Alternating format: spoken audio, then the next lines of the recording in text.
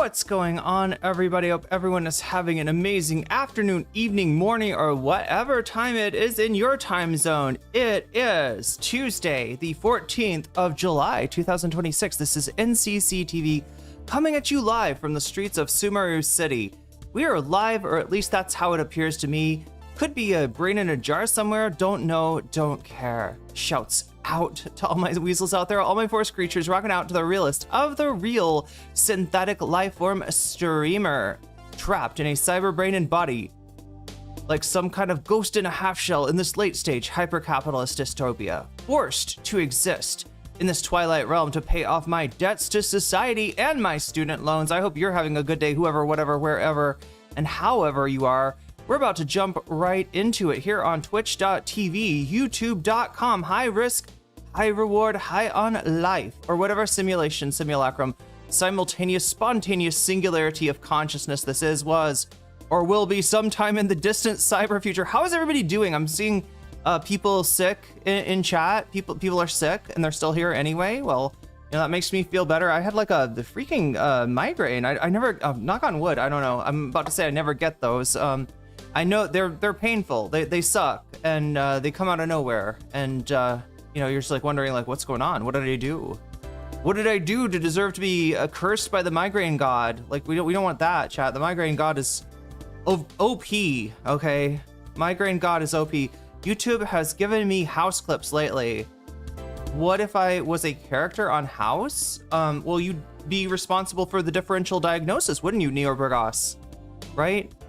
You'd be responsible for trying to rule out different things. You know, arguing with House. I mean, you know, with Wilson. Wait, did they argue with Wilson? I haven't seen enough of House to really know how it goes down. All I know is that it's definitely not lupus, except when it is lupus, and that Wilson is in possibly unrequited love. Oh, you'd be the patient. Okay, I see what you're saying.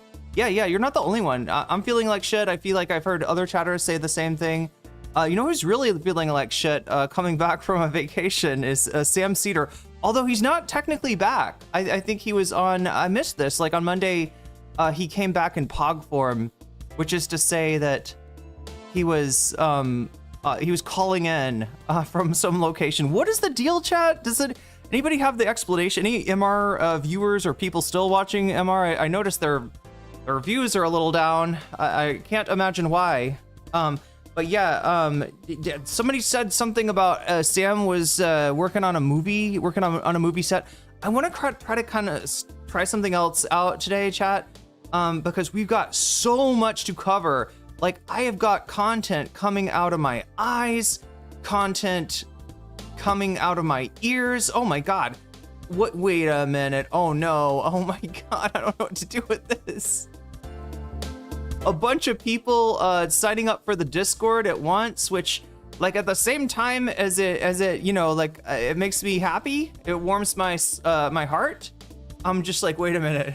Last time a bunch of people signed up for the Discord, it was the Demon Mama Brigade, the invasion of Weasel Core. No, of the main Discord, of the Velvet Room, as it were. We couldn't have that, right? I don't know. Maybe I just had a big stream yesterday and people are interested in what's going on. Let me know, chat, if you would like to be a mod in the main server, because it seems like we need more of those. Eventually, the reason that we have a main server and a not main server is that my main server was set up by someone else in a way that I don't understand, right? So it works, but every time I try to add something new, it's weird and it doesn't work and it breaks down or something, like it's bad. So yeah, we're slowly transitioning to the new server.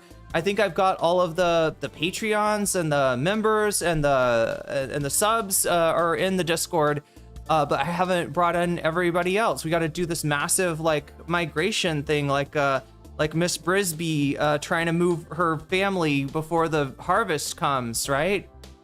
Thanks to streaming, we will never get a show like House.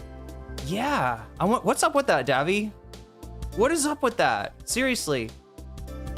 You mean never get another show like House? Yeah, there'll never be another talented Australian that does such an amazing accent. I would never suspect him, you know, of not having been born in San Jose, right? Like, it's crazy. It's crazy. Still not a mod there. Okay, then we gotta fix that. Well, if you're in there, like if you use that Discord, that's a good thing. Which one is the new server? The one with the weasels, right? The weasels one. But I mean, like I say new server, like it's a shiny new, brand new server. There's not, you know, I haven't set a lot up there yet, but yeah, Narwhal, I should definitely mod you if you're on the NCC server. But yeah, we want to have one server because it's easier for me to deal with. And it's like, oh my god, I can barely deal with one server.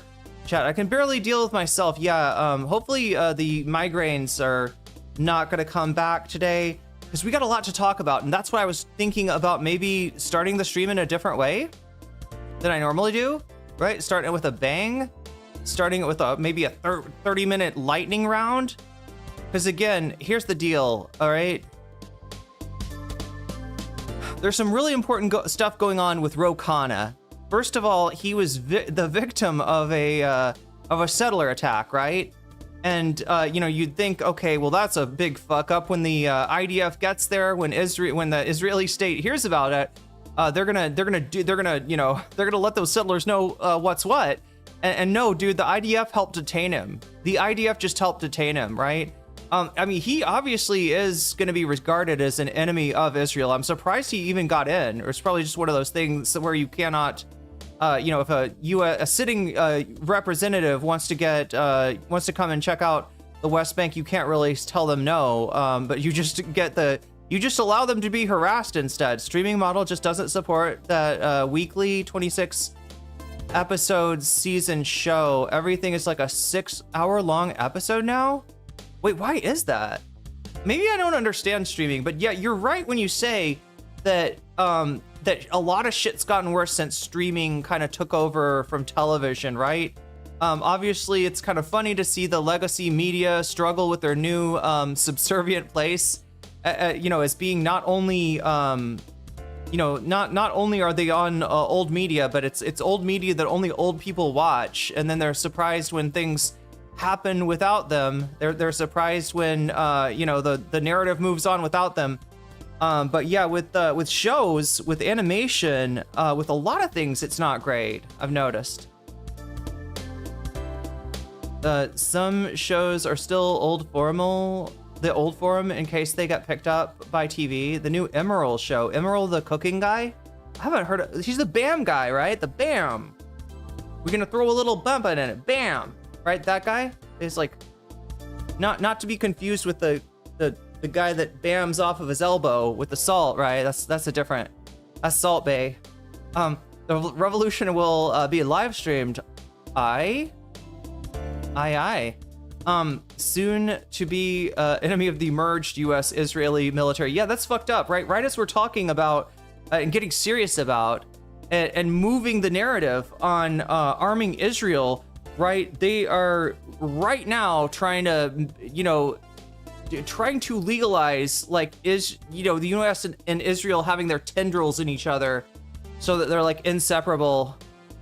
Same thing they did with Palantir, really, right? With how you know, getting Palantir this integrated into the U.S. state makes it really hard to kick them the fuck out, which needs to be done by the next president to get elected, along with I don't know. See, this is the fucked up thing, chat. Like, you know, the U.S. Separation with Israel should not turn into like a war with Israel. But at this point, when you know, with the amount of fucking, you know, kind of behind the scenes shit that's going on, the refusal of, yeah, I'll say the deep state, and just please understand when I'm saying this, right? I'm not talking about any, you know, conspiratorial nonsense. I'm just talking about like the culture within the institutions, right? That's what the deep state really is. The dudes that work at the CIA, the dudes that work at the FBI, the dudes that work at any number of alphabet letter organizations, they are friends in real life, right? And that kind of social power that exists within there, the kind of zeitgeist that can exist within, you know, the U.S., you know, state. That's what the deep state actually is, and that's what we're seeing is an institution that's unwilling to change now that the people of the United States that are supposed to be, you know, we the people, supposed to be a democracy, but in reality, it's like they got all these plans laid, and it kind of, you know, cutting off aid to Israel does not comport with those plans. So they're trying to subvert, right? They're trying to subvert any attempt to even separate these two states. And the sooner that the United States separates itself from the #1 international pariah, the sooner that it can stop being the #2 international pariah. Although I really question the order of that. You know, maybe 1 and 2 are kind of interchangeable at this point. And really, when you're talking about what gives the Israelis the ability to act with the kind of impunity that they do, the kind of impunity that you saw in those settlers, or the Khanna saw in those settlers' faces, like the kind of arrogance, right? It is enabled. It is the only way it can be enabled is by being supported by a global hegemon like the United States. So yeah, what a world, what a world. And I want to try to get us into that world. I want to kind of jumpstart us into that world a little bit early and kind of start today with a 30-minute lightning round, okay? We're going to do the 30-minute lightning round. We're going to get some news in, all right? Going to wait for more people to come. Then I'll come back and I'll explain, you know, the timer. Some of you know how this works. Obviously, oh God, let me fix this. I got to fix a few things before I even get started. All right, goal.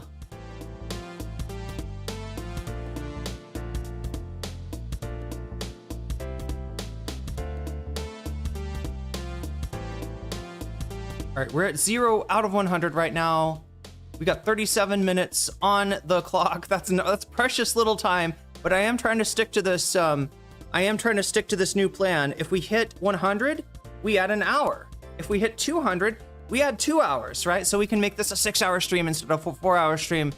If you would like to, the things that make this number go up, of course, super chat, super stickers, getting yourself a membership, gifting a membership. If you can help this number go up right now, which is at 43%, not bad. But I still am, you know, just stressing out about this Vietnam trip, because the sooner this gets filled up, the sooner I can buy my ticket, the sooner I can tell my school, yes, I would like another year of Thai from you. Please send your documentation to I think it's the Department of Education. I think they actually have to send it out to the Thai Department of Education. Somehow the embassy's involved too, and then go to another country, go to the embassy and apply. But you can't apply until they processed all your shit, right? And that's the sort of Damocles that is hanging over my head right now, or really over the stream's head, right? Because I'm gonna be all right. You know, I'll figure out a way to manage no matter what. I mean, things are going. Oh my God, we're running out of music. That's one thing that is not manageable. Ooh, is this a good song? Is it a good background music? There we go. I'll stick with this for now. I will stick with. I thought most of the settlers were American. I don't know. Have you seen demographic numbers, Girl Friday and Tuesday? I mean, you know, it's a good question what they are, because they're, you know, I mean, I would guess you're talking about like American citizens that have moved to Israel, but not quite Israeli, considering they're not living in Israel. You know, they're trying to just turn the West Bank, especially right now, and not to mention what's going on with Gaza, trying to turn the West Bank into the frontier, right? Turn the you know, Palestinians into a group that is regarded as dangerous, and as a danger. You know, the zeitgeist, the mentality is they should be moved out, and that's what they do. They take over more and more land, more and more villages, build illegal outpost, illegal settlement, until it becomes impossible to look at the West Bank as a single contiguous land area, and it already is Swiss cheese, right? Thanks to all the settlements, it already is a you know, pain in the ass to live there, because if you're not Israeli, if you're Palestinian, you don't have the license plate that lets you travel on the roads that would let you go to point A, from point A to point B. Instead, you got to go point C, point D, point E, you got to go all around the alphabet, right? Until you can, you know, get to where you're going, just because of how you're restricted. Oh my God. Okay. Like, I like the music, but it is like a little bit much, right? I don't know if it's like the tones that are interfering with my voice, but let me turn it down a little bit. Oh, you're responding to Davy. You don't have to apologize. I legitimately don't know. I seriously don't know. Most of the settlers are just orphans. They drop off with a ton of guns and tell them to figure it out. Reminds me of Cut Piece where there's no pushback. It just gets, wait, what are we talking about? Feels like we're in the Hunger Games. Yeah. Anyway, I want to get us started kind of quick today. I've explained, how to make the stream last longer. You've also got stuff you can vote on. I'm going to explain that more later. I'm going to try not to get into the full explanation and, kind of take us into the lightning round as it was a little earlier.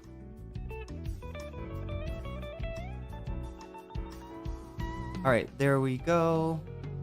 So here is my blast off tweet, right? You can see the link to it in the pinned. If you don't know what the pinned is, that is fine. I'm gonna grab the link. Where did my music go? Look at how entitled I am. There we go. Thank you, Baseline. You're my only friend. You're my best friend, Baseline. You got me. Thank you, Baseline. Look, chat, the baseline is on my side, okay? I don't know.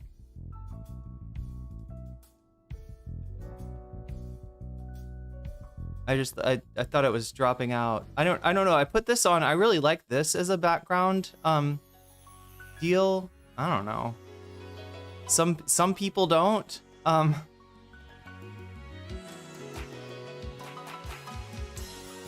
Love the blue butterfly. Well, thank you. Thank you. Yeah, we're trying to jump into this. I'm trying to jump you into this quickly, chat, because we got limited time.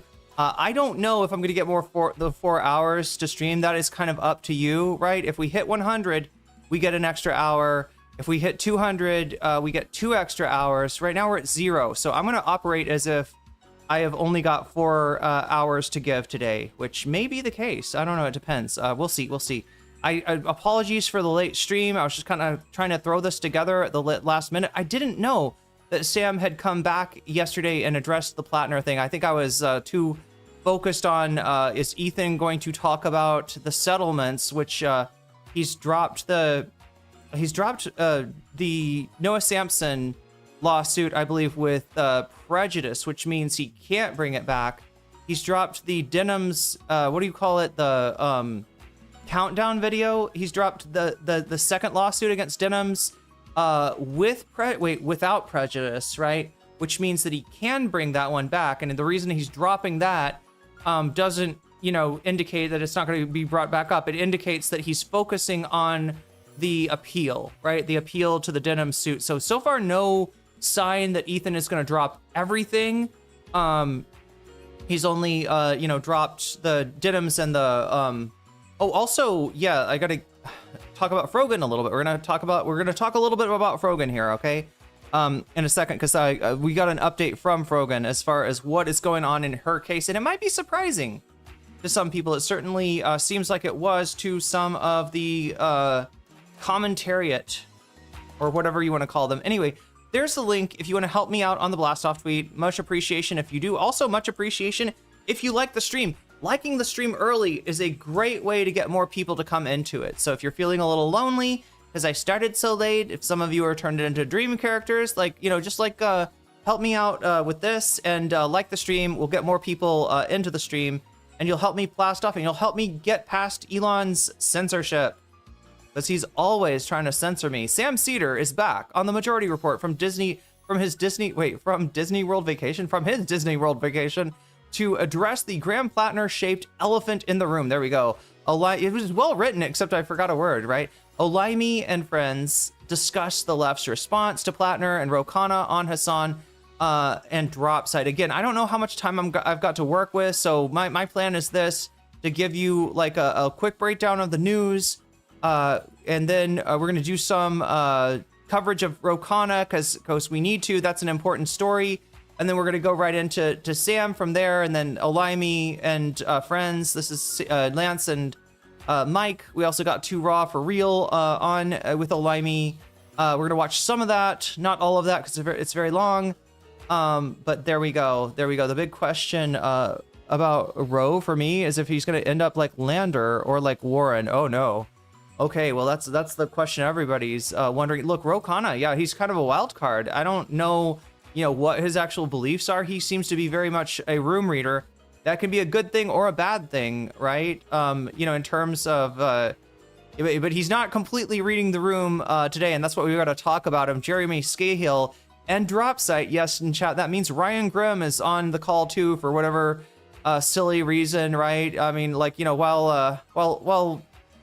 while Jeremy's holding Roe accountable on in terms of the weapons to Israel, I kind of wish that maybe he would hold Ryan a little bit accountable too. But I don't know. Maybe that's too much to ask for. I don't know what the prognosis for Dropsite is. We're gonna be more content on the prognosis, I guess, for the majority report, since that is the one that's a little bit in question. And just I don't. Here's my concern. Okay.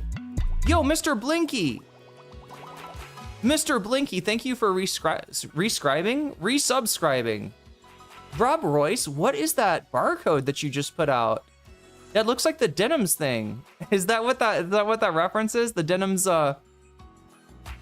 barcode of the time that she's watched the stream. Anyway, Mr. Blinky 6000 getting us started off in a big way today by adding 6 to the goal, right? If we bring this goal all the way to actually, I think you might have you found the weakness of my system. You hacked a little extra time for yourself, and Khanna, and maybe some of you on Twitch will get wise and start look, if you abuse the system, if you figure out, like, right, there is a way to get extra time. Mr. Blinky just did it, right? I'm not annoyed by it. I'm actually kind of fascinated. Is chat adapting? Is chat's like a velociraptor? You can't keep it locked up. You try to make the fences and be like, there's only this much time, and then nature finds a way. Did I? I don't know if that's a did I or if that's legitimately like a seriously did I? Anyway, clever girl. There we go. But I'm gonna let it ride for now. 'Cause it would be like I'll be massively amused if Twitch figures out the secret power that they hold right now. If they watch the clock, I think they will figure out how they are the one thing I have not accounted for, right, in my with my science. All right. So anyway, that is the that's the blast off tweet. Again, if you want to help me out with that, there's the link once again for you on Twitch and on YouTube. If you missed the link, catch it on. You can look at the pinned, right? Hopefully you know what one of those things means and you can figure that out. So anyway, let's pop this out for today. Grab this, and I'm gonna get us into some things that I have my eye on Twitter.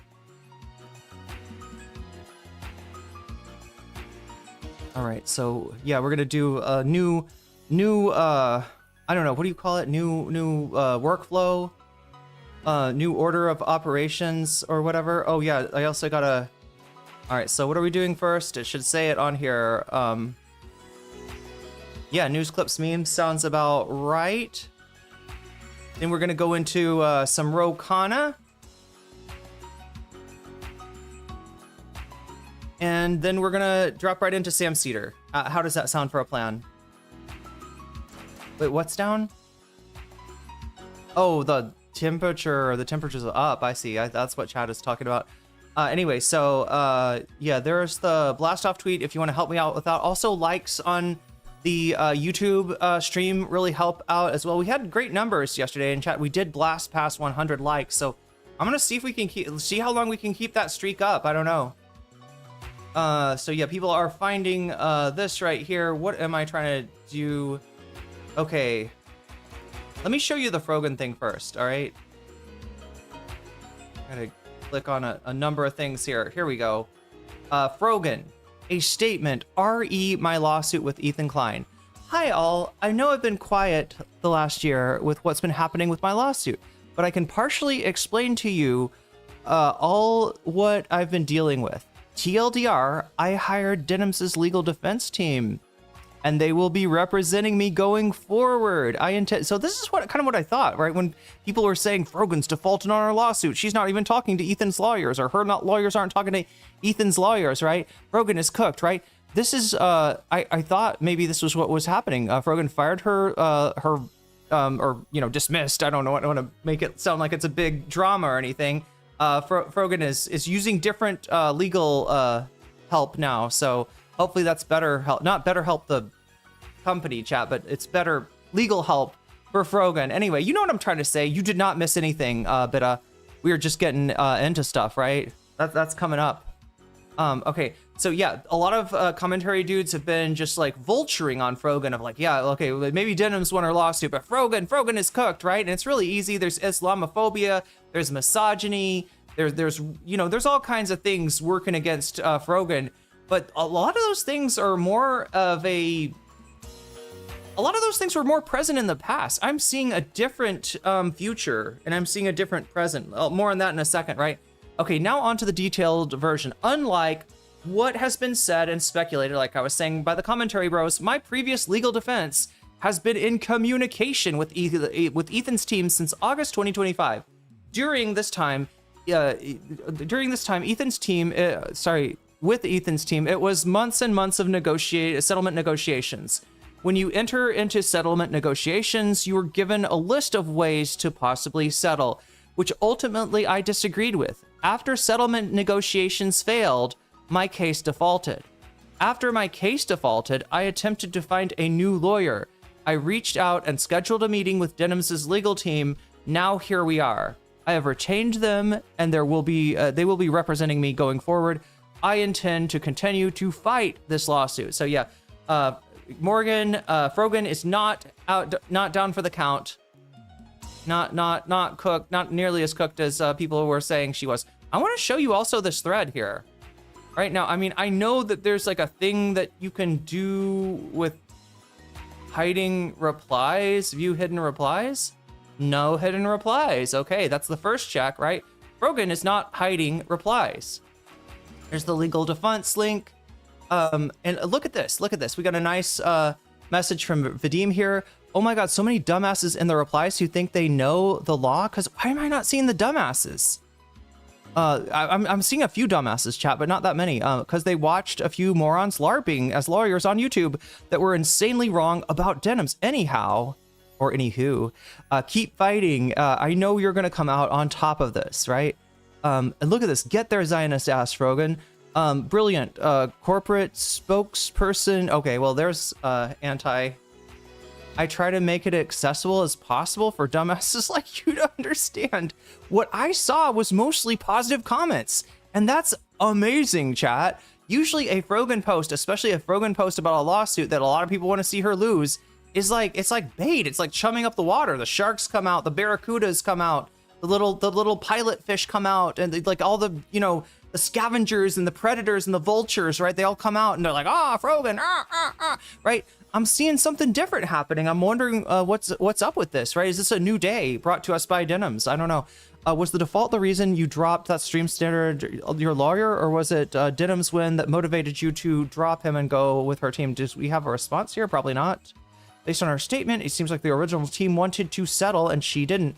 It makes sense to drop them from your team who won the exact same kind of lawsuit against the exact person. Yeah, very similar. And Frogan's also got a barcode of her own to show, how much I think the rap against Frogan is she went to pee, right? The clip that Ethan showed was Frogan like getting up to pee and keeping the video going. So that was the, the chair react, I guess, is what they're, the default can stand as in, as is. Denim's team may still be able to drastically slash Frogan's penalty. 150, Ethan hinges on willfully infringement, while Denim's case exhibits an assumption of fair use. Wait, what? I'm sorry. Non-willful infringement. Anybody want to explain this to me in chat? Non-willful infringement could mean a fine of only a few $1,000s. Yeah. I'm not even sure she's gonna settle like that or lose, right? I think that this might go in a different way. And remember, it's just a clerk filing for a default. It's not a, there's not a default judgment like there was against Ethan. Like it's Okay, well, wait, Antifa CFO?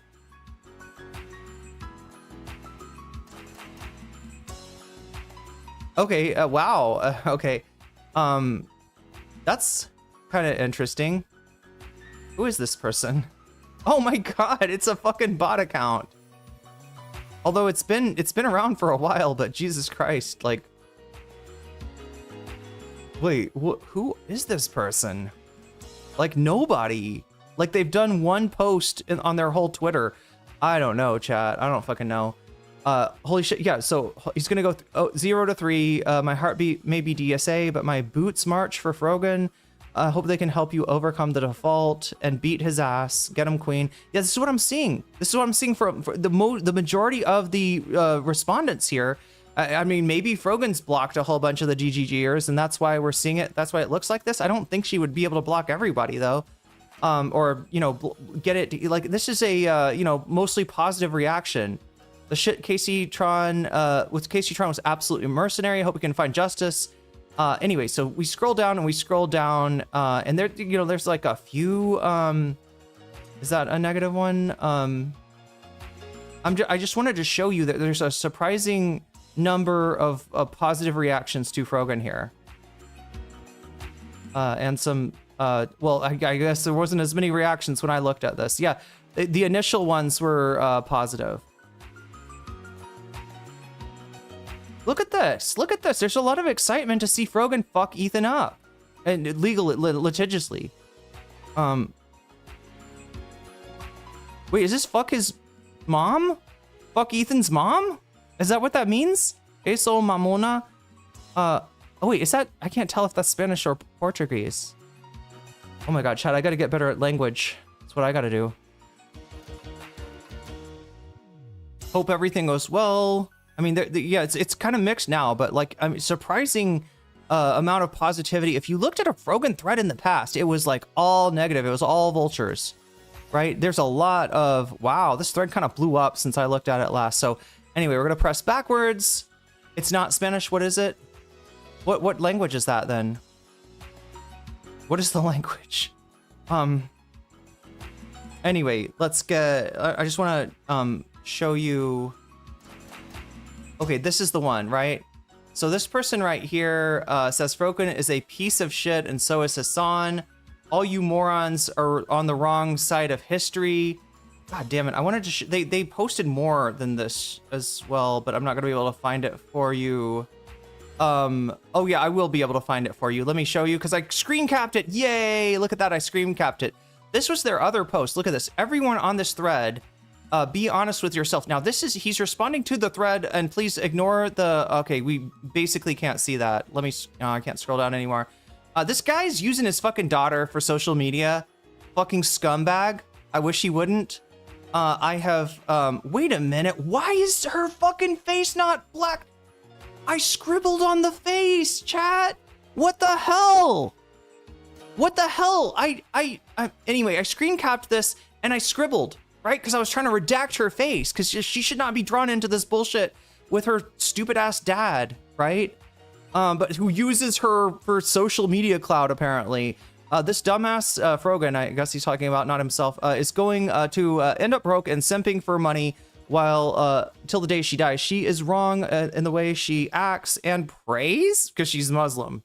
Because she's Muslim, chat. She's wrong in the way that she prays. Indoctrinated from birth by a satanic religion. Okay. That's crazy. Oh no. Okay, I guess I just didn't realize that that one had his, anyway, you couldn't see it because it was off screen because of the way that Twitter works. So luckily, yeah, I'm trying not to show his, I'm trying not to, you know, like show his daughter, which he does everywhere, right? Look at his fucking, this is his bio here, right? And again, you know, daughter in the banner. We got a cross over here. We got a Tesla cross over here. Who is this guy? Who is this guy? A technology enthusiast, believer in common sense politics, efficiency advocate for betterment of all. Jesus is king.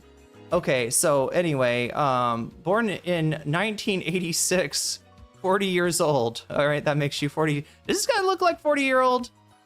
he looks a few years older than 40. Anyway, what I had to say about him was, meanwhile, you're at the dead end of history with MAGA, H3, Christian nationalism, Gamergate. Yeah, this is kind of Gamergate behavior, right? And a tech bro bootlicking. Look 60 at age 40 and dragging your poor kid into this. You're basically an avatar for bad life choices. And you want to give Frogan shit? Come on, dude. Come on. Anyway, that's what's going on with Frogan. I just wanted to, and the people, I got a nice little representative of the anti-Frogan crowd out there. We want to look at bookmarks really quickly, and then we're going to dive into what Direful has got prepared for us. Direful, are you in chat by chance? We're not satanic. We are moon-worshipping pagans. Yeah, no, come on. JJK doesn't look like he's in his 40s. Yeah, I look younger at 43, says the chatter. Yeah, JJK, Jujutsu Kaisen, that's what I thought too. Has this guy been eating fingers? Chat, I don't know anything about JJK except the eating of fingers and the domain expansion. Somehow you got a domain and you expand your domain. There's a domain expand. I don't know. It's like a stand or something like that. Anyway, chat, again, I'm just trying to, I want to go through this. I'm a materialist. I don't buy into the Whig historical retelling of the rights and wrongs in the history of Twitter. I meant to write, I'm surprised that Frogan's channel is not big with all that exposure. Well, I mean, her YouTube channel is not going to be big. I think her Twitter or her Twitch channel is bigger. Even if there is something like 30 years, unless, wait a minute, am I not getting notifications? Is that what's going on? It looks like maybe I'm not getting notifications. Am I missing something? Yeah, I did. I missed something, all right. Morbius, I didn't hear the sound of like, wow. There is something wrong with my software today, chat. I fixed it so at least I can see your beautiful faces in the multi-chat, right? Whether you're watching on YouTube or on Twitch. But yeah, the bot wasn't there this morning, and it looks like it's like for some reason the notifications. I don't know what I gotta do. Maybe which one of these is like. It would be like YouTube alerts, right? Maybe if I like reset that.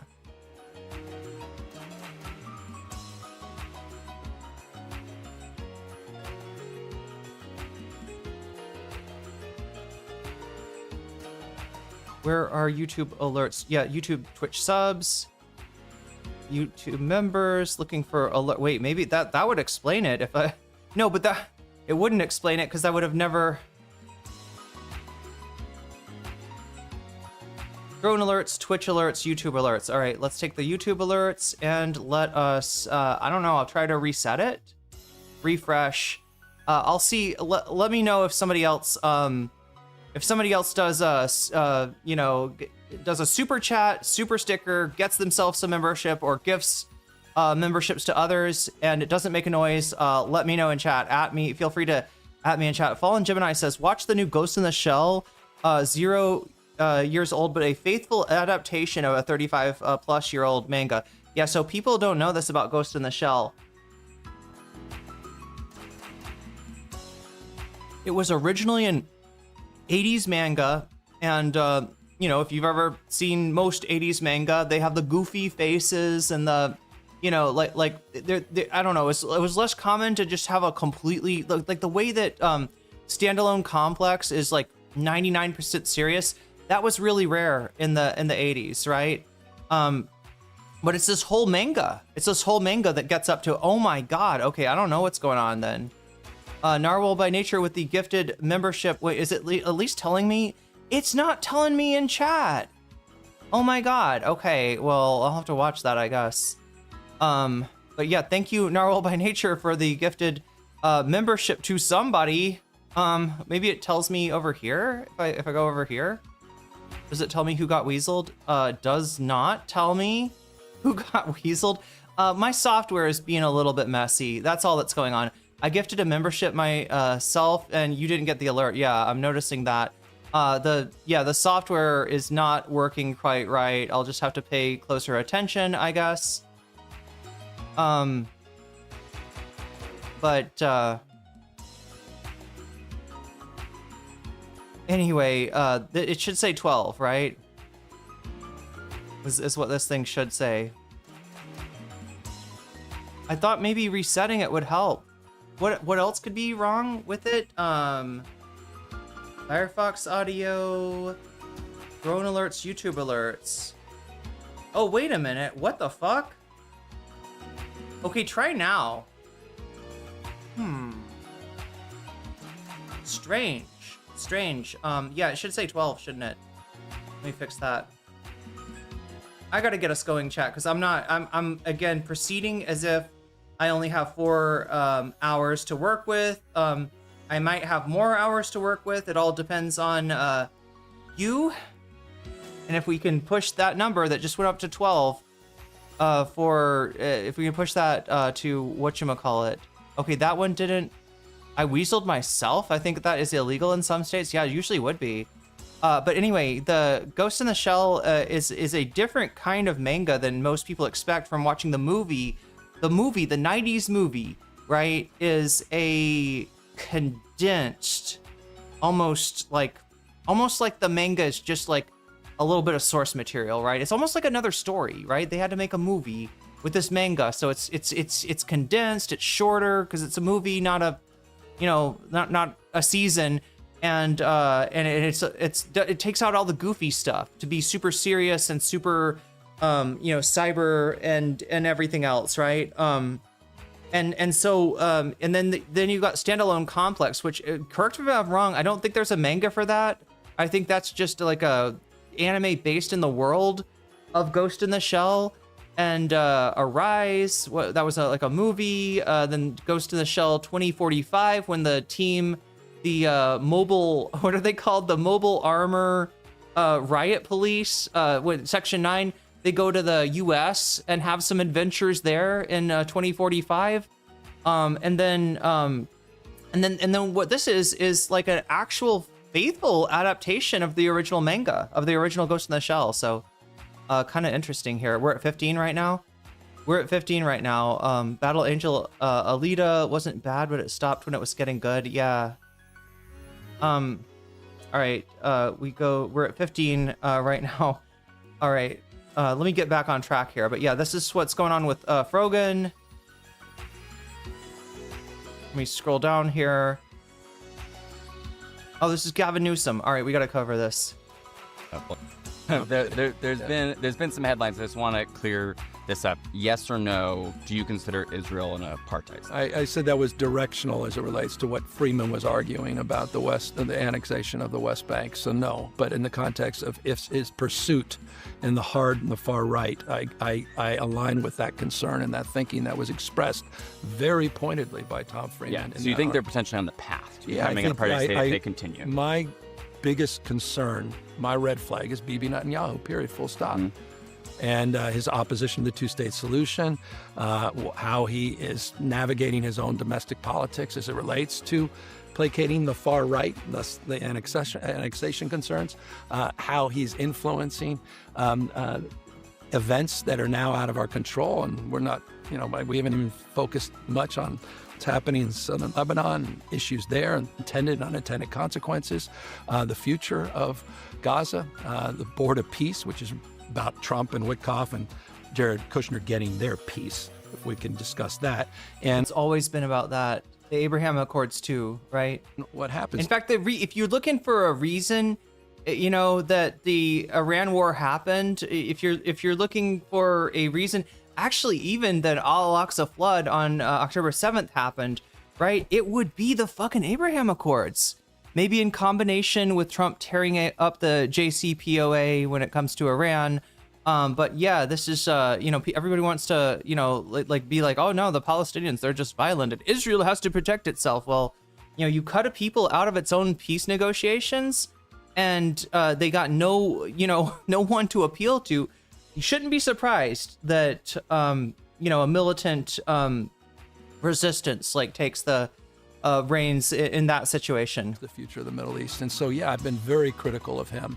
And I say that as a guy who visited Bibi visited Right after October Herzog 7th. right after October 7th because of the relationship I've had, not only with the Jewish community here, but my relationship to the people of Israel. And so I've long supported the state of Israel. Wait, I'm sorry. Did we get the actual? There's been some headlines. I just want to clear this up. Yes or no? Do you consider Israel an apartheid state? I said that was directional as it relates to what Freeman was arguing about the annexation of the West Bank. So no, but in the context. Okay, so he does give a straight no. He does give a straight no right there in the beginning. He's gone back and forth on this, right? And again, I'm saying this is Gavin Newsom losing the 2028 election. All right, he's gone. He's gone. He's not gonna. This is not gonna. This is the ball and chain around his campaign's leg, and it's not going anywhere. So there we go. Gavin Newsom, we got another one bites the dust. We got a lot of the other shit libs to retire, JoJo style, and hopefully we get somebody good out of the 2028 primary for once, chat. I mean, if not now, when? What is this? Sneeko actually forgot to remove his ChatGPT prompt while posting one of his cringe Islam LARP posts. All right, so what is it? Optimize for X and give more of a give more shock factor. What does that even mean? I don't understand. I've never fucked with AI, so I don't know this prompt language, right? Dear American Muslims, everyone knows 9/11 was Israel. Drop the Anne Frank act. Praying in the attic. Drop the Anne Frank act. Praying. Wait, is there? I feel like this is no. What the fuck did Sneeko put? What kind of shit? What kind of shit ass chat GPT garbage is that? God damn. All right, Sneeko, remember to take the prompt out next time, I guess. What do we have breaking? Alexandria Ocasio-Cortez tells Drop Site she supports an arms embargo on Israel. There's pressure. You're going to see some of that pressure today on Khanna, and more and more Democrats are at least having this take, right? AOC had to be pressed for this one. So AOC had previously said she would oppose both offensive and defensive weapons to Israel. She told Drop Site today that this position extends to military aid and arms sales, and that she would vote against any bill requiring her to approve the transfer of weapons to Israel, consistent with her record. Congresswoman, would you support an arms embargo? I know that you support sending offensive and defensive military aid to Israel. Would you support an embargo? I consider both of those things to be stopping the sale of arms to Israel, or stopping other countries from selling to them. I don't. Well, other countries, I don't know where we have jurisdiction over, but I think in terms of us, I do not support any transfer of weapons, sale or aid. Wait, I'm sorry. What is the deal with the jurisdiction? I don't know who we have jurisdiction over. What? I think. Well, we're talking about arms sales, right? The legislative branch can ban arms sales, right? I don't think there's a question of jurisdiction. You're not telling it's not like they're asking you to make a law in Israel, okay, or somewhere else. I don't understand. Anyway, I don't know. Here's one thing that I will say: the actual ways that these things work is that they have to. Oh, she's talking about other countries. Yeah. Obviously, they can't embargo other countries from selling to Israel. So, anything that I mean, they could put pressure on other countries. You've seen them put a lot of pressure recently. Taking people off the SWIFT system. The kind of sanctions that they've done. I mean, when it comes to Russia or China, they seem to. Or Iran, for that matter, they seem to not have a problem with that anyway. I have a vote for. Yeah. Here's what I'll say. Okay. Anything I have a vote for, I would not authorize that transfer, and I haven't. I never have. I've never voted. To my knowledge, I don't believe I've ever voted for SBOPs.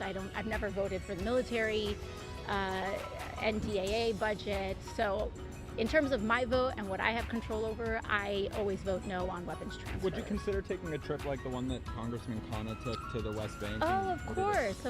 I think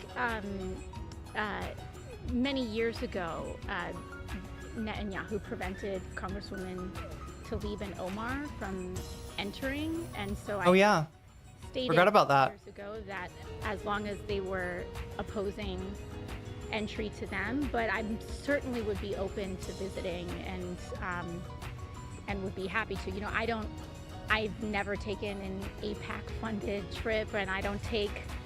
Seems fun though. Yeah, I mean, I don't know about that, but you know, I've never taken like those kinds of funded trips. Yeah.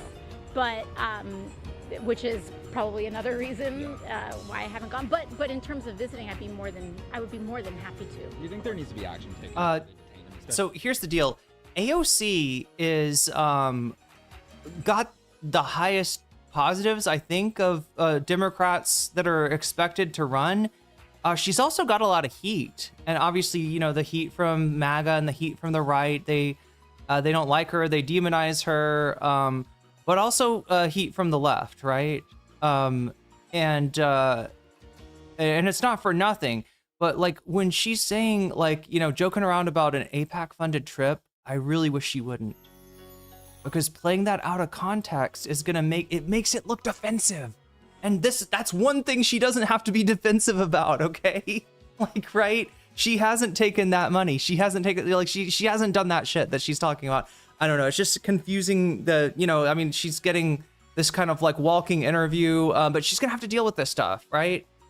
Sometimes on her feet, AOC is not great. I think that's maybe the biggest impediment towards her having electoral success in 2028. And like, I know a lot of people have reservations about her. So far, she's the furthest left person that's been talked about for president, right? Until maybe somebody else has a breakout moment. So, anyway. Actually, the IDF playing a role in taking the side of the settlers. Do you think there should be? Is this like the volume is low? I think there should be sanctions. The volume? And beyond, you know, of course, what happened to Congressman Khanna is unacceptable, and also we need answers on the murders of many U.S. citizens at the hands of settlers and the Israeli government. You know, we still do not have accountability on U.S. journalists and other people, and so I think absolutely we needed to have been instituting these sanctions in a much harsher way for a very long time. All right, thanks. Thank you. All right, there we go. So we got Jink Uger with his co-host, as promised, MTG on TYT. Mad Chemist, so tired of hearing. Oh, look at this. Okay, well, this is what happens when you read comments blind.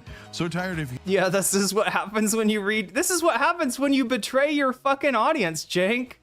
Hearing from MTG, that's our guest host today. You quit. Again, it does feel like TYT has more interest in getting in with like some of the IDW media figures, and in this case, you know, MTG. What do you call her? A member of the dissident right?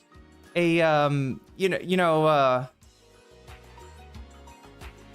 mean, she I would say anti-MAGA, but she would say I'm more MAGA than Trump. Like I was true to MAGA, unlike Donald Trump betrayed MAGA. That's how she looks at it. Left Congress while telling everyone else to fight Trump. Shut up and stay out of politics. Quitter, they say. Thanks for taking my Quitter. tax dollars for nothing. Oh, this is Hank. Thank you, Hank, for this for uploading this. Real quick, 25 seconds here, but can you address that? Well, yes, Trump called me a traitor, and then there were death threats on my son's life, and then the president texted me that I deserved it and it was my fault. And I dedicated millions of dollars and help to the Republican Party, and not a single elected Republican defended me from the president's attacks. And so I would say to that person— I mean, they are cowards when it comes to Trump. that made that— We break for comments? What? Did they just take that out? Did they just wait? What happened? What was that? Back on Young Turks, Cenk Uygur, Marjorie Taylor Greene co-hosting with me today. I want to let her finish her thought from the Did they just have a hard break, chat? Does TYT have hard breaks? interaction we were having. A hard break is a break that you can't push back, right? A lot of times on new media, like TYT, if you know you need to let MTG cook a little bit, you can push your break back, but I don't know what happened there. in a second. Marjorie, during the commercial breaks, we interact with the members if they're on the member stream, and another benefit of membership. But somebody had addressed you quitting, and they were mad that you quit Congress.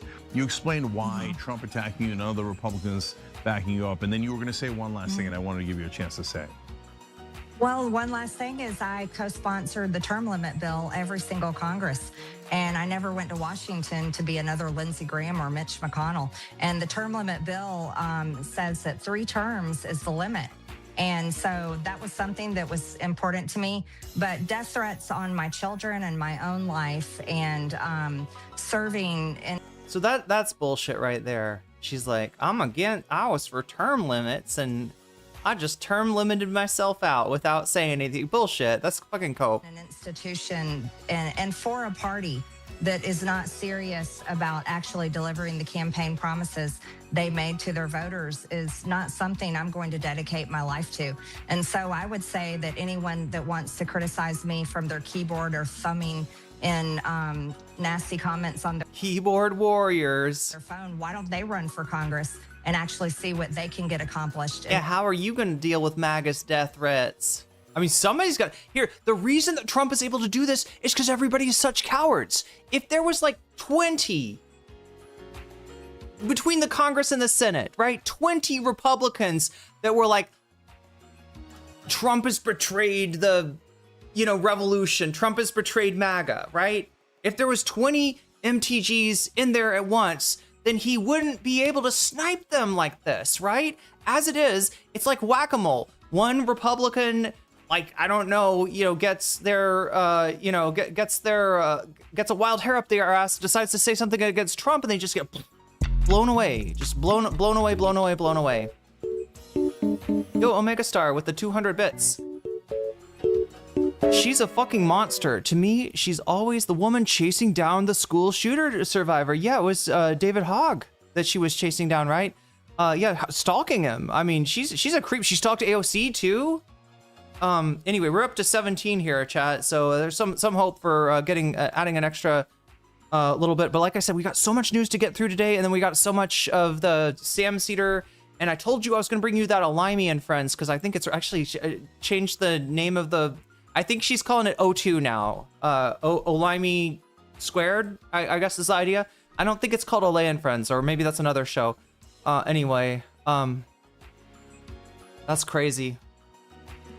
But yeah, so here's my assessment of what happened. It kind of looks like, I mean, it's hard to tell. I mean, Hank, yeah, maybe we could ask Hank. If Hank comes in chat, I'll make a point of asking Hank what happened, because maybe he cut some stuff, like maybe he's editing some stuff, right? But it looked kind of like he accidentally reads off a question blind, and he's like, oh, this is a hostile question. Okay, well, I guess I can't, stop now. So he continues to read it.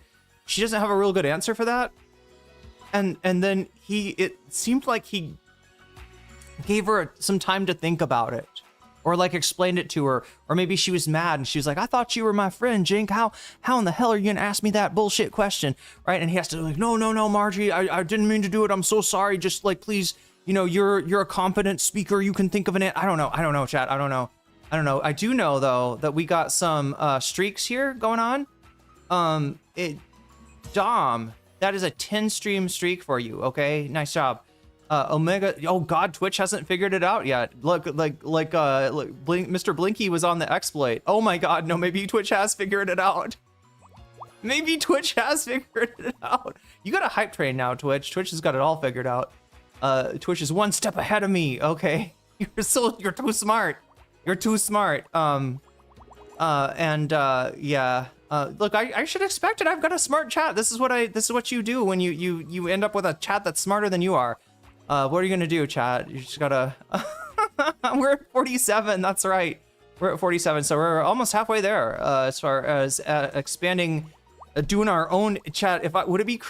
I would. If I said a domain expansion here, without having watched JJK and know exactly what the fuck that means, be pretty cringe, wouldn't it? If I was gonna be a tourist like that, I might as well just go down and buy the elephant pants at that point, chat.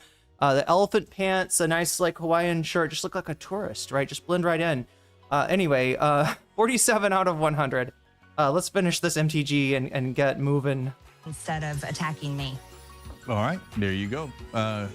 Didn't think that. Run for your own office if you think you can do it better. I'm MTG. Yeah, I do shitty pull-ups. I do CrossFit. I vomit in the trash can and get rhabdomyolysis. You were going to be a wilting flower on that one. No. Joel with another gift. Wait, to Stream Elements? Wait, what the fuck is that? Did you do that on purpose? I've never seen that happen. What happens when the freaking bot gets subbed, chat? What happens when the bot gets a free gets a gift sub? I don't know if that was on purpose or on accident, but we're up to 53 either way. Anyway, home of the progressives, TYT with their newest progressive populist, Marjorie Taylor Greene. I was wondering how this was gonna go because when I first read it, anyway, you got a hype train, chat. 3 minutes left to go. You're 88% of the way to what? Tier something or other? Tier something. Now I'm talking just like I'm Marjorie Taylor Greene. You can hear my southern accent coming out. Damn, that's 100% right there with the gift sub to Dom. Dom, you just got jellyfished. And that's a good thing. Wait, I didn't read the other jellyfish out, did I? Supposed to do that. Stream Elements. I never thought I'd be saying Stream Elements. You just got jellyfished, but I am. That one might get returned to Joel. I'm not sure how that works. But you can let me know if it's possible to gift sub Stream Elements. That might have been an accident too. Sometimes it just is sometimes it just it's random. Oinker Zoinker, you just got jellyfish. Sabex Tiger, you just got jellyfished. Bodes 270, you just got jellyfished. Pogging is my love language. You just got jellyfish. Mine too. Ghostface Samela, you just got jellyfish, and that's a good thing. And I think I read everybody's off. There we go. Okay. So we're at what? Are we at 53 or 59? Wait, let me see what happened. Also, yeah, let me know if anything happens on the YouTube chat side. That's gonna be the one that I don't see. Memberships are being weird today. Well, I mean, this is a Twitch thing. I don't know. Are we at 53 or 59? I can't. I think we're. Are we at 59? Anyway, let me know in chat. Yeah, it is a YouTube issue that we're dealing with right now. Not like the MTG issue that. But like what I was saying is this, chat. You understand what I'm saying? TYT has given up on their original audience, right? They can fuck off as far as TYT is concerned, especially how Anna, as far as Anna's concerned, right? They don't care at all about their original audience. The people that they're playing to now are to media figures, right? Like MTG could very easily be the next Tucker Carlson. She could start her own show and be a new media figure. They're trying to impress the like IDW centrists and the populist right so that they can use people's platforms, so they can come on Tucker Carlson, they can come on Glenn Beck, they can do not come. They can come all over the place, chat. TYT is just coming everywhere, and it's messy. It's gross.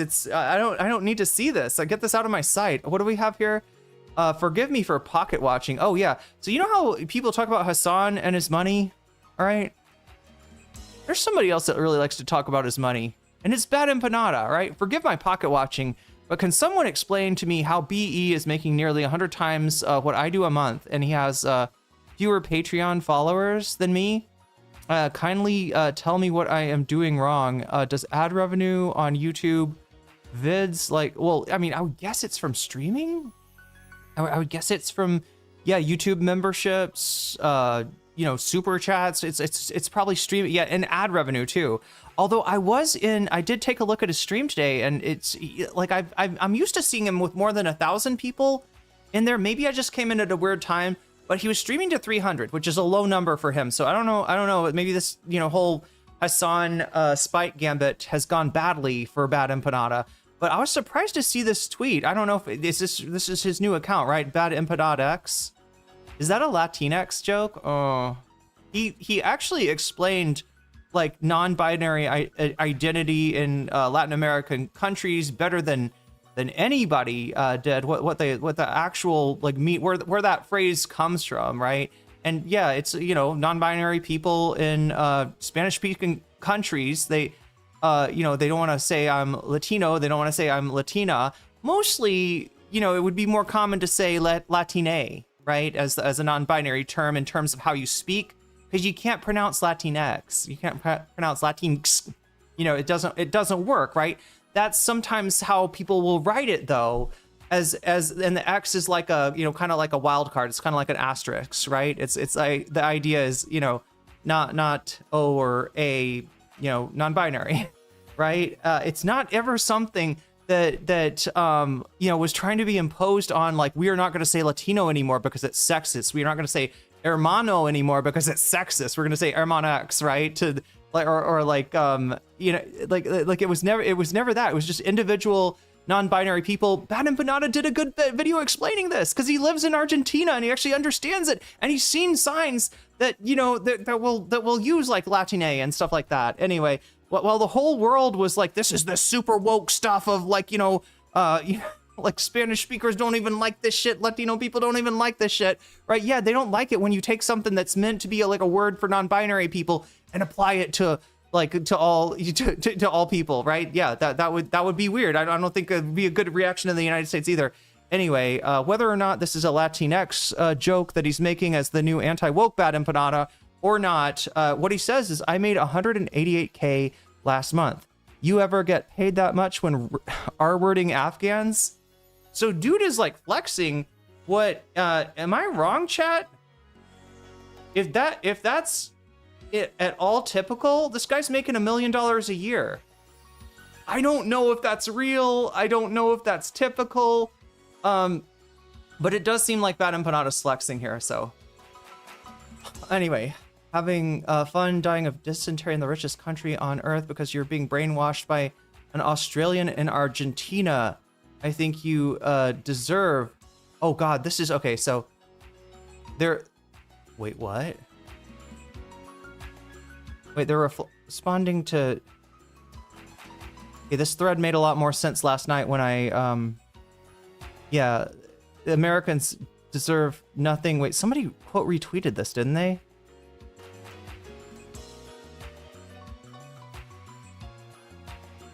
I don't know, the spoil. I can't find the. Oh, this is funny, right? So it's the thread starts. Uma Palma comparing anyone to Ethan Klein when you're here for calling Palestinian women whales and Jabba because you're not sexually attracted to them.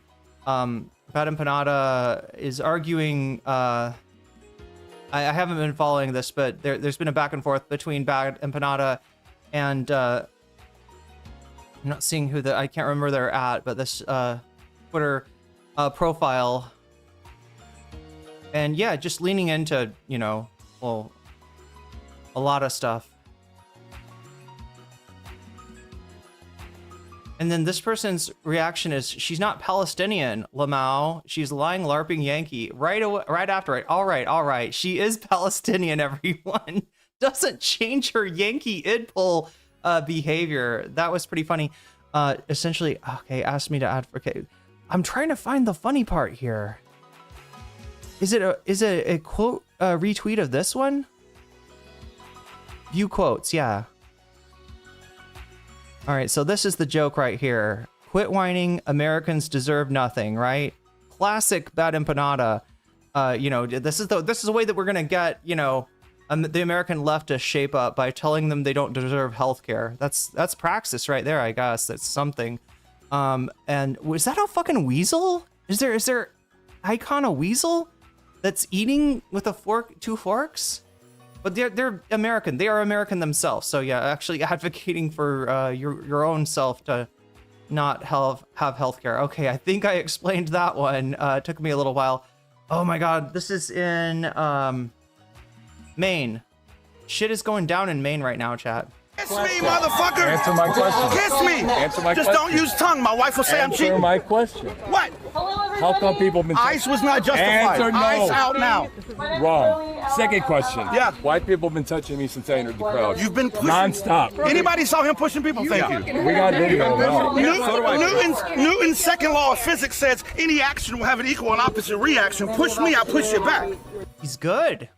Oh. You got it? So if you don't want violence, calm the fuck down. Who showed up with a gun on their hip? Last time that happened in Minneapolis, Why? Alex Pretty was shot to death while you're here justifying ICE. So fuck off Well, with then your if I backwards died, ass that would be my hypocritical fault. mindset. Yes, yes. So go away or be peaceful while you're here being I was belligerent. peaceful. You were not. You were not. No, why don't I lie? Why is there security? Ice, baby. Oh my god. Cringe. Okay, we're not gonna watch this whole thing, but yeah, there's a lot of protests going on in Maine, including at Susan Collins's office. Wait, that's not it yet. That's just a this one's not that interesting. She's out here with her protest sign because she lives on the street where the shooting happened. Here, let me just put her on anyway I'm John for a second. Hi, nice to meet you. So, what do you got going on here? This is for ICE to get out of our fucking city. They just shot and killed another innocent person for no reason, other than they're not white. Did you have that sign already made up? Or? Yes, I did. I went to No Kings 3, baby! All right, so I'm a member of the media, and I don't have any of the details. What details do you have? Do you see what he's trying to do though? He's assuming that this is a person that is out here with a protest sign and doesn't know what she's protesting about. She's just there for the, I don't know. Only based on what I've seen and just, I woke up this morning and went on Facebook. Sure as shit, ICE is in Biddeford, somebody's been shot. I Googled where it was right up my street. Okay. I came out, saw that it was all blocked off, saw people congregating, went home, got my sign, walked around my neighborhood, alerted my neighbors, ICE is in the area, they just shot and killed another person. Are you aware that there is something planned for 12 o'clock at the park? Yes, I am. Will you be there? I will be there. You know, just it might be a controversial question, but I think it's a fair one. Shouldn't we wait for the facts? At this point, what ICE is doing. Shouldn't we wait for the facts? Motherfucker does not know how a protest works, right? Is un-American. They are going around abducting documented people based on their color. They are being told when the documented person tells them that they have their documents, you know what ICE tells them? It doesn't matter. We've been told to pick up everybody and anybody. They have quotas to meet. So no, we shouldn't wait for the... Yeah, the problem with denying people due process, which a lot of conservatives will advocate based on, well, you know, Americans deserve due process, but illegals don't. And so when we have the Laken-Riley Act, when we make the assumption, you know, that anybody that matches the description of an illegal, in other words, I'm talking about the Peter Griffin, sorry, not to, not Berserk, but the Family Guy, the chart of colors, right? That's what they're deciding this on. And so you don't even get a chance, like if you are legal, half the time to show that. And I think this was another case. Did I say Peter Griffith? God damn it. Wait, which one is it? They are doing things illegally. They are doing things based on race. They are not doing things based on the law and what should be happening in our country. I understand you're upset. Yes. But where are you getting the information that ICE has quotas? From the news. Where are you getting the information that ICE has quotas? How are you not getting that information? Okay. You're a journalist, asshole. You're a fucking journalist, right? The news, I know everything. Like, do you have your head straight up the ass of Fox News? Is that why you're missing these important facts? Is happening right now. I know how unhealthy our administration is. Right now, we have a pedophile running our country, and we are acting like it's normal. All right, there you go. I don't want to, like, again, chat, we got a lot to go through. What do we have here? Shoe on Head dropped a comment about Collargate under More Pegasus's recent video. The shock collar thing was so funny because, okay, let's grant that it was a vibration collar. Why the fuck are you vibrating your dog to stay in the same spot for hours while on stream? This is kind of a Destiny take. I don't know if she got it from Destiny or they independently, coming up with it. Great minds think alike, they say. And, Shoe on Head and Destiny, definitely a certain type of mind. Why couldn't the dog get up and move a little bit? What if the dog was hungry or thirsty or had to go to the bathroom? The collar is the focus, but it's almost irrelevant to me. Yeah, it's almost irrelevant to you because you fucking hate Hassan and it doesn't matter what. Hassan bad no matter what. Big question everyone should be asking him is why wasn't the dog allowed to simply move? crazy. Okay, so this is Kilo talking about the this is the countdown episode. Lawsuit has been dropped, has been dismissed without prejudice. That means he can bring it back. So it's not, it's a something that happened, but it's, you know, not necessarily something that happened. XQC anoints Hassan as the dog shocker and dog Zeus. Oh wait. Where he pulled the dog backwards by its tail. I mean, was he role playing fucking Mario in Mario 64 with Bowser when he spins him around with the tail? I mean, what's the justification behind that? You shouldn't grab your dog's tail. Your dog's tail is attached to your dog's spine. A lot of people don't know this. Apparently, Hassan was one of them. That was a bad thing that he did in 2019 to his dog Fish, who is no longer with us. All right, there you go. Action. Is he playing in a movie? He feels slighted. He feels fucked up about the decisions that he made in his life that caused. What about the decision to shock the dog, though? And what about the decision? Gotcha. What about the decision to shock the dog? To enter. You think I made bad decisions? You think that the fact that like nobody wants to, you know, be around me anymore because when I had power, when I was the big, you know, the big streamer on the platform, I treated other people like shit? You think that's bad? What about the decision to shock your dog, huh, Hassan? That brothel, though. I mean, these two decisions, I mean, this is not something I'm doing. It's not something that I'm a part of. Can only be a spectator of his actions. I mean, why is... Boom, boom. Shock the dog, shock the monkey. Wait, is that like the Peter Gabriel song? Thank you for the super chat. If anybody wants to give me like an updated, are we at 60 or are we at 54? She calls Kaya the dog. Oh, Shu, yeah. Shu never fails to entertain. I mean, she's got a great brain. Too bad that she's got a boot on it. I'll show you that tweet in a second. Oh, here's a little preview. Okay, sorry. Commenting on his decisions. Something that's going back onto me. Like, I don't go, oh, you're a piece of shit, motherfucker. No, he's just talking about, anyway, I don't know. Does XQC not get it, or is he pretending to be stupid? I'm not sure. You know, like he's, obviously, English is his second language. Some people judge his intelligence based on that. I think according to Hassan, he's not a dumb guy or anything. But maybe he plays one on TV. Maybe his audience are, and he's playing it up for them. Like, it's just 59. You know what I mean? Is that different? Is that I don't care that much. Like, it's just an easy jab. When you leave yourself wide open, okay, it's an easy jab. It's easy. Like, you shot your dog, and it's fucking obvious. Everybody knows it, and every single thing that he said, he has changed. So that's just another example of what the world, how XQC's world has shrunk, right? He was a big streamer. He had a lot of people's attention. He was able to talk to, you know, a lot of other, you know, large figures. And because of how he treated them when he had the power, people don't like him. And now he's not as popular of a streamer anymore. And, you know, it's kind of just it sucks to suck, XQC. I don't know what to tell you, bro. The moment that he said it. So every time that there's an opportunity, I take the jab. Why? Because it's so easy for him to heal himself from all of that by just admitting, atoning, and moving on. Really? How is it hard to say, guys, I said some bullshit. You just got to admit to something that you didn't do, and then everything will be great. Everybody will be like, oh my God, Hassan's so awesome. Hassan's all the people that hate him for a completely different reason, and that are using Kaya as a proxy, using Kaya as like a, you know, a proxy battle. They'll just all of a sudden, you know, start liking it. And the thing is, the people that don't like Hassan, the people that believe that Hassan shocked the dog, they're kind of nobody. They're kind of nowhere. They're like this guy. They're like XQC. They don't matter. He's talking to politicians. He's talking to journalists. He's talking to the top people in his field. And XQC is talking to himself and to his chat. And that's karma.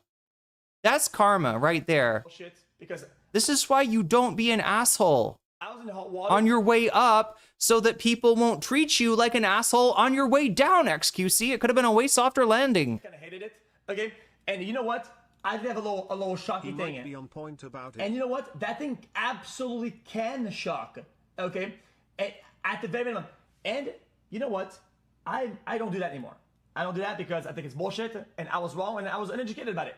I know that they hurt the dog. And wait, I'm sorry. He had a shock collar too? What am I missing here, chat? Did XQC also shock a dog? And it's abuse. I didn't, and I know better. And now the dog can do whatever. Wait, he's like Hassan shocks his dog as a dude that shocked dogs before? We're making this seem like, you know, it's a thing that's for sale on Amazon. We're making it seem like this is like a fucking abusive, horrible situation. Anybody that does this should be like forever, you know, forever, like, you know, just outcasts, right? But XQC is like, look, I shocked the dog and I learned that it's bad to shock the dog. That's why I don't shock the dog anymore. I got the collar, but I don't shock the dog. He's got the collar and he does shock the dog. Like, it's not that hard. So all right, anyway, I'm done with you, XQC. We got RRI. This is setting up something. I hope we're going to have time. Oh, no, it's on the bonus content. This is setting up some bonus content stuff. I'm going to talk about that in a second, chat. It didn't seem that crazy. The way Ro was talking about it seemed a bit dramatic. Like, if you've got this group of activists coming into an area that's like a kind of a conflict zone, I think it's going to attract some attention. And there's, you know, I'm not justifying what happened to them, but I'm not surprised that. Oh, don't worry, chat. He will justify what's happening to him, I think, by the end of this clip. Happened, and it doesn't seem like they were mistreated or anything. They were detained by a gang of thugs, right? And then when the IDF showed up, instead of saying, what the fuck are you doing? Let this guy go, right? This is going to be an international incident. The IDF detained him. Just detained. This is Israel. It's fucking out of control. Part of the reason, you know, like, I mean, like, look, the government, the leadership is fucked up. It's super right wing, but there are right wing forces that are wagging the dog right now, right? You know that expression, the tail wags the dog? Like, the fucking settlers are so fucking crazy. And like the IDF was having trouble controlling them before, and now the government is just like, no, just don't control them, help them out. All right. Anyway, he went to occupied Palestine. Palestine is not a thing. There's no such. Yeah. This is the Destiny Orbiter guy. There's no such thing as Palestine, he says. The West Bank, and it's there's no such thing as Palestine. Settlements, but there's no such. I'm sorry, dude. There's no such thing as Israel. If we're being real, there's no such thing as Israel. Israel is a fucking, you know, ancient history, a name from ancient history. It's got nothing to do with the settler colonial state now occupying Palestine, okay? God damn. Thing is like, he's saying Palestine's not real because it was never its own separate, you know, territory with self-determination, right? It was never its own autonomous, you know, region, right? It was under the Ottoman Empire, and then British Mandate British Mandate Israel? No. British Mandate Palestine is what it was called, right? Oh my God, I gotta get the cash register. We're up to 59% on the funding of the Vietnam trip. That is huge. That is amazing. What a psycho. So yeah, just to explain who this guy is, somebody, Patful, said, is this dude still on the Destiny train? I think so. He's in Live and Learn with Hutch, and Hutch is still on the Destiny train. I don't think he's ever like done a thing where he's like disassociated himself from that. Yeah, he's a D orbiter. He's a Destiny orbiter. That's what, yeah, Destiny orbiter is what defends IDF detainment of Khanna. That's what we're going to be talking about today. And we are up to what? Oh my God. Narwhal by Nature says that we're going to add 2 hours. Chat, how are you reading my mind? Not even my mind, because it wasn't on my mind. Without me even thinking about it, actually, this is just what I needed. This is the exact thing that I needed, okay? Because it brings us up to, like Narwhal is saying, it brings us up to over 200, and guess what over 200 gets us? What is your favorite dinosaur? Destiny is my favorite dinosaur, all right? I know very little about the Cretaceous period, but I know that Destiny was streaming StarCraft during that period. So yeah, Destiny is my favorite dinosaur. And thank you, Destiny, for that big break. Destiny, you made me. That's so right. It's so incorrect what I'm saying. But you know, if he wants to say that he made Hassan, you know, then I guess he made me as well, because you know, a lot more people paid attention after my conversations with Destiny than before. So there we go. There we go, chat. I owe it all to Destiny. I didn't expect that. I was right on that shit. I'm sorry. I'm just on today, I guess. I gotta be on, because guess what, chat? We're adding 2 hours. So what did we do yesterday? We did a We Are Charlie Kirk. Anybody? I'm looking for a theme song, right? We needed to play a theme song whenever we add an hour, right? It would be, if I could turn back time, would be a good one, kind of. But we can't use that, obviously, for obvious reasons. But yeah, Narwhal, what did you say? It should say 209, I think, right? Is that what it is? 20, is it 20? I thought we were supposed to be on like 59, which would make, I think it's 209, Narwhal. And you know what happens if we hit 300 on this shit, right? We hit 300, that extra hour gets applied to Friday stream. So here's the rules again, chat. I stream Monday, Tuesday, Wednesday, skip Thursday, because that's my Thai class. Friday, Saturday, skip Sunday, because that's my other Thai class. All right. And on Friday stream, like every day, there's a 6-hour limit. We can add 2 hours. We start off with 4 hours. We can add 2 hours. If we do, that makes 6 hours, which we're going to do today in just a second, as soon as I can find some appropriate music. Anybody got some suggestions? I'm just going to do Charlie Kirk for today, for one of them. Okay.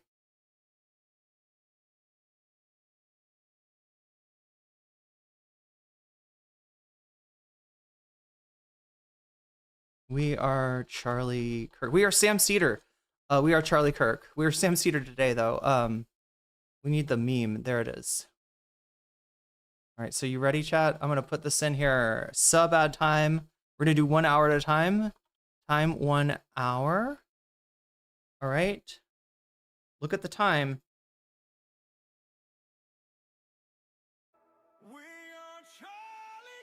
Okay, that wasn't loud enough. That wasn't loud enough. I gotta talk over it because we can't have too much of it. Oh my God, can you just do a meme correctly in a way that's not meme sound effect? Yeah. All right, now one more thing. You need to be loud. All right, here we go. How do I rewind meme? Or would I have to say, how do I rewinded meme? Ah, what is going on with this shit right here? All right, 0. You ready? We are Charlie Kirk. We can carry the flame. Wait, did it work? We'll fight for the gospel. Did we add it?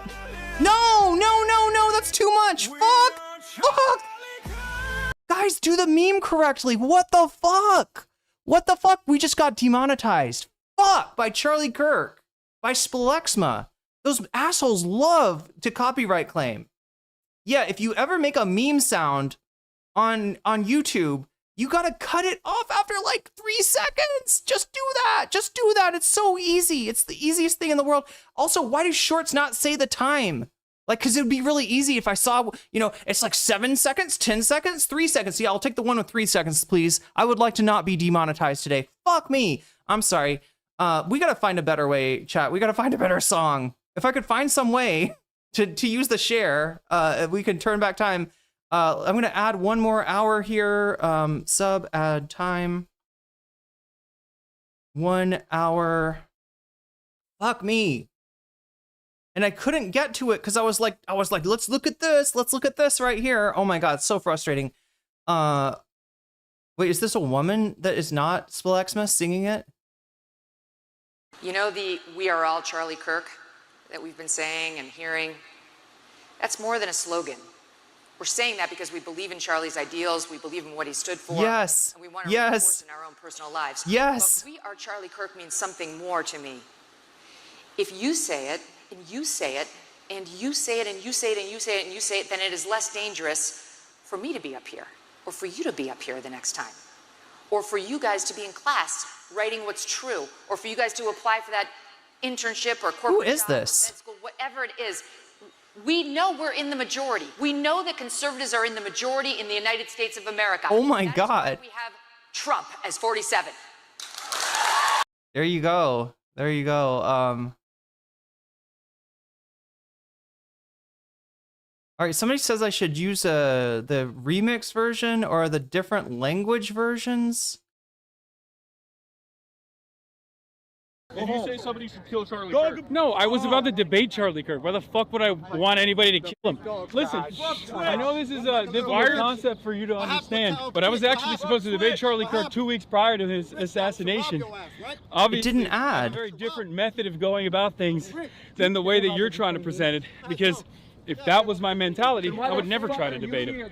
Charlie respected that. There we go. And it's really sad to see the rest of the remnants of the conservative movement refusing to carry the flame in the way that Charlie Kirk wanted it to be carried. I, on the other hand, do carry that flame because we are Charlie By saying Kirk. discussing things like America deserves We carry the 9/11. flame. By saying We fight for the discussing things like gospel. America deserves 9/11. We honor his name. By working with the Do you Cuban know those government. words? Do you internalize those words? You should.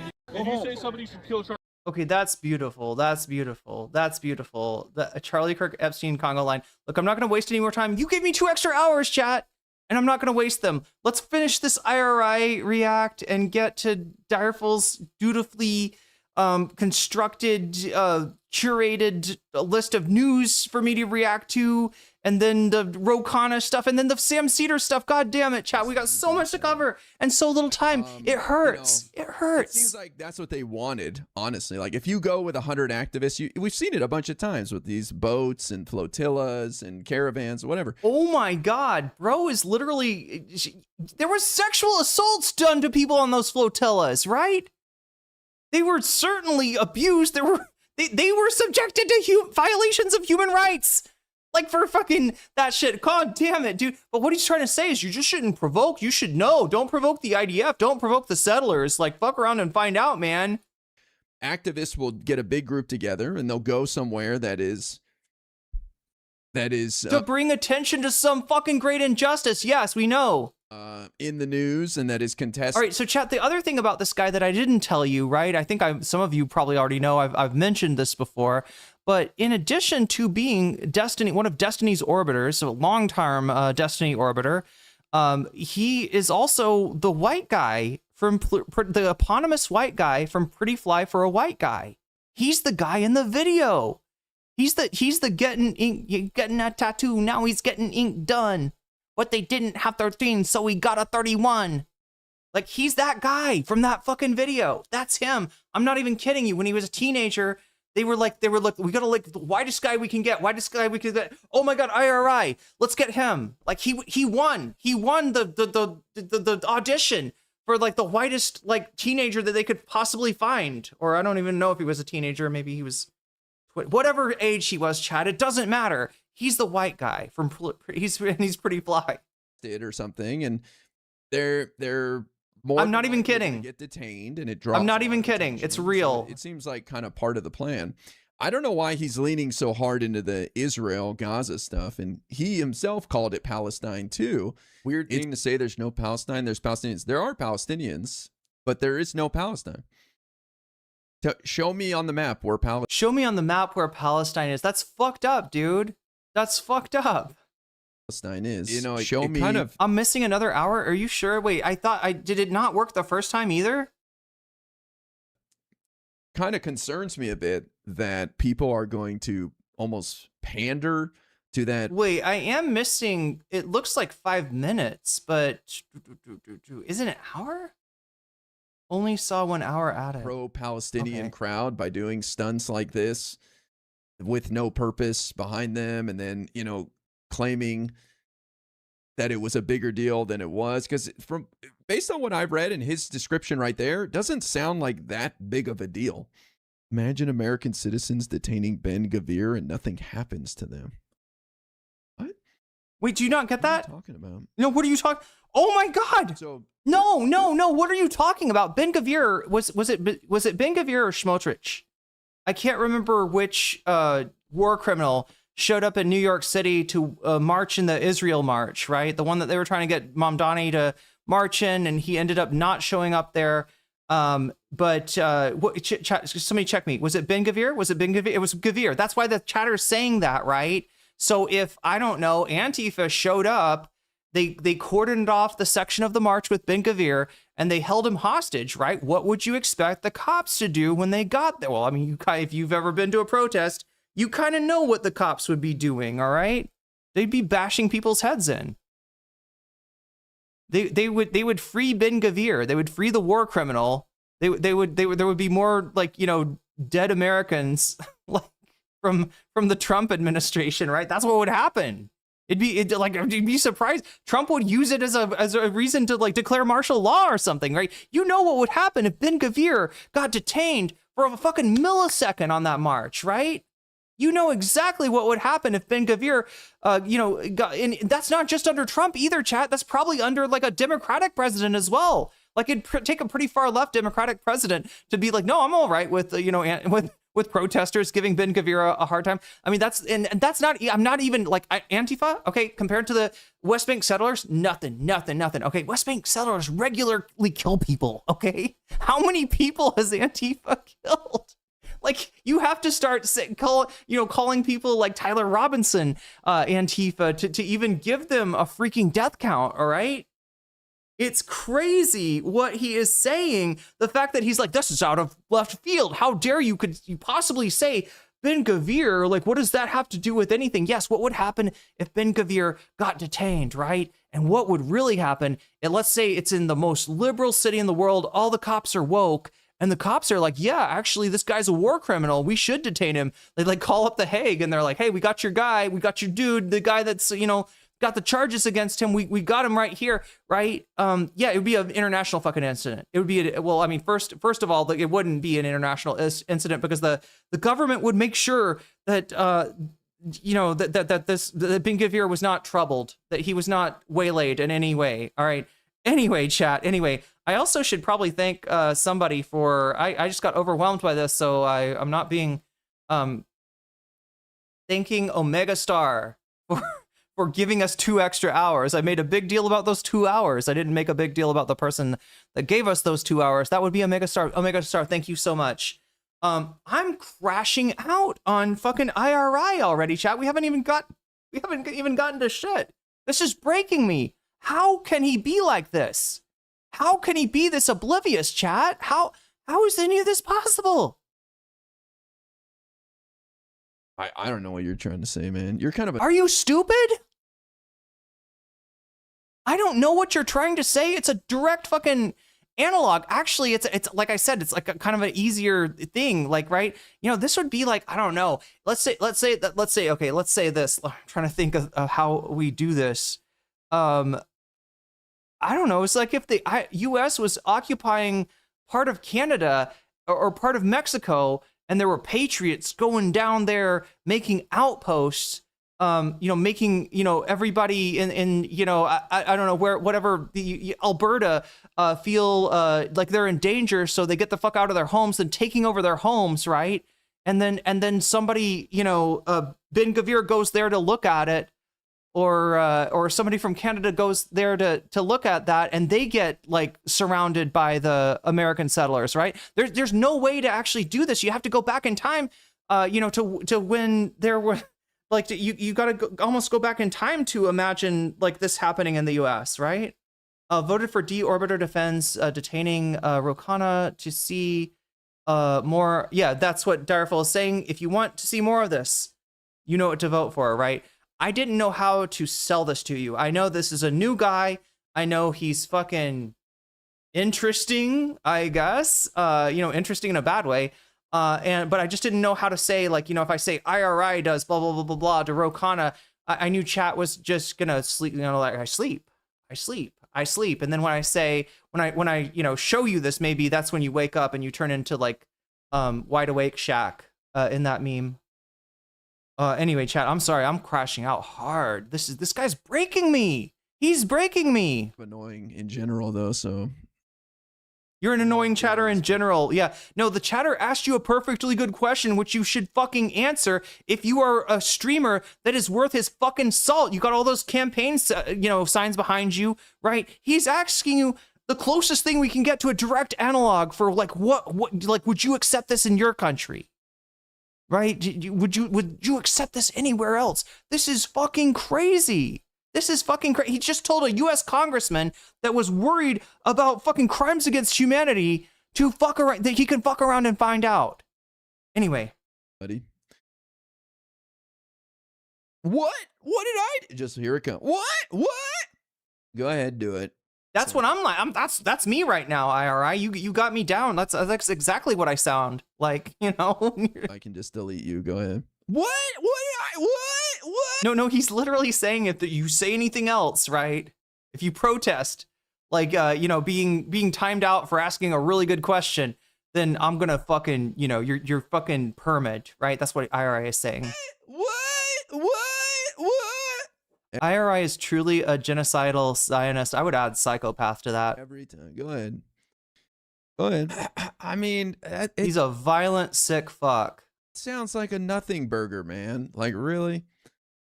It sounds like a nothing burger. Yeah, you were only how long was he detained for? All in all, I think it was like over. I don't know. It was... The IDF were like, we're on the side of the settlers. I mean, they may have said that. I don't know. These are like, no, they detained him instead of letting him go and saying like, we don't do this to like United States is our ally. We don't do this to elected officials from the United States. They fucking detained him.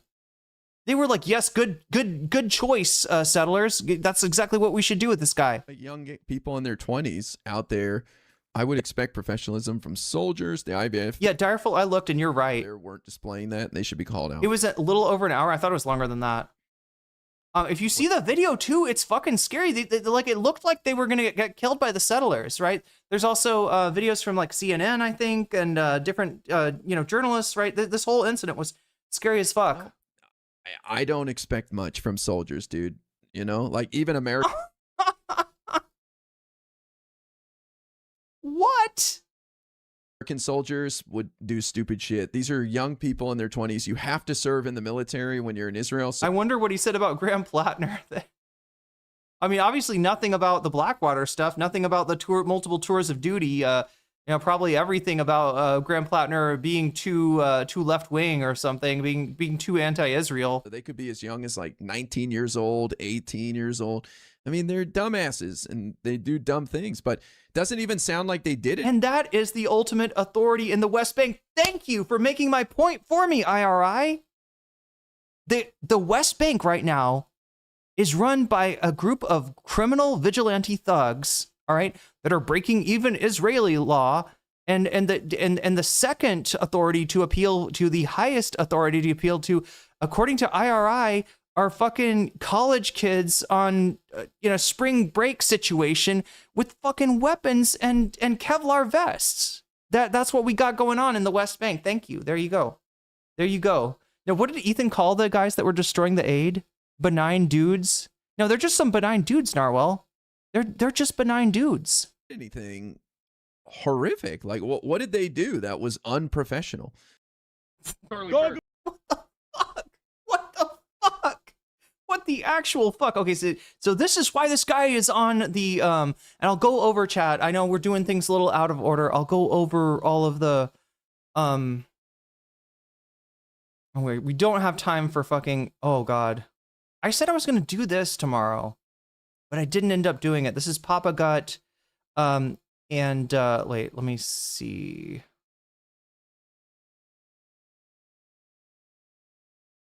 Will my quote come up? Yeah, there we go. When I saw this, I was like immediately, oh, we're doing this. We're not, chat. We're doing Sam Seder because that's more important. But this is a guy that was an Ethan Glazer and Ethan Sweeper to the point where he got sent Teddy Fresh merch by Ethan. And he said when it became hard to defend Ethan, when he stopped defending Ethan so vociferously, the Teddy Fresh shipment stopped as well. So again, we'll try to go over maybe tomorrow, chat. Papa Gut, so long, Ethan. Thanks for the Teddy Fresh. All right, or thanks for the merch. I don't know. Yeah, that's what's going on right now. And that is the looking Teddy Fresh there, looking Teddy Fresh. Look at that. They all got Teddy Fresh. So at least you got some Teddy Fresh out of it. The thing about Papa Gut is, though, you know, it's kind of like, you can't just be like, I don't fuck with Ethan anymore. Like, you look ridiculous. He's trying to do a pivot to be some kind of progressive, chat, and I just want people to remember who the fuck he is. I don't hate this guy. I'm not against him changing. I'm not against him learning, but you can't just act like you didn't fucking suck his cytoplasm, right? You can't act like you don't have, you know, Ethan all over your face from sucking him so hard. Papa Gut. We'll get to that when we get to that. Ethan, I guess we're gonna leave this this is pathetic. Noah Samson gets to go on that little victory lap tour right now because Ethan dropped the lawsuit, but dropping the lawsuit is good, and if he didn't want Noah to go on the little victory tour, he shouldn't have filed it. That's my... There you go. Diorio's kind of doing it too. Again, you got to say more. You got to say more, Nick. Now, here's Hassan talking about the real reason that Bad Empanada hates him. That Bad Empanada turned on him. I will go and I will initiate a copyright lawsuit that has statutory damages. And that's the last thing I've got on this basically on this docket. Specific works directly with the Library of Congress, you can get statutory damages. It's not like a typical DMCA thing where you have to prove damages and things along those lines. So I've gone and I've registered a few things that I know that are stored on Twitch's servers. And didn't the view start with him shitting on you because of Platner? No, dude, what the fuck? What no, is that? They think that they think that like that. Yeah. Okay. So that BE got appropriately mad at him when he started glazing Platner is what this chatter is trying to say. What are you talking about? For the last, like, I would say far before then, he was constantly coming after me and claiming that I was like a Zionist, a defender of Israel, was insufficiently against Israel, was not actually a real person, a DNC operative, someone who works within the Democratic Party. Mamdani also, and the Democratic Socialists of America. These are all groups that are actually trying to, he was shitting on us for supporting Zoran and Bernie, and he never really stopped. Like, he went crazy. He thinks I work for like the fight agency, stuff like that. But it's really funny because when we had a conversation, it was cordial because I explained to him my project, right? I told him, look, I don't think you and I see the world in very different ways, or at least at the time I didn't perceive him of seeing the world in very different ways, right? I was like, I want to hold Israel accountable for a genocide. I'm an anti-Zionist. I explained all this stuff to him, right? And I told him my methods of arriving at this change are perhaps a little bit different than yours. I'm talking about, yes, fed empanada. Okay? I said that the ways that I'm trying to get here is by fomenting class consciousness by way of the electoralist route to gain legitimacy as fast as possible for a massive platform, and also potentially create a little bit of power for like-minded people. Now, I explained all this to him in that Noah Samson live stream. Yeah, you're right, Kayla Law. The BE issue way predates Platner. I think that he saw an opening. I think that he saw a lane. Let's hear what Hassan thinks, though. I'm not gonna like make you. This is a long. Here, let's make him go faster. That we were. He agreed with me the entire time. He agreed with me. Like he did not have like significant critiques. He wasn't as crazy as he normally is. And somewhere along the way, I think like he realized after, going after a lot of my haters and saying like, oh, this fuck Hassan stuff is like really, it makes a lot of money for people. And it's like really dumb reactionary slop content. I guess something tweaked in his brain where he was like, well, I could do that. Okay. Bad Empanada just wants to be a Molotov thrower and nothing else. No, but here's the thing. He doesn't want to do that either because all he's doing is make YouTube videos and post unhinged rants on Twitter. So he's actually not doing anything. All he's doing is, in many respects, All he's doing is what I'm doing, but less somehow. And that's precisely the reason why when you ask his audience, like, what have you done materially in the direction of anti-Zionism, they usually don't have a response to it. Where they'll say, well, I'm not defending the Democrats. And then you go, okay, I'm not asking you what you're not doing. I'm asking you what you have done, right? I'm not asking you what you are what you're not doing. I'm asking you what you have done personally. And they have no answer. They have no answer at all. Yeah, he went to Cuba. Yeah, and so did I. And when he went to Cuba, he literally used that to gain leverage over criticisms that he launched towards Progressive International, myself, aggressively lied about my circumstances in Cuba. Yeah, I think it was a little bit before the Cuba trip when BE flipped on Hassan. That's what's so fucking crazy. Yeah, he attacked me for going to Cuba, said it was fake and phony, unlike him, who he was doing it in a much more real way, right?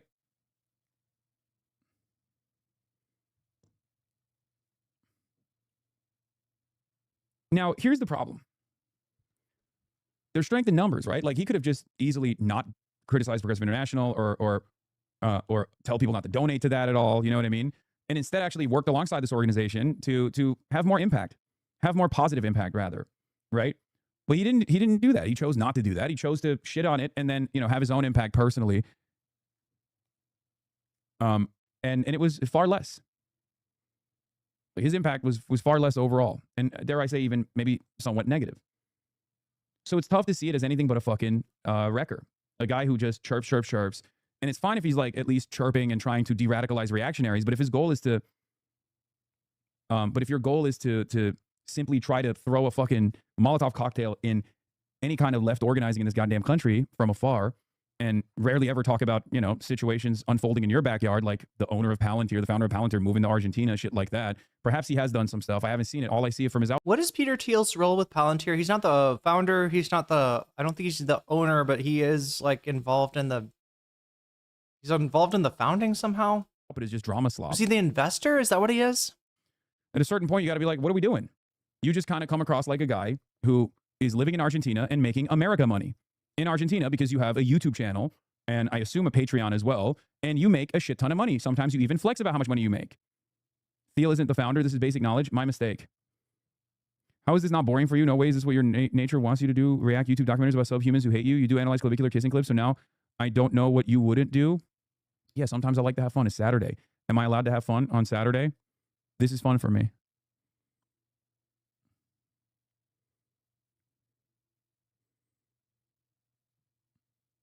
And I'll move forward with that if they don't delete all of my. Okay, so anyway, that's that is that clip. That's Hassan explaining why he thinks that Bad Empanada hates him, where he thinks it comes from. And I wasn't sure what he's talking about the flexing until I saw, this tweet right here. I mean, I don't know who he's talking to, but yeah, it does seem like he is flexing that America money.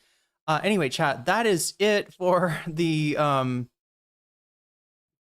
Peter Thiel is in charge of making everyone looks like lizard person. Yeah, he rubs them down with the Vaseline, right? Like if you're not shiny enough when you come to the dialogue meeting, he'll grease you up. He'll grease you up and down to make sure that you're nice and slippery, I guess. It's kind of like a Diddy party. Yeah, except with Vaseline instead of the baby oil. Anyway, Chad, anyway, not talking about Peter Thiel. We got so much to go over today, and oh my God, I'm overwhelmed. I'm overwhelmed. Thank you so much, Omegastar, and thank you to everybody who got us to 200, letting us add 2 more hours. I'm going to do my best not to waste them. So like I said, I wanted to start with news, clips, and memes. Actually, here's what we're going to do. I don't know, Chad. I'm like on the fly trying to edit what we are doing here. Let's do Sam Seder next, because I realize it's getting late, and I know some of you are gonna have to go to sleep. I want to give you Sam Seder on a Sam Seder's head on a silver platter, as the Jezebel that I am, before you go to bed. No, I mean, we're just gonna look at what he said on his return, and if the majority report is maybe moving in a more productive direction now. If they are going to, because again, like I said, I went into Bad Empanada's chat this morning, only saw like 300, 400 some chatters, right? That's way less than what I usually see Bad Empanada over 1,000. he was reacting to that Hassan clip. So there will be Bad Empanada drama regarding Cuba. You know, I watched just a little bit of a stream, so I got a preview of what's going to be coming out in the next Hassan Bad video. It's going to be about Cuba. It's going to be disputing what Hassan said and stuff like that, and to a much smaller audience than I am used to seeing him with. I don't know if Alex Karp is the CEO. Not sure if Teal sold his shares. Chairman of the board and a 4% stake. Okay, so he's the chairman. He's got a 4% stake. Okay, I'm glad we're saying that correctly. Anyway, chat, let's tee up for today the news lightning round. All right, let's get that ready to go. And then I'm going to explain to you how everything I'm going to look at the I'm going to look at the votes. All right, so I got work in in minutes. It's 7 a.m. Okay, well, you got to go either way. 71 votes so far, chat. The first time I looked at the poll, and there's 71 votes. Thank you for voting. Also, make sure you're liking the stream while you're doing that, because it's a good time. It's a good time to hit that like button. I know it's easy to forget it. It's easy to put it off, right? But if you like the stream when you're voting, then it'll get done, and hopefully it'll get done early, because the earlier it gets done, the more people that get drawn into the chat. Same thing with the blast off meme that I should probably be mentioning. Blast off post. That's what I'm trying to talk about. Oh my God. Well, that's the one thing that's not doing good. Look at that chat. 4 likes. We got 4 likes. We can do better than that. We can do so much better than that. Look, if you use the hell site, once again, I am asking for your likes and your retweets and for you to say something in the chat to get there before the, I don't know. I don't think we're going to get hit by Cederistas or anything, but who knows, chat. Jump in that thread if you want to, if you will. And I'm gonna post. I'm gonna post it in. I'm gonna put the link in both chats again. Did I do it? No, I just typed V. That's awesome. There it is, chat. You ever do that? Where you just type V? Like you're trying to control V. You want to paste, but you're like, don't do it right, and it just hits V. Anyway, I'm having one of those kind of days today. It also looks like my Twitter presence is having one of those days as well. I think this is a good stream. I think people would be interested in it.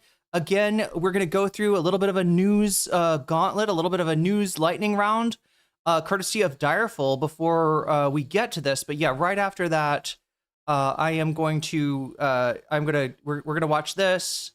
Then, oh my God, chat, I'm so mixed up. Let's just get to this thing.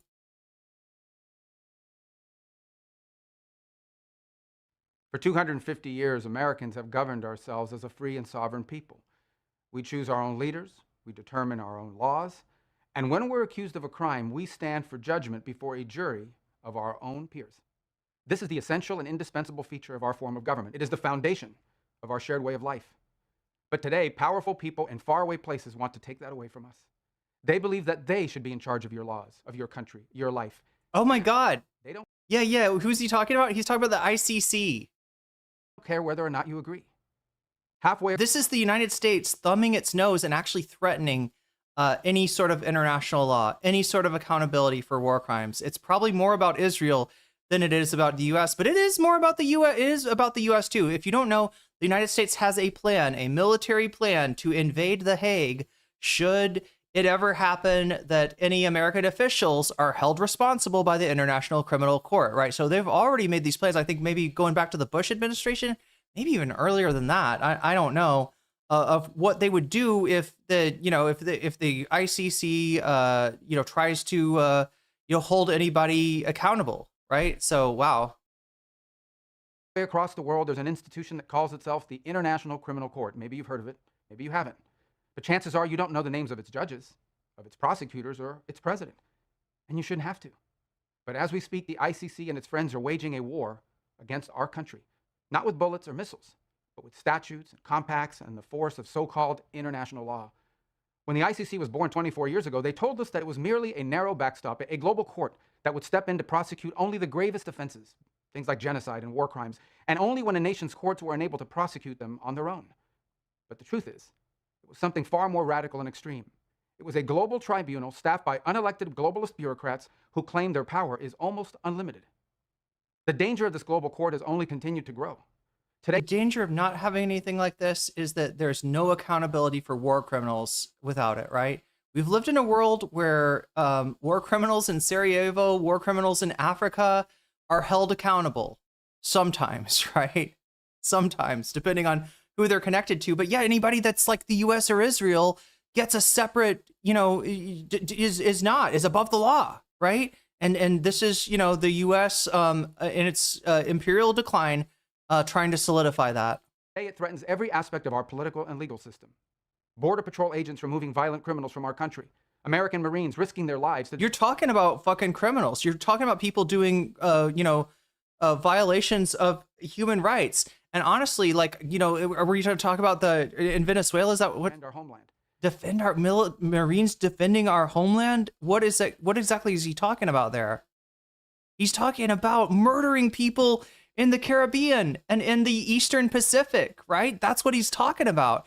Look, I mean, this is why some senators and congressmen were saying you don't have to obey illegal orders, right? There is a precedent, when people think they're being given an illegal order internationally or otherwise, for them to defy that, right? Otherwise, you end up accountable too. And like, as we, I mean, I hate to say it, chat, but the whole meme about in Germany, just following orders was not a defense. Unfortunately, it was a defense for way too many people. Way too many people that acted out the agenda of the architects of the Holocaust got scot-free. Even some of the architects of the Holocaust, especially when they were useful to the U.S., got away scot-free. It's only continued to grow. Today, it threatens every aspect of our political and legal system. Border Patrol agents removing violent criminals from our country. American Marines risking their lives to defend our homeland. Prosecutors working to dismantle terrorist plots. How about don't order them to murder people? To attack and kill Americans. If we stand idle. The funny thing too is that the bombing the boats thing was supposed to be about like drug trafficking. Chat. You know what's happened to drug trafficking since Trump took control? It's gone up. There's more drug trafficking. There's more the drugs are getting in. All right. What's happening is the United States Marines, and if that's who's doing, I'm thinking wouldn't it be the. Anyway, whatever troops are doing this are committing war crimes. You are involving, American service personnel in your fucking illegal acts. All of them would be at the mercy of foreign judges thousands of miles away, facing the constant risk of prosecution and even imprisonment for the so-called crime. I think this is about Trump. Of defending their own country. The American people never agreed to any of this, and they never will. Read the words of our Declaration of Independence. We fought a revolution against a foreign power, transporting us beyond seas to be tried for pretended offenses. Independence is our birthright. We will never let foreign bureaucrats take that away from us. I mean, there was, they hung, some American officials or some people involved in the revolution, right? This is a little bit backwards of that, though, right? The intolerable acts that the United States was being subjected to anyway. That's more history than I want to get into right now. This administration will not sit by as the ICC and its allies seek to threaten our people. If they believe they can deprive us of our sovereignty, we will teach them the full meaning of American resolve. So yeah, that's a threat. That's a threat to invade The Hague, and they've already got plans for it. It's widely known. This is why Americans are never subjected to the kind of international criminal law that weaker countries that are less connected, countries that are less powerful are. President Trump there in the Oval with Iraq's new prime minister talking about a new chapter between nations. It was no secret that Donald Trump did not like the former prime minister, Nouri al-Maliki, thought he was too closely aligned with Iran. So now he's bringing in the new prime minister to send a message that he's going to help Baghdad dismantle Iran-backed militias, something that we have seen back to the Iraq war decades ago. Wait. I'm sorry. Are we starting the Iraq war back again? Because again, my understanding is that the people, the government, the armed forces there are not putting up with the US's bullshit, right? And again, being hosting American military bases subjects you to Iranian reprisals. They don't want that either. When we took out the Ba'ath Party and the sort of Sunni leadership that Saddam Hussein represented, the secondary force there were the Shia forces, right? And those are the forces that are in power now.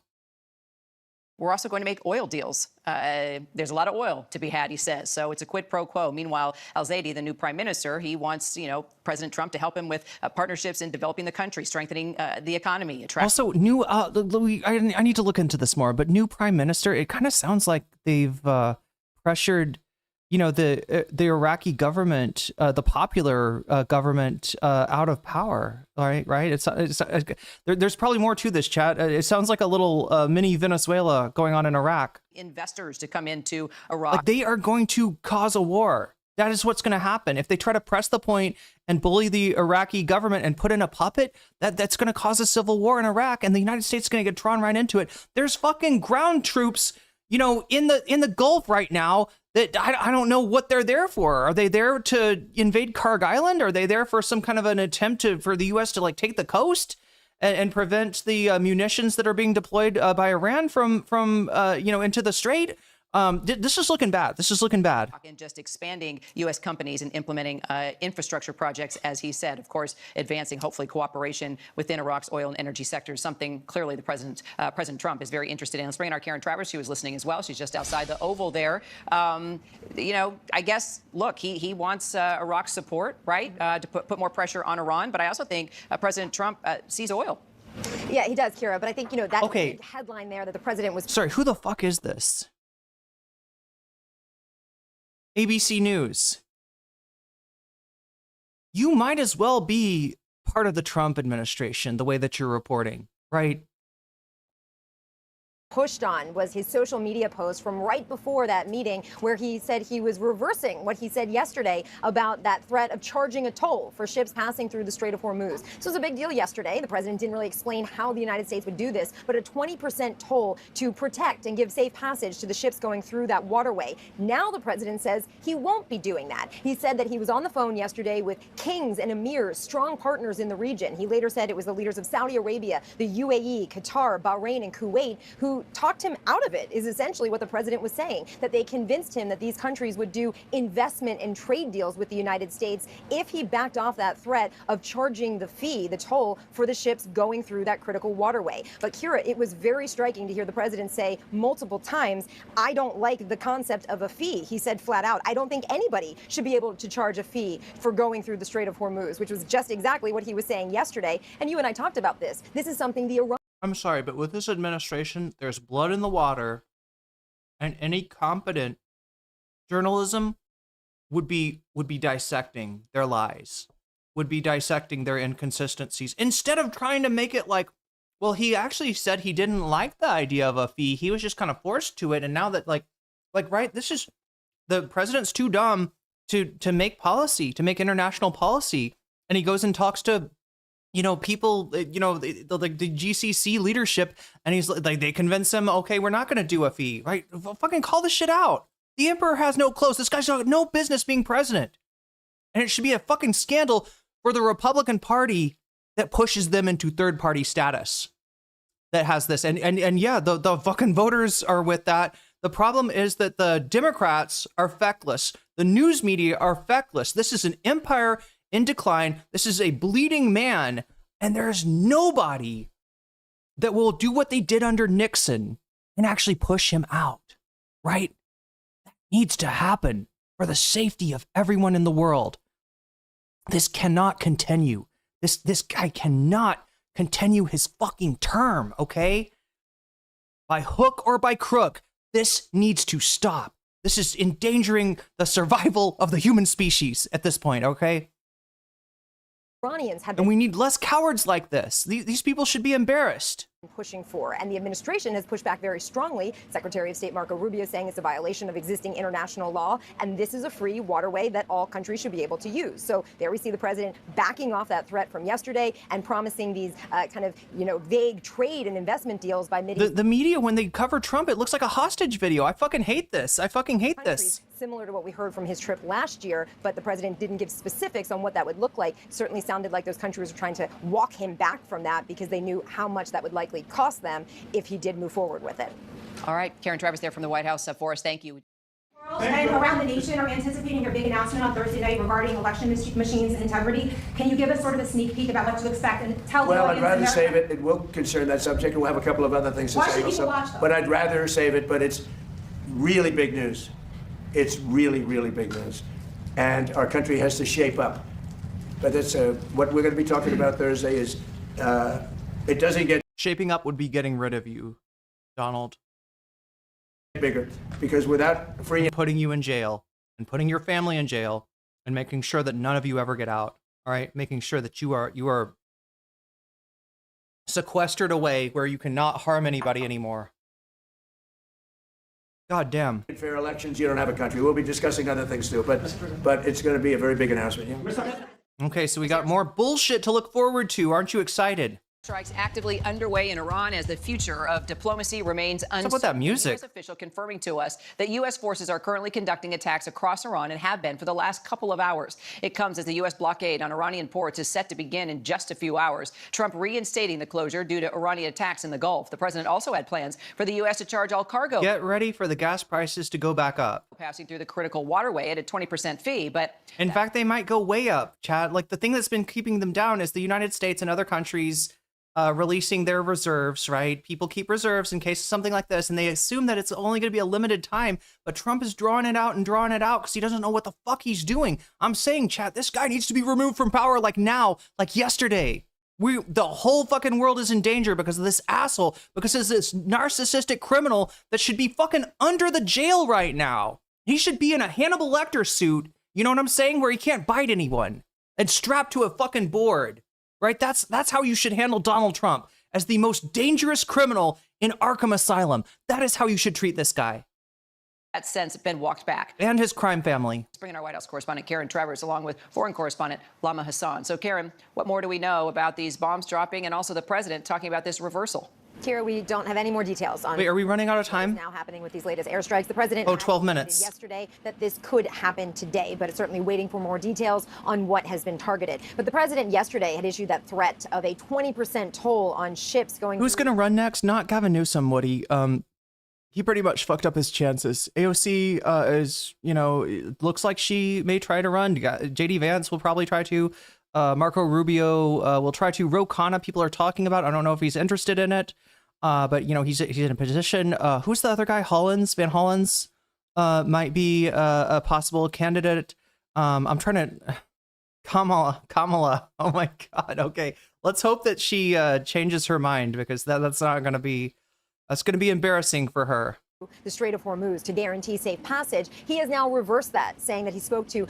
You think that Tucker will have a go? I somehow don't think Tucker's interested in that particular role, but he could. And if he does, he'll be a formidable candidate. Both allies, and instead those countries have promised big investment and trade deals with the United States if he backed off this threat. And the president said that is satisfactory to him. But Kira, he provided no details on what exactly this would look like, what kind of specific commitments he got from these countries. And it certainly seems like this was an effort by those countries, Saudi Arabia, UAE, Kuwait, Bahrain. Oh, did we go back? Did we go backwards?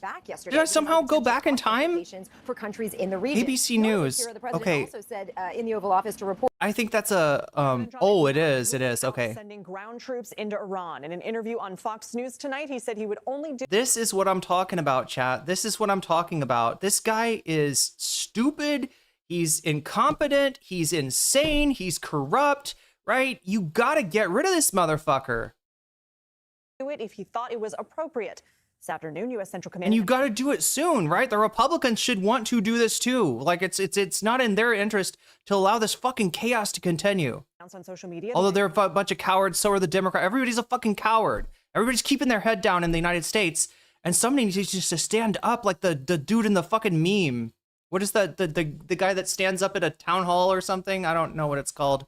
I love how there's all these memes we all know, and like I can't think of like what is the meme where the guy puts his hand on the other guy's shoulder? What is that called? Like, you know, I can never think of these vague descriptions of United States launched more these images that you see everywhere. But yeah, I wish somebody put their hand on Donald Trump's shoulder right now. strikes on Iran. Even if that person had had a couple of military insignias on them. Says the strikes are degrading Iran's ability to attack ships in the Strait. I'm just saying I wouldn't mind. Hormuz. Those strikes led to a new U.S. naval blockade on Iran, which began being enforced a few hours ago. CBS News Pentagon reporter Eleanor Watson is following all of these developments for us. Ellie, thank you for being here. What is the latest on what President Trump told Fox News as well as these strikes?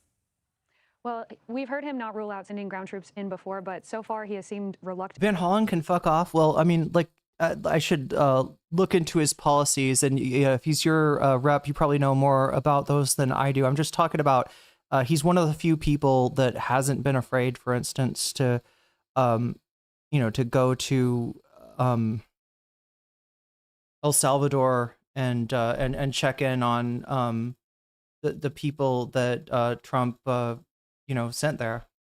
To try and put Same thing with Khanna. I don't trust the guy. I don't necessarily like the guy. You're gonna see in a bit while he's like Ro. Yeah. He's a room reader like Ro. Any more risk of U.S. casualties in play. That's why we're kind of witnessing what has become a limited war, with the main battle being the Strait of Hormuz. This needs to fucking stop now, chat.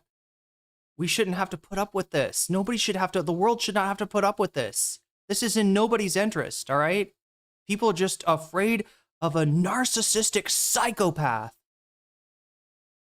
Has continued with strikes tonight, another round, the fourth consecutive night in a row, and the sixth night in the past week that the U.S. has launched strikes against Iranian targets along the coast and now deeper into Iran. The previous strikes have hit targets like air defense systems, coastal radar sites, and small boats that Iran has been I don't trust Ro. Look, I would love it if there's somebody better than Ro or Van Hollen. I would love it if that's an opportunity. I'll be on that shit, like using to threaten ships like diarrhea on Ethan Klein. If there's somebody better to support in the Strait of Hormuz. Iran has so far not seemed to be deterred by these rounds of strikes, continuing to attack ships, including yesterday in an attack that reportedly killed one Indian crew member. To exert some more pressure on Iran to get them to stop with these attacks, the U.S. has restarted these strikes and 7 minutes till Sam Seder imposed the naval blockade that was lifted as part of the truce agreement signed between the U.S. and Iran. With the reimposition of that seems to mark the end of that truce agreement and put us back to where we were a month ago, at least in terms of that is fucked.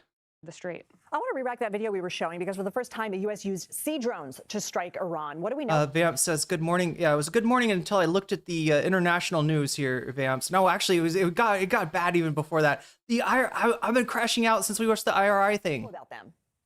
You should think of them as really unmanned speedboats. They're one-way attack sea drones that sail into a target to destroy them. The video the military release shows the drones targeting a submarine and a ship maintenance facility at one of Iran's main naval ports. The specific drones are the Corsair drones produced. Chat, if he keeps this up, the one saving grace about this war that the Republicans always point to is there's minimal casualties, at least minimal casualties on the American side that have been acknowledged, right? That is going to change if there is a naval confrontation in the Strait that the United States will not win. It's been war gamed. It's been gamed out. Like they did a simulation of what happens if we go to war with Iran in the Strait and it doesn't end well for the United States. All right, that's the military, right? That tried to talk Trump out of it. This is what I'm saying, chat. I don't care who does it. I don't care how they do it. This bullshit needs to stop. Donald Trump needs to be stopped. He needs to be taken out of power. And he needs to be put in a place where he can't hurt anybody anymore, right? By Saronic, which can hold up to 1,000 pounds payload and travel up to 35 knots or 40 miles per hour. These are the same type of drones, if you remember, Lindsay, last month that were used to rescue 2 members of an Apache helicopter that was down near Oman.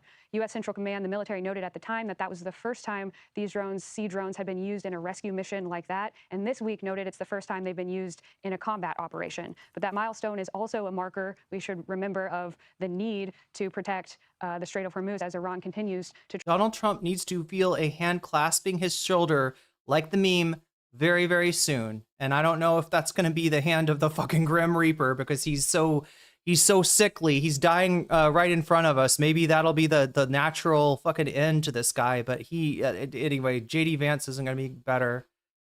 Could be worse. Oh, I don't know. To try and leverage its geographical position along it. Eleanor Watson, thank you. Okay, this is important. This one's important. So these are the protests. Hopefully they show they're also at Susan Collins's office, right? She gave a response on Twitter. I don't think people are having it, just like people are not having my blast off tweet today. But hey, if you want to have the blast off tweet, right, it is right there. We're gonna get to Sam Seder in a second. We got a few minutes left of this. I just want to show you a few more things here. Before we jump into the news, and apologies, chat. I got started late, and it's a busy news day Tuesday. Skip ahead a little. Oh, there's no commentary on this one. Thank you. That's very helpful advice. But yeah, there is the blast off tweet. If you want to help us blast off, I would massively thank you, Vamps. Thank you, everybody. And what was I going to show you? Susan Collins. Susan Collins, where are you? Gavin Newsom.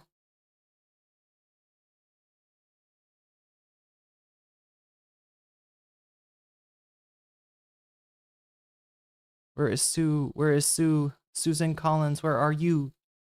Where are you? Where is Sue?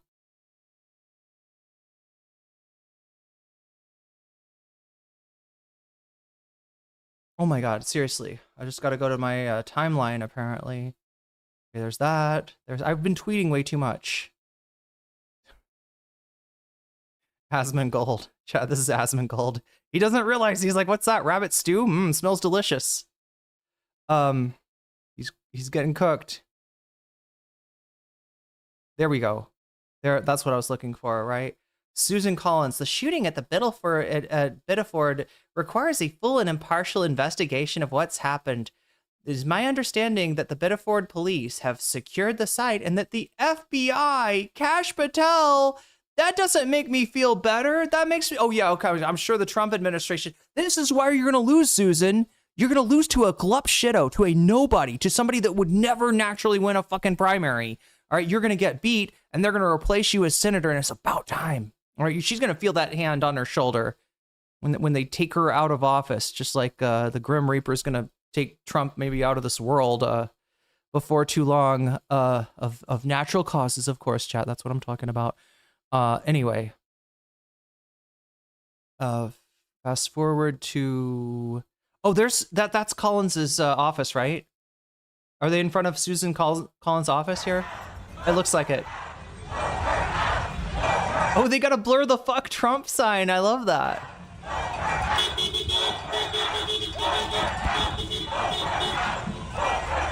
Vote her out.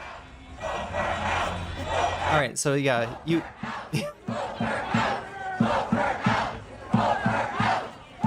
How awesome would it be if they pressured her to resign before the election? You know, take her out now. Force her out of office. Like, she's not representing Mainers at all.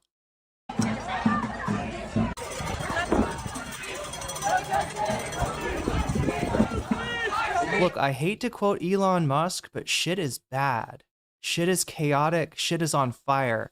And we might have to move fast and break things, okay? I hope you're ready for that. Okay. Anyway, you get the idea. You get the idea. And I'm glad we got. So thank you for getting this footage for me, Direful. I did not think to look for the New York Post for this. What do we got?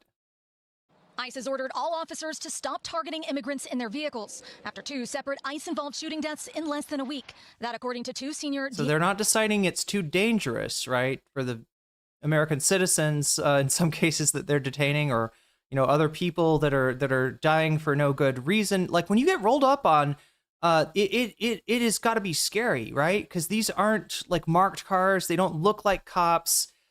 They look like thugs, and they low-key are thugs, right? These are more people that are gonna be subject to some kind of reprisal when Trump feels that hand on his shoulder, right? This is there's gonna be hell to pay for this shit.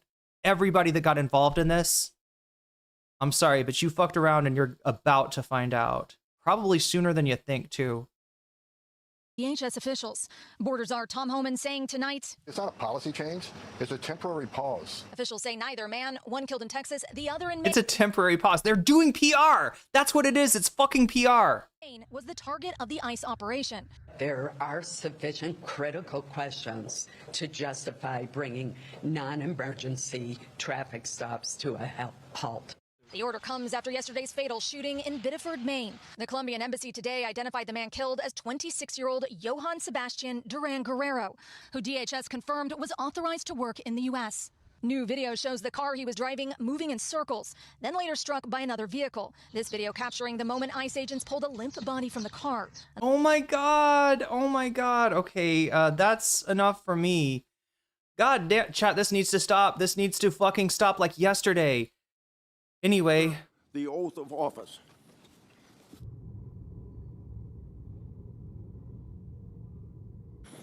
All right, this is Darlene Graham Nordone, who is taking the spot of Lindsey Graham temporarily. I guess they took it out of the governor's hand. Wait, wait, is there any, like, how did this happen, right? It's not the governor. Normally, a governor replaces a senator. If a senator dies in office, the governor replaces them. I don't know who makes the, move fast and breakdance. That's what we're talking about. Chat, we're talking, look, don't get the wrong idea, all right? We're not talking about anything violent. We're not talking about anything illegal. We're talking about holding a dance-off to save the community center being the planet Earth, okay? There's a big evil developer that's come to buy out the community center, and he won't let anybody dance there. That's why we got to do a dance-off. We got to raise the money, and we got to buy this guy out. We should bribe Trump to fucking get the fuck out. We should bribe Trump to fucking move to Mars. That's his weakness, chat. You just bribe him. Give him a really nice spaceship. Maybe Qatar could help with that, right? Really nice spaceship, pack him off along with his family, and shoot him straight into the fucking Crab Nebula. I don't care where. Maybe some alien could be the one with the putting the hand on Trump's shoulder and saying you are now a inmate in space jail. Who fucking chose this? Deputy governor? No, not for Senate. There's nothing like that for Senate. There's nothing like the deputy or a second in command or a lieutenant for Senate. There's like, at least in most states, I don't think. She was appointed one day earlier by South Carolina governor. Oh, this is South Carolina. Sorry, I'm still in the mindset of Mitch dying, chat. It wasn't Mitch, though. He wasn't taken. It was Lindsey Graham. Okay, this makes sense. This was a governor. Okay. Yeah, I mean, the Republicans are going to be a little trouble here, right? Because they're down a few members, right? My understanding is they're potentially going to be, the majority is going to be down as low as 51.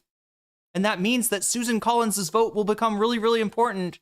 And it's hard for her to vote in a Republican direction now. Although she might just give up and do it anyway. Anyway, so yeah, Darlene Graham Nordone is taking the oath of office here and replacing her father, Lindsey Graham. Parasite out, great. Hey, more good news. Tonight, 34 states grappling with cyclospora, the parasite that can be found on fresh produce, making Americans sick. Michigan zeroing in on lettuce. Its top doc says there is a clear preliminary signal. Funny how all this stuff happens during the Trump administration, right? And funny how the Trump administration keeps on saying there's aspects of the government that we don't need, especially aspects of regulation we don't need, and the Supreme Court's letting him get away with this bullshit. To the leafy green. Why do you like I said, chat, there's gonna be hell to pay for a lot of people. Suspect lettuce? We've interviewed about 1,000 out of the 3,000 cases we have so far. Lettuce seems to be an ongoing exposure for those who've been. Yeah, RFK strikes again. Officials say Michigan is one of 4 Midwestern states where the cases could be linked. Taco Bell today confirming it removed limited ingredients at select restaurants while. Wait, so you get no lettuce on your. You get no lettuce now at Taco Bell? Authorities continue their broader review, noting. I mean, it's better than getting sick, I guess. Public health officials have not confirmed a link. It's the one healthy thing that Taco Bell, has on in their bar, right? It's the one healthy thing they have. Is here's some lettuce and tomatoes. Oh no, can't serve those anymore. Taco Bell.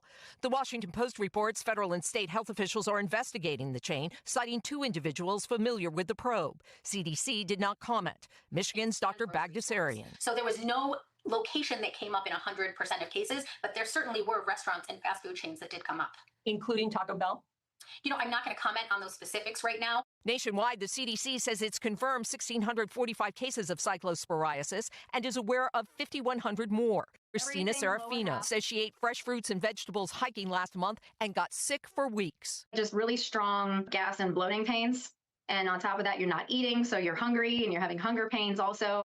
It sounds absolutely miserable. Ann joins us now in studio. So, Ann, the big question tonight, what can you do to stay safe? First thing, Tom, is to wash all your produce under clean running water. Secondly, don't buy bagged lettuce, buy heads of lettuce. And then you want to take out the first couple of layers. But if you really want to make sure the parasite is dead, cook your produce to at least 158. Cook that lettuce. You heard it first. You actually can grill lettuce. It's apparently pretty good. Maybe make a little tahini dip with some tahini, lime, salt. Roast a little cumin. Roast up a little cumin and then throw it into your coffee grinder if you've got one, and then throw that in the dressing, salt, yeah, and you should be good. Yeah, lemon, tahini, salt, cumin, grill your lettuce if you want to, and dip it, and you'll be surprised at how good that is. That's a really good, that's a meal right there, chat. Anyway, one last thing before we move on to Sam Seder, which we need to do, because I've been streaming for 3 hours. The Wisconsin Elections Commission refers 2 complaints to the Brown County District Attorney. Oh, hell yeah. I've had my eye on this too. Okay, now look, he's going to come. Do you remember when Elon said, I sure hope Donald wins, ha ha ha ha, because I might be going to jail forever if he doesn't, right? This might be maybe this is what he was talking about. Maybe this is the big gambit, right? You know, throw it all in with Trump. You break the law. And if Trump is elected, he can pardon you. All right. So I don't know how this works when Trump can pardon him. I'm kind of hoping maybe this drags out until 2029 so that Trump is not the president when whatever conviction, comes for him. But yeah, I've had my eye on this story. I'm glad that Direful has as well. Attorney accusing Elon Musk of violating state law. The bipartisan commission voted 5-1, finding probable cause that Musk violated the state's election bribery law. He also violated just human decency by putting on the cheese head law ahead of the 2025 state Supreme Court race. Musk touted on social media and eventually handed out 2 $1 million checks ahead of the election during an event in Green Bay. A charging decision is now in the hands of the Brown County District Attorney. He has not responded to 12 News' request for a comment on this story. Okay. Also breaking up. We don't get much of it. People are still very afraid of Elon Musk. They're not going to dig in on this guy. They should be, chat. Like, dig in on him like he was the girl that plays Alice in Wonderland in that Tom Petty video. That's how we should handle these tech lords, all right? Did you know they're made of cotton candy and cake and shit? They're really soft, all right? I'm just saying, chat. I'm just saying they should be dessert at some point, right? Eat the rich. It's not just for cannibals anymore. Anyway, he's facing child porn charges in France and is unbothered. Got way too much power. Let's take it away from him. Break his toys, take his shit away from him. Nothing illegal though. Like just like in a nice way, in a friendly way. Anyway, chat, I am crashing out too fucking hard here. Let's bring up Sam Seder. I'm sure that's not gonna make me pissed off at all. I'm sure Sam is gonna do the right thing here. I hope. God, I haven't really watched through this, but this is the main event. This is the main topic. Sam is back. I've spent 3 hours. Oh my God, going over other stuff though. I tried to switch up the way that the stream worked, and apologies for those of you who fell asleep. Already, MR defends their honor. There we go. All right, it's like 129 and oh, no. Let's try that like this. Okay, there we go. And move fast, break things, try not to violate any laws. I'm not espousing that, Chad. I'm just saying that Elon's power needs to be broken. It needs to be broken so it can never be, and it needs to be broken apart so hard. And I'm talking about breaking up the companies. I'm talking about, how the United States used to handle monopolies and, pernicious corporations, right? You understand the whole idea of a corporation, right? There's a charter that the United States gives companies to be corporations, right? Start looking into that. Start looking into breaking up monopolies. This is what I'm talking about. I'm talking about legal stuff. I'm not talking about illegal stuff. So just don't get any crazy ideas out there and get yourself hurt, okay? Because I'm not advocating that. But I am advocating that we watch Sam Seder next. But first we have got to take a look once again at the poll. Okay, poll. How's the poll? I haven't even looked at the chat. I've been like, my head's exploding here. Technically, I have not introduced the bonus content.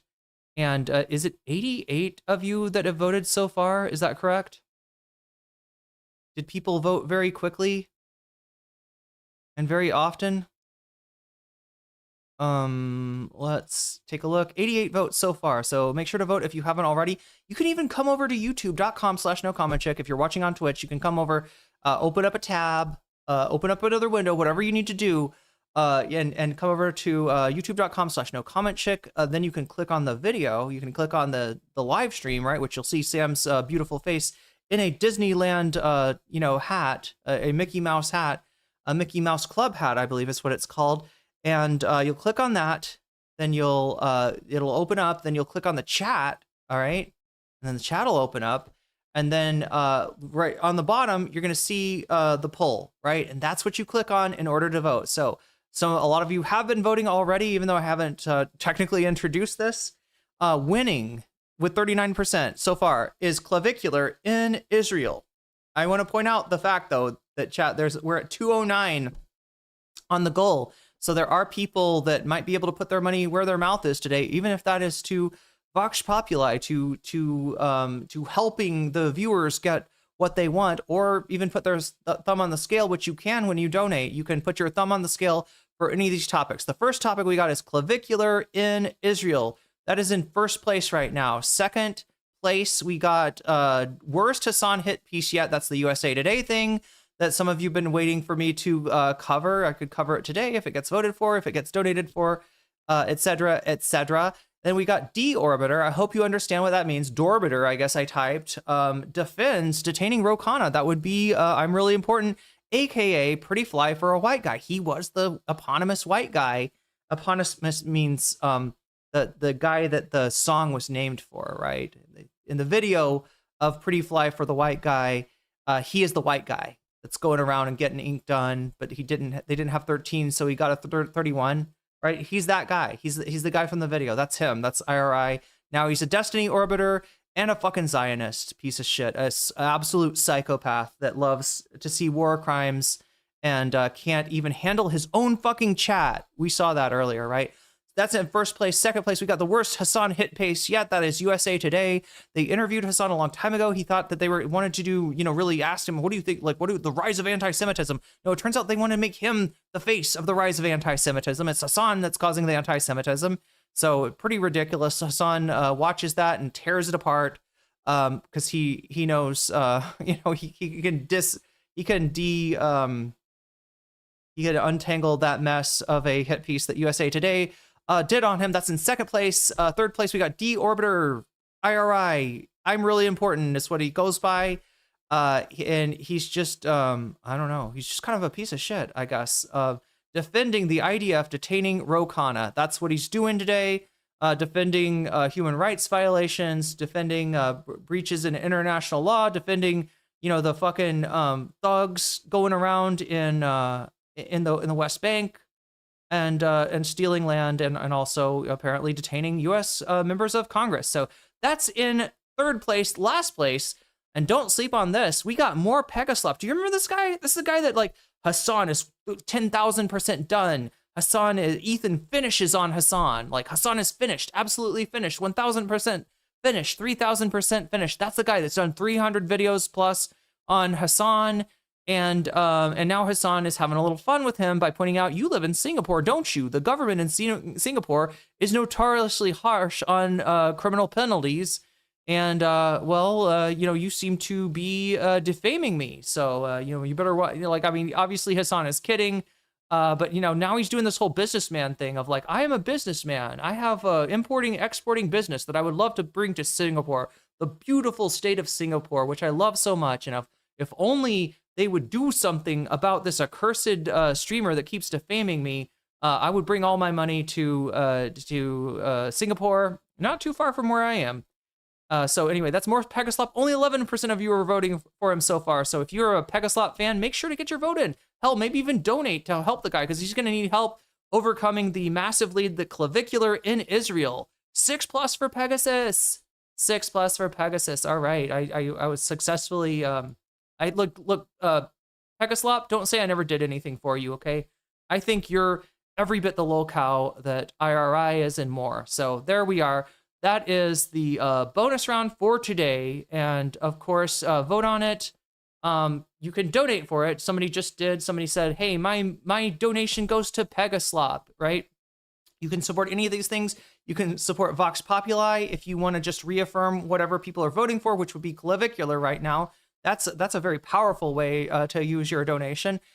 You can also, if you want to support more gaming streams by saying gaming, and you will, right now we got 3 gaming streams lined up. I'm going to try to do an extra one this week. I don't know if I'll have time, but you can make me do even more gaming by adding to that. We're at 317 so far. So yeah, 3 streams assured. Did somebody put 15 towards clavicular in Israel, or did I just forget to? Yeah, that was from last stream. God damn it. God damn it. Okay, this is how pressed for time I am. My head's exploding. We got Sam. We got Emma. Sam is back from his vacation.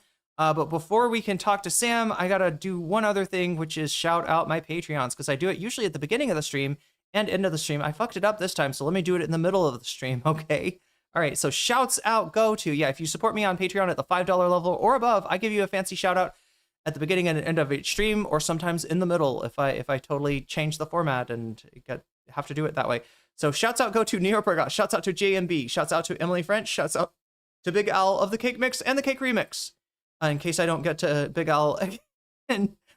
Direful, shouts out to Direful, shouts out to Joel Severud, shouts out to Sarah, shouts out to Izzy Mandius, shouts out to Steven Sayers, shouts out to Animus, shouts out to Infallible Fowl, shouts out to Oral Ellipsis, shouts out to Nadia Yvette, shouts out to Choki, shouts out to Moe Noip, shouts out to Temporal Insanity, shouts out to Buffy Geek, and a fancy shout out to Rachel K, Omega Star, Crystal Saphira, and Zara Xerix. With that being done, chat, with that being said, I don't think there's anything else. He was on vacation. Why does he major political things happen. Look, it's not just major political things. The fucking studio's on fire. Right behind right behind oh my God, I forgot what you called this thing. The folding wall. What the fuck is it called? The background, right behind the background of that Emma's sitting in front of, there are flames burning in the Majority Report studio. There are people that are long-term members, long-term supporters that feel alienated from the Majority Report. This should not happen. But again, when you have people get over their skis supporting a candidate like Platner, not just supporting him, but attacking people that are, that are concerned about him and portraying him not just like he is the lesser of evils in a choice of evils, but that he is the next big thing in the Democratic Party. This is what happens. And it's not going to go away, guys. It's not going to go away. I also think that what their community expects for them is maybe like less than they think. Look, there's like a Vosh mindset out there that you never apologize for anything, that the public is like a wild, rabid mob. And if you show any weakness, they're gonna come for blood, right? They're gonna pounce on you and destroy you, right? It's kind of the opposite with the Majority Report audience. They love you, they appreciate you, they've got warm memories, they've spent some time with you, right? But you're not saying what they need to hear. That's why the numbers are down, all right? And those numbers will not come up without some intervention. Without somebody at the Majority Report realizing that this is not just another, thing. This is not just another endorsement, right? This one needs a little something more. And it could be something as simple as having Olayemi Friends on, having Rebecca Watson on, having Mike Figueredo on, right? There's a lot of people that you could talk to and just having that conversation and being like, yeah, you know what, low key, we're kind of right about that. Instead of being defensive, like she was with Francesca. It's what people need, and on the main show too, right? Because not everybody's gonna see like an appearance. Like if you go on Olayemi, if you go on Mike, if you go on right, not everybody's gonna see that, right? There's something more that they need to hear from these guys. There's something more that they need to see from the Majority Report, and it's fucking breaking me up that this is happening, because Majority Report traditionally has been one of the things that held the left flank together, at least the electoral aspect of the left flank. Sam Seder and like, you know, Michael Brooks, Jamie when she was there, Emma, Matt Leck, they represent kind of a bridge between the anti-DLC left, right? The actually left-wing left, the progressives of the days of yore, and the, you know, socialists, honestly, of the future. And that's being lost. That bridge is burning right now, and I fucking hate to see it. I'm not mad at anyone. I'm not like hateful. I'm not wishing like for the downfall. I am Cassandra, warning of the downfall and warning that this shit isn't going to go away. You can't skip this. You can't wait for it to die down. This is going to hurt you long term. This is going to undermine, it already has, your credibility.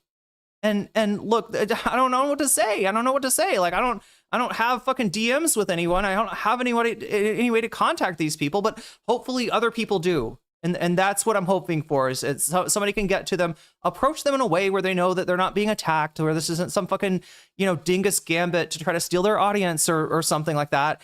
And just let them know that, you know, that there's more that needs to be done here. There's really more that, and I hate seeing, you know, hearing about people being banned in chat and all the shit that's going on.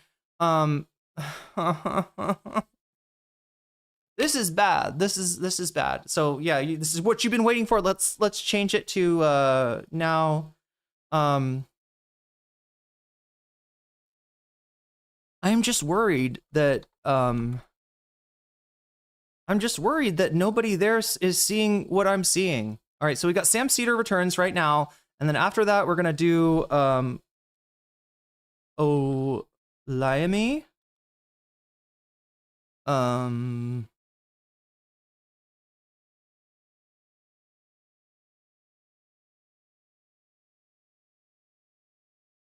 I never know whether to put Mike Figueredo or Humanist Report, which is shorter. Probably Humanist Report. I don't know, actually. And who else is there? Lance. All right, that's what's next. This is what's now. This is what you came for. The Do Not Worry chat did at the Do Not Worry live stream the other day. They nicknamed MR the White Majority Report. Yeah, wonderful. And I can't, you know, I can't push back. I couldn't push back on that. All right, it's not I wouldn't be pushing back in the right direction. Sam was on vacation. Why does this happen while he's away? Good question. It is a thing that tends to happen. Who is the other one? Is it like Hassan when he takes a day off? Usually something happens. Please enjoy a 5-second deep breath in. I sent you something in Discord. Okay, thank you. Thank you for being. You could see, chat, how much this pains me, and that I'm not, you know.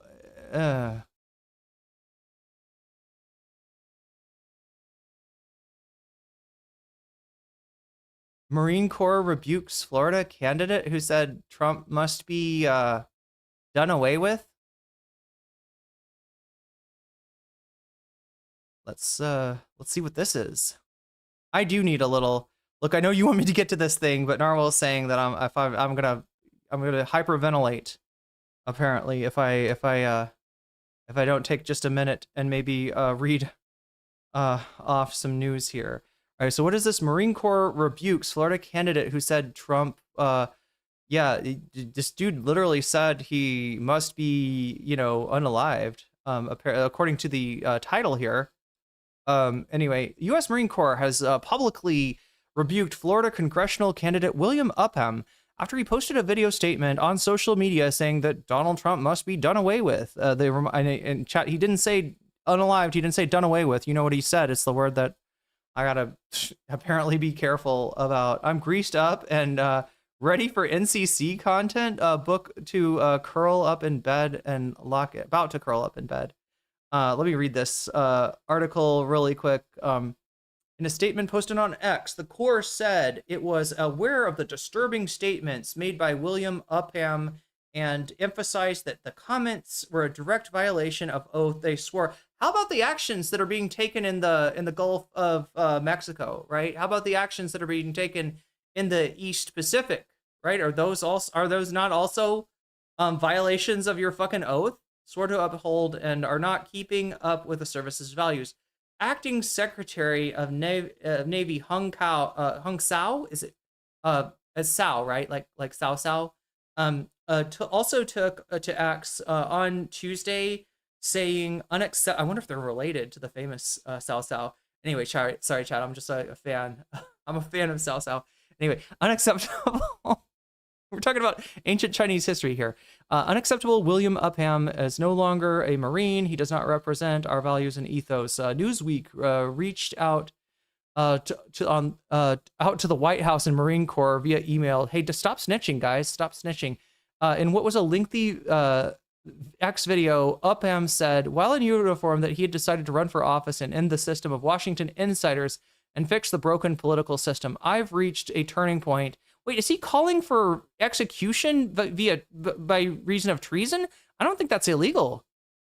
I think that's an opinion, right? If you say you want to, you're advocating people, illegally take an action, take the law into their own hands, of course, that would be illegal. But let's see what he's saying. Why? I've come to the realization that our country is broken. We're led by a president who's the enemy of God, and true. President Trump will never bring us together like God intended. Is this a Republican? Sounds like a Republican. He went on to list several reasons both the Democrats and Republicans are wrong. Okay, maybe an independent on part, and in part added, the violence should never be used for evil purposes of vengeance and plunder. We must defend ourselves against all enemies, domestic and foreign. Ooh. Hey, I'm just quoting. That's just a Trump quote, okay? If it's okay for Trump to say it as a non-president, it's okay for me. There is no doubt in my mind, plus I'm just reading this off a article. There's no doubt in my mind that the president of the United States, Donald J. Trump, is the Antichrist. Damn. Bringing out the big guns here of Christianity. He is a false messiah. He is our enemy, and he must be. And then the guy said, a euphemism for unalived or done away with or what have you, right? Upham said, I'm not going to read the word that he said for fear of my own safety. Upham said, adding that he felt this way since Trump criticized Pope Leo. Oh, he's a Catholic. Okay. And not a tradcath, apparently. So peaceful up here, but now there are freaking communist invading radicals. And posted an AI image depicting him as a Jesus-like figure. Yeah, I knew that was going to piss off a lot of Christians. He is nothing like Jesus Christ, Upham said. President Trump is the Antichrist and will be done away with and sent to hell, is what he said. Not what I'm saying, it's what he said. Upham. God will prevail against evil. Yeah, he's doing the Christianity shit, the prayer warrior shit, but against MAGA. Upham is, or at least against Trump. Upham is listed, for all we know, this is a MAGA guy. Upham is listed as a qualified write-in candidate so it's not necessarily going to be the front runner. He's a write-in candidate for the Florida divisions of elections. According to the state's candidate tracking system, he is qualified on June 9th for the United States Representative District 5 race. The seat is currently held by Representative John Rutherford, a Republican. The district covers portions of northern Florida, including parts of Jacksonville, Ponte Vedra Beach, and St. Augustine. The incident comes amidst continued concern over the increasingly heated political rhetoric in the United States. Officials from both political parties have repeatedly warned about language appearing to encourage and justify political violence can contribute to a dangerous climate. We're already in a dangerous climate, you assholes. Public threats or advocacy of violence against elected officials are often met with scrutiny from federal law enforcement, no doubt, particularly when directed at the president. Trump faced an attempt on his life while campaigning. Again, you got to say alleged attempt on his life, because until they're going to share the information with the public, I'm going to put a big asterisk over that assassination attempt. All right. I'm not sure what happened, but it seems to be his own guys that are trying to take him out, right? Including this guy. This guy sounds like he was MAGA in 2018, right? His second term, the rally at Butler, Pennsylvania on July 13th, 2024. The shots were fired at the White House Correspondents' Dinner. That one was a liberal, a very very silly liberal with a very strange and unformed. He was like an underwears, like check into the hotel, rush the gates, question mark, do away with Trump, right? That was his underwear gnome plan. Assassinations of conservative activists like Charlie Kirk and Democratic law. Okay, thank you for this. Is the Wait, there's more Democratic lawmakers that have been taken out. What about Paul Pelosi? Bashed with a hammer by a fucking 40-year-old groiper. Anyway, chat. That was my mentality. I would never try to debate him. Charlie respected that. And it's really sad to see the rest of the remnants of the conservative movement refusing to carry the flame in the way that Charlie Kirk wanted it to be carried. I, on the other hand, do carry that flame because we are Charlie Kirk. Discussing things like America deserves We carry the 9/11. flame. We fight for the Like gospel. America deserved 9/11. We honor his name. By working with the Do you know Cuban those government. words? Do you internalize those words? You should. If you say something. All right, Sam Seder. No more procrastination. Let's get to Sam. Let's see if he can clean up this mess.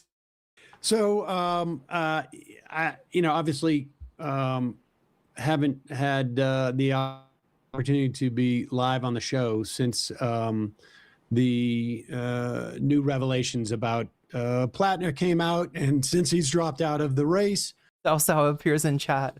And, I think, obviously, we were supportive of his candidacy in many respects. I think we relied on the redemption narrative that he was pushing. And I think, it was quite clear Ooh, that he never really ultimately held himself to account for some of those things. And it's hard for me to imagine that he was not. Okay, so Platner bad. You're one step ahead of the you're one step ahead of the Young Turks. That's good. Not aware of these. Now, as long as you don't excuse any of his behavior with, I don't know, something like a glute massage, you'll be one step ahead of Ryan Grimm. Other allegations when he said there's nothing else coming out. Yes, and because he the didn't- Times had spoken to this the woman Jenny who is accusing him of rape, and it wasn't in the Times piece, but he knew that woman was spoken to, and then still went on Chris Hayes and other programs and said nothing new is coming out, which is insane, Right. and dereliction of. Do you internalize the those AI words? The slop part of my brain does, Vamps, right? We're all imbued with a little slop, little Redditor voice inside of our head. That's all AI is really, chat, is Reddit comment sections made manifest, turned into a chat bot. Of duty to the voters, to his campaign, at the very least. And, it's impossible for us to know really what his campaign people knew or didn't know, or what specific people knew what or when. And, I think I imagine that, you've made it clear that we're not in a position to know any more than what is already out there. Now, there were definitely some people who felt like the red flags and here we go. All the other scandals that had come up should have been some kind of warning. Maybe not even a warning saying, like, because I don't think anybody's saying that, like, no, you should have backed Janet Mills. You got to back Janet Mills. You got to be the Pills Mafia. All right. You gotta support Susan Collins. She's the best that we can do in Maine, right? She is concerned about the Trump administration. And that's what we do. Yeah, you don't have to do that. But, if it's the lesser of evils, just say it's the lesser of evils and stop talking about this guy, as some kind of fucking edgy boy messiah. That's all. That's all that people are looking for. That's all that people need to hear from you, Sam.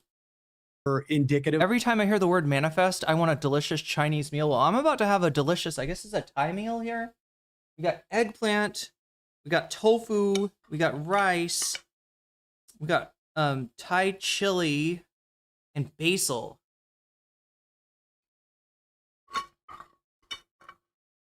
There we go. There we go. It's not holy basil, chat. I really like holy basil, but I would have had to order what Pad Krapow probably to get holy basil. What's the funny thing too is that, like, somebody when I was in college, like somebody used to grow it, right? And so, like, I had access to it. Like, I would sometimes like get like, well, what is this holy basil? And I know about the herb, right? I even know a little bit how to like process the herb, turn it into a tincture. I just didn't know what do you eat with it, right? And it turns out, God, anything that you want to do a stir fry with, you can eat.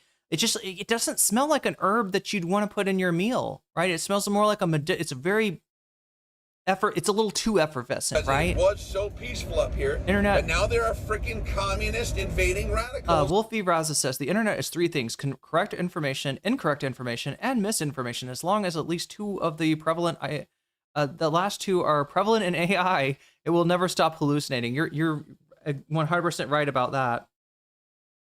And like what really bugs me is when people treat it like intelligence, right? We got to get past, like, I don't know, Chad, is it too persnickety of me to ask that we stop calling it AI? Just stop calling it. It's not an intelligence. It's organic stupidity is what it is, right? It is a predictive text model based on what dumbasses say on the internet. That's what it is.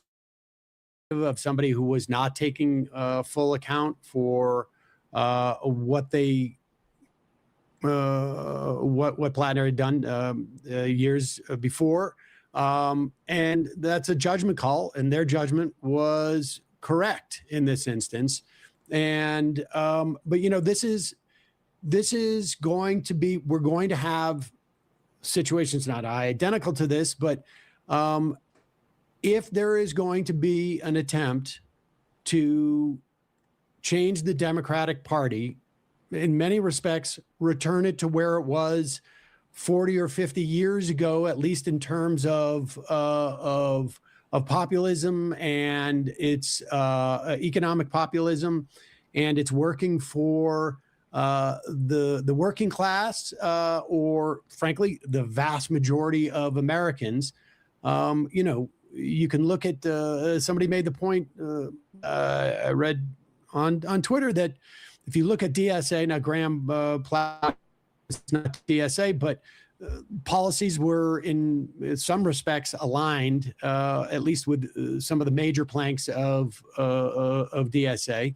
But if you look at like the DSA, then you know, support the DSA, support the platform, support the issues, and yeah, if you want to say, you know, talk about how much Mills sucks, talk about how much Susan Collins sucks. There's ways to do this without ruining your fucking credibility, and that's the problem. Sam, what you stand for and those things that you're talking about in the Platner platform, they're important.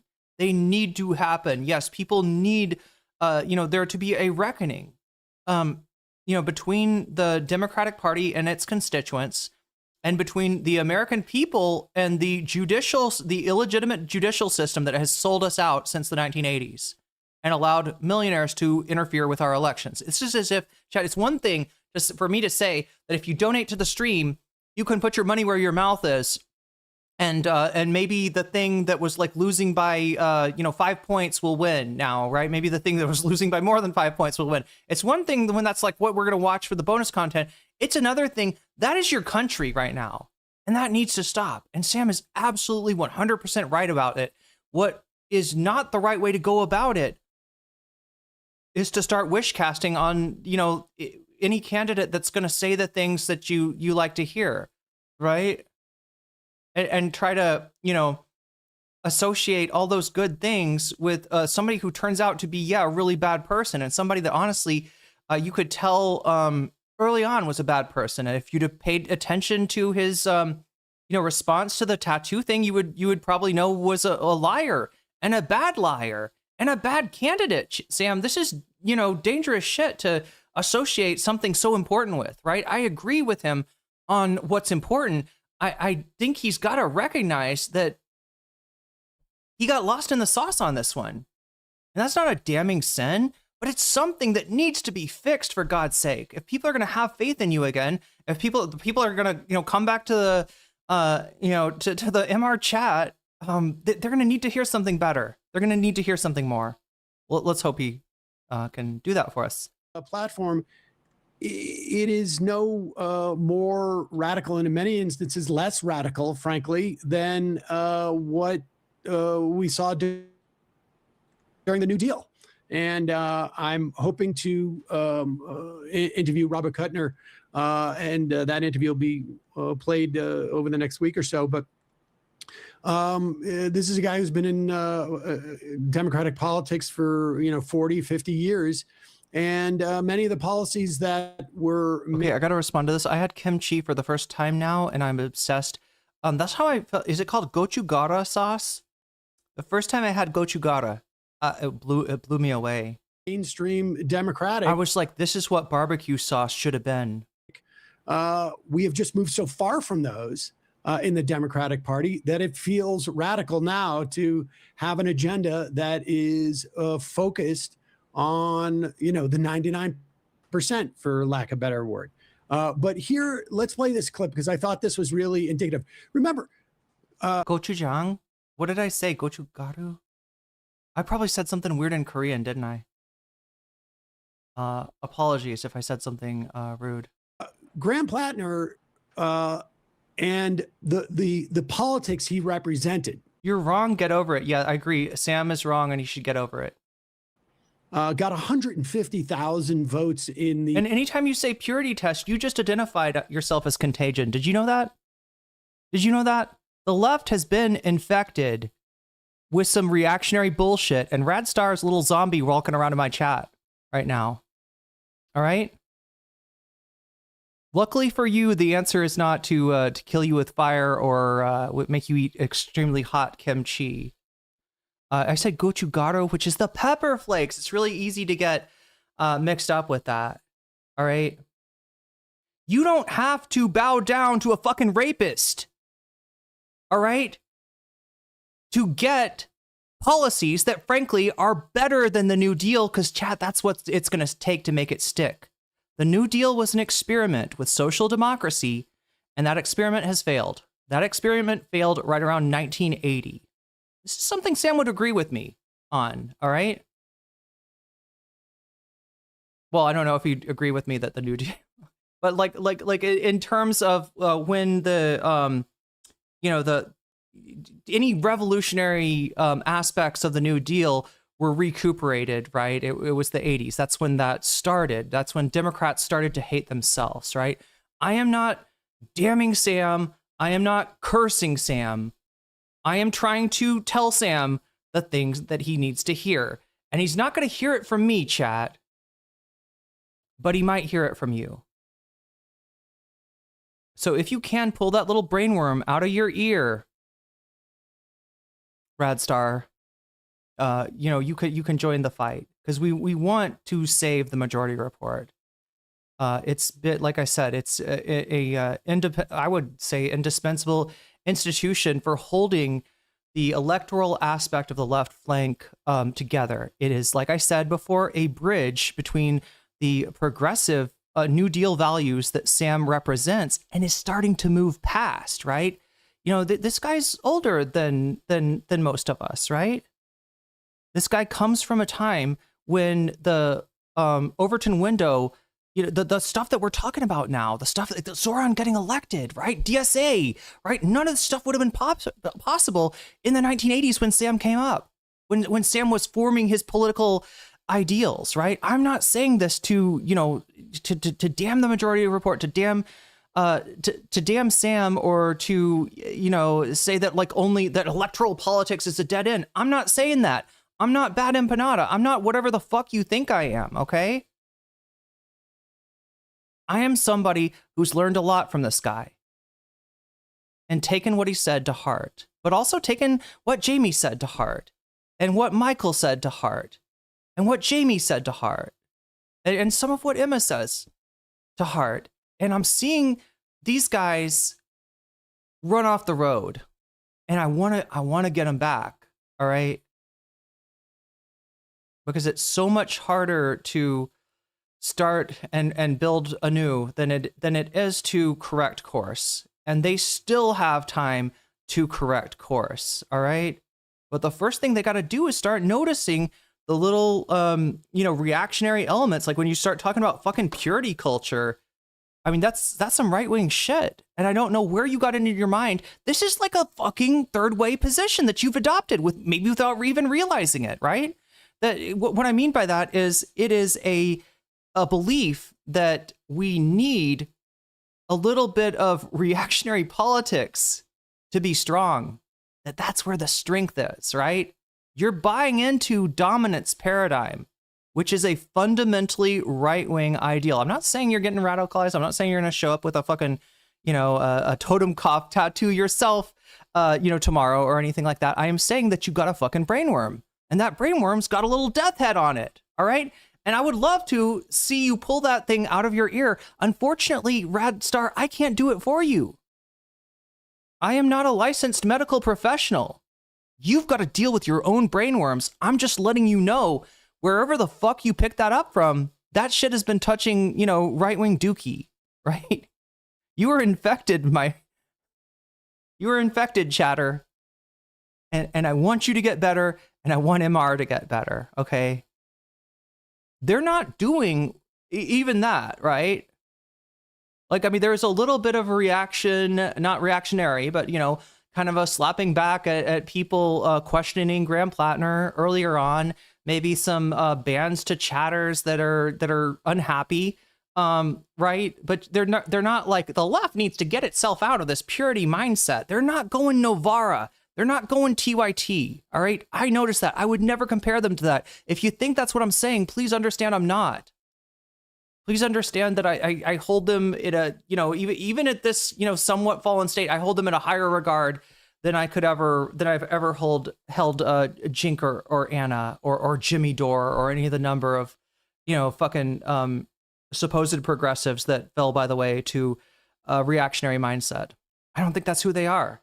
I do think that they wish casted. I do think that they got over their skis, and I do think that they undermined their credibility. And I'm not saying that as like, you don't ever watch Majority Report again. I'm saying that as something that I hope somehow they'll hear. If not from me, then from somebody else. I don't much care. All right. This is something that I value. This is something that I grew up with. This is something that I loved. And I don't want to see it fall by the wayside. All right. I don't want to see chatters alienated from the community. I don't want to see another split. But to make that stop happening, I'm not going to get anywhere by yelling at chatters and tell them to accept less than they have learned from Sam that they should accept, right? I think that what needs to change is not the mindset of the community, not the mindset of the people that are like, I don't know if I'm going to watch this again. It's them. And it's easier than they think. It's easier than they think. It's as easy as bringing on Olayemi and listening to what she has to say. It's as easy as bringing on Rebecca Watson and listening to what she has to say. It's as easy as look, they're part of a, they've got part of the dialectic, like I said yesterday, right? But they don't have the synthesis yet. And you don't get the synthesis without facing the antithesis, right? Your answer, Sam, so far is incomplete. And it doesn't take as much as you might think to complete that circle and to, get you out of the fucking ditch. This hurts. This hurts a lot.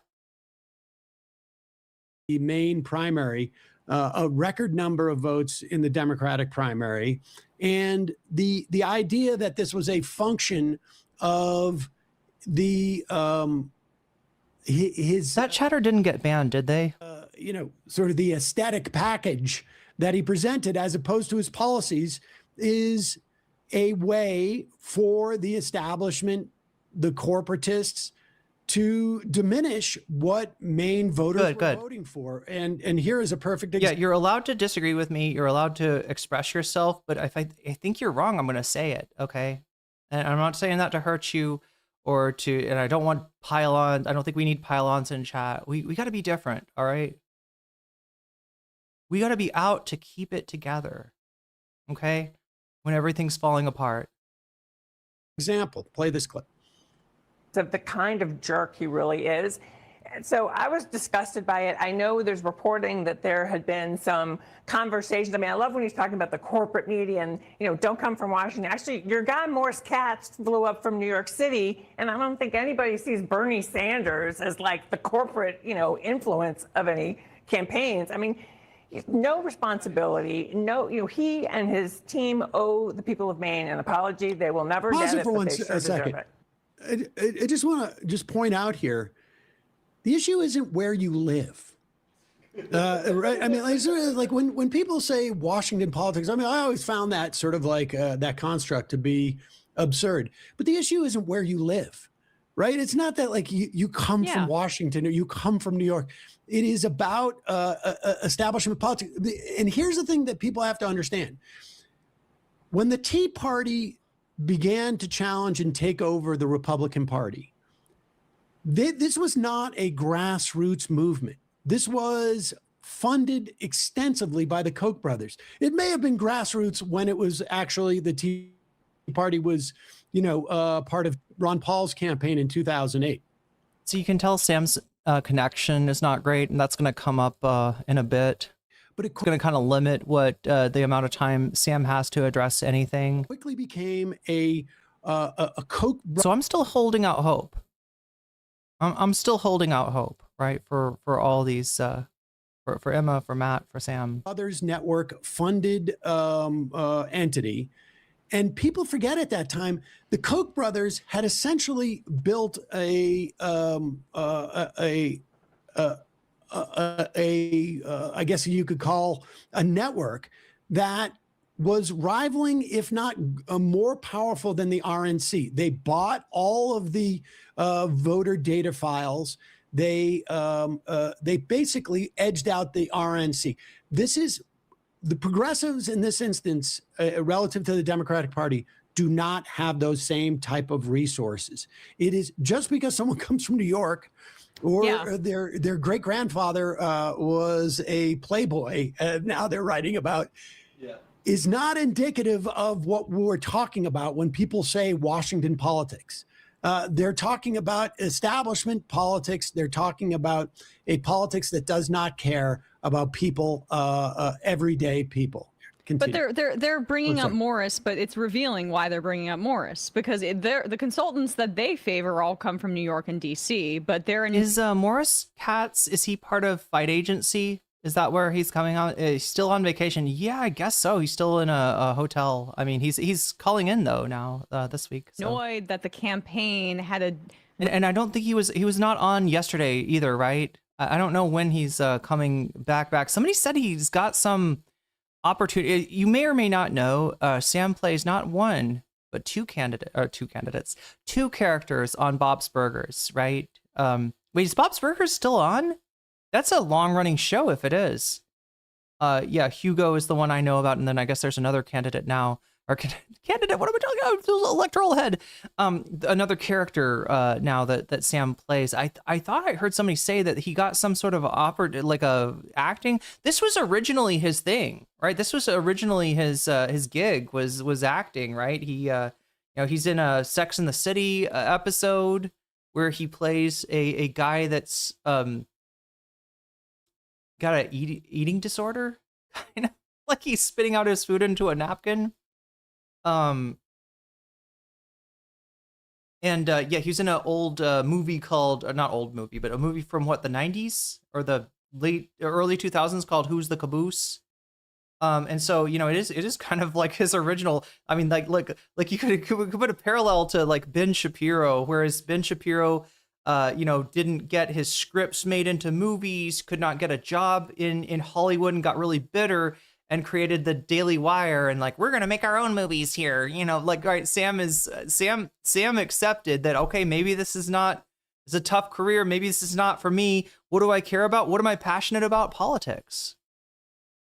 And took a job at Air America with his friend Janine Garofalo. That's how he got started. That's how something like this starts. Bob Burgers is on and renewed for. Oh, that's great. I actually kind of like. I should watch more Bob's Burgers. Rhetorical and ideological difference from the other campaigns they support, where the consultants are coming from DC and Washington.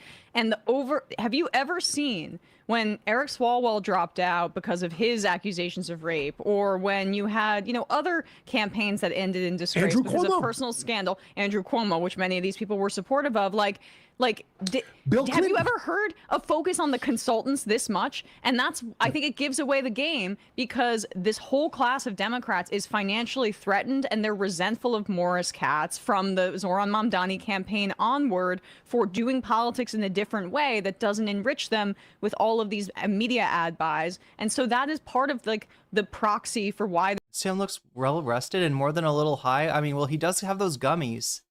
This is the thing with the gummies, right? I feel like, well, I don't know. Sam's not. It's not like Sam's like a boomer who never smoked, a spliff before or anything, right? Those are the ones where they really don't know what they're getting into. The funniest thing I've ever seen, chat, was when I was in Amsterdam and just like kind of hanging out at a coffee shop, as they call them there, a little dispensary, where you can like order coffee and food, and you can hang out and smoke there. And there were these tourists from America. They were like, a space muffin? Honey, should we get a space muffin? Yeah, I don't want to smoke any of that stuff. I'm not a druggie. I don't want to smoke any of that stuff, but I will try the space muffin. These people got fucking ripped. They were rolling on the floor. It's just like a mom and dad, right? Taking a vacation, like probably leaving their kids with a babysitter, right? And they were getting high as fuck. And that's the whole thing, is like people look at edibles and stuff. I don't think Sam's like this. I think I'm guessing he knows his way around a bong, but they'll get like that's why I was thinking, I don't know. I wouldn't take an edible before a stream. If I did, you'd know it too. It would be a mess. They're going after Platner this hard is because they are becoming irrelevant, and they want to kill Morris in the crib, essentially, in this kind of campaigning. I want to make something clear. James Carvell, the idea that he was not aware of... You know his name. Are you making fun of him? Of Bill James Carvell. Clinton's past while he was... He's a Cajun grandpa is what James Carville is. He's trying to make him sound like James Carvell, this posh, urbane, this fancy maitre d' at a restaurant. I don't know. James Carvell. Campaign. Anyway, well, I don't know if he's not French. He's Cajun. He's Cajun. He's Cajun, Sam. He's a Cajun onk.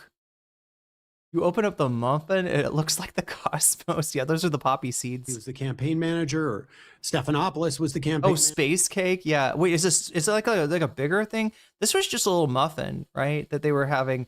And honestly, those muffins, I think they should have split it. I think they each ate a muffin. Yeah. Those things can be powerful. A little too powerful, if you ask me. He's stuck with a monocle image of his image. Well, I mean, the point that he's probably making is that James Carville is serving people that are a little bit more posh and urbane, right? He's representing the interests of the elite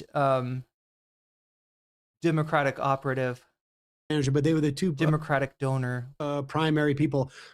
Incidentally, a major documentary done about them, and the idea that Carvell is not, sort of like looking for publicity is absurd. He has been a mainstay of Democratic politics for 30 years. He is still people are still going. But when you say space cake, I imagined like a whole cake, and I imagined a whole cake that it was as I was about to say pungent. What's the word? As strong. There we go. There's another word for it. A potent, yeah. A cake that's as potent and concentrated as the space muffin. And I was just like, oh my god, that's gonna keep, you're gonna need like a small army to be able to eat that before it goes bad, because it's, him for but maybe it's just a little cake. Maybe it's just a little cake thingy. Comments now about what the Democratic Party should do today. married to Dick Cheney's, one of Dick Cheney's key political operatives. Wait, top 2 Clipper? Congratulations. This is a guy who... I want people to defeat me. I want people to beat my high score of 13. Darful's almost more than a third of the way there. Clearly knew what Bill Clinton's past was. And there is not, you never hear a single... Yeah, there's probably some good clips from this stream, huh? Peep about that. But let's go back to Karen Finney, who incidentally not only worked for Hillary Clinton. Carvel told progressive peeps to fuck off live on air last year. He's got a little bit of that Rahm Emanuel dog in him. Always been a snake or an alligator. Or an alligator if you prefer. Some kind of swamp creature, certainly. Yeah, always been a snake, but he always was one of the first mask-off centrists to go, yeah, and look, this is how the party's been going for a long time, like since the 80s, right? They've been trying to imitate the, Republican Party. They've been trying to be Republican light. But was also worked for... Instead of blowing the fucking whistle of like, hey, Ronald Reagan just bought the fucking election. What are you going to do about it?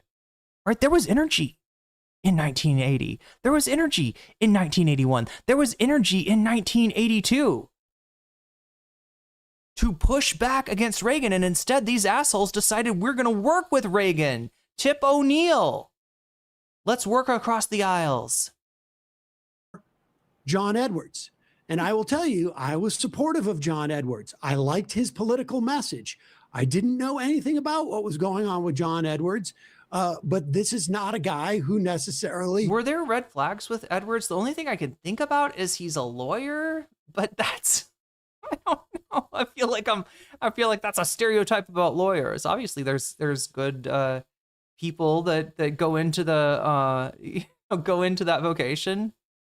People that want to go in there to make things better. Maybe they get they end up working someplace where they don't end up helping that happen. Some people stay in as public defender for either their entire career or are looking to take cases to the Supreme Court. Showed a tremendous amount of integrity when it came to his relationships with women. But continue. Wait, that was known? They knew that he had an affair? Wait, I thought that was after. I'm trying to remember.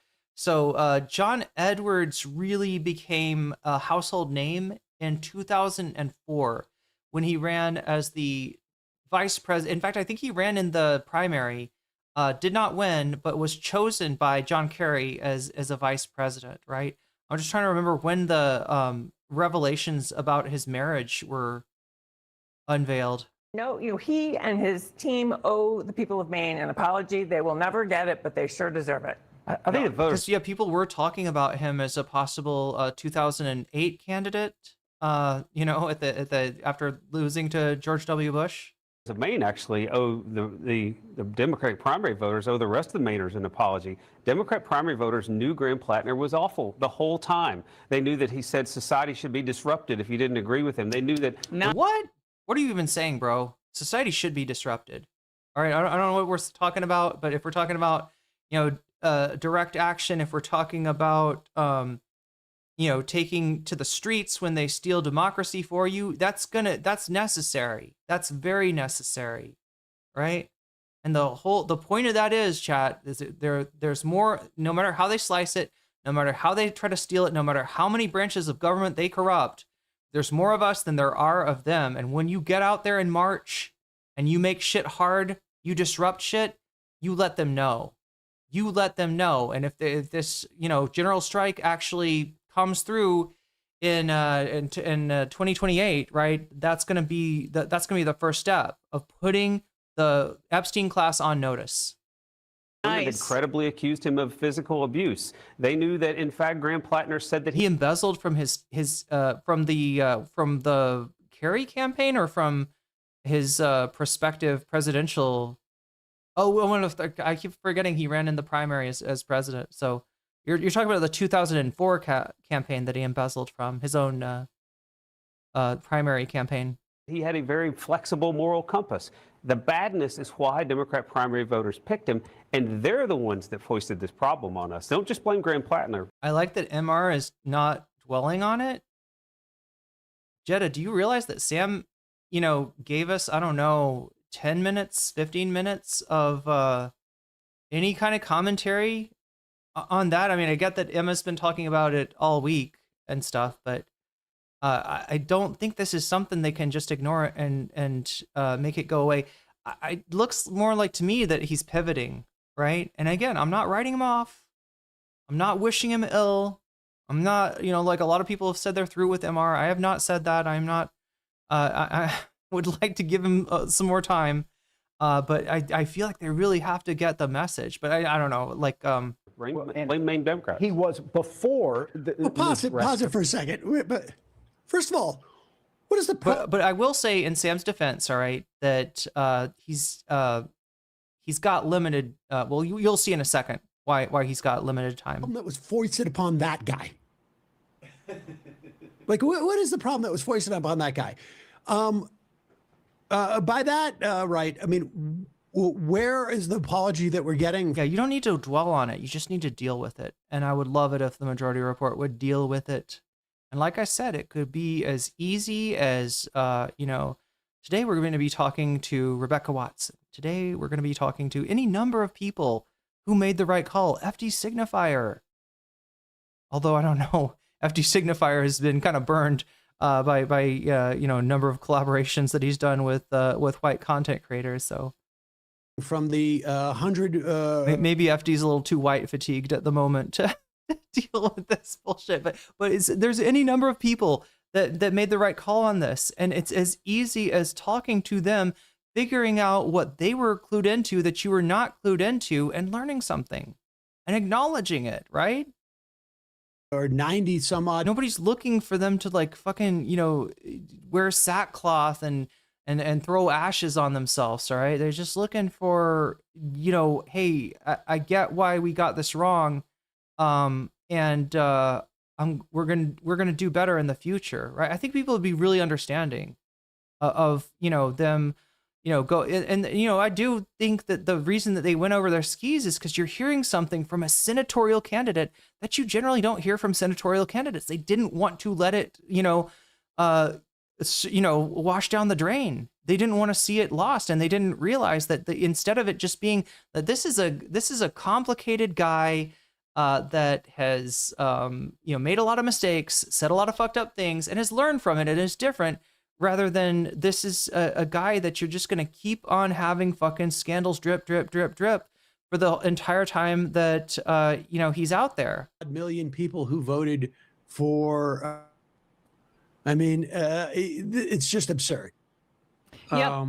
And I mean, they hate the voters. They're resentful of the voters. They think the voters are hogs that are easily manipulated and led around and hypnotized by Graham Platner's voice, and they have motivated reasoning behind that because they don't want to look at what resonated about that campaign, which were the issues and wanting to cut taxes, raise taxes on billionaires, wanting a Medicare for all style system, wanting to. Well, look, Jetta, I mean, you're allowed to, bring up this. You're allowed to straight up disagree if you want. It's I'm not. We don't have a litmus test, contrary to popular belief of some chatters. Even bringing up like this is purity testing, right? Which I said is like a little bit of a reactionary sentiment, right? Even that is not going to get you, hopefully, it's not going to get you banned, and it's hopefully not going to get you dogpiled at all. I do understand that there's a lot going on in electoral politics, and there's a lot of balls they've got to keep their eyes on in terms of all that's going on. And this is a big primary season, right?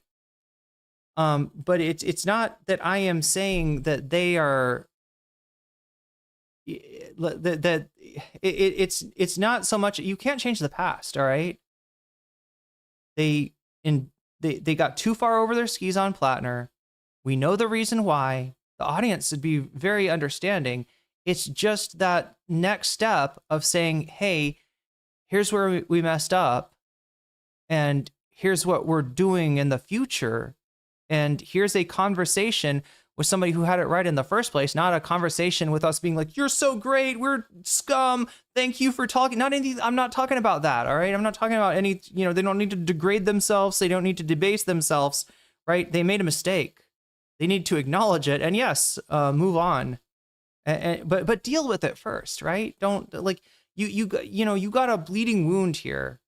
And if you don't deal with it, you're gonna lose community members that you shouldn't want to lose. You're going to lose important people to your community. And, you probably already have, right? Let's stop the bleeding. Let's put a tourniquet on this and let's start the healing process. That's all. That's all. Everybody makes mistakes. And there's been some acknowledgement of that. I'm not going to say that there hasn't from Emma. Again, Sam is, well, you're going to see why Sam's response today is going to be a little bit limited. Maybe you've already picked up on, his connection that he's got from his hotel. And the genocide in Gaza and cut off arms to Israel. I also think that is some of the motivation around going after Morris as well, because he's an American Jew that was behind Zoran Mamdani's campaign, and there's a Zionist press that is out for any Jewish person. I think the other thing that's stirred things up and made things a little bit more toxic than they needed to be is maybe the moderation. Now, I can't speak to that. Maybe some of you in chat can. But I've heard things about, like I said, you're not going to get banned for having the wrong opinion in here, or for, like, the only thing you get banned for, like, if you were like, look, that woman deserved to be, like, if you justified the rape, yeah, you probably get banned. All right, if you're minimizing what Graham Platner did, yeah, that's problematic. But I know that people are going to have a lot of different opinions on that, and I'm fine with it.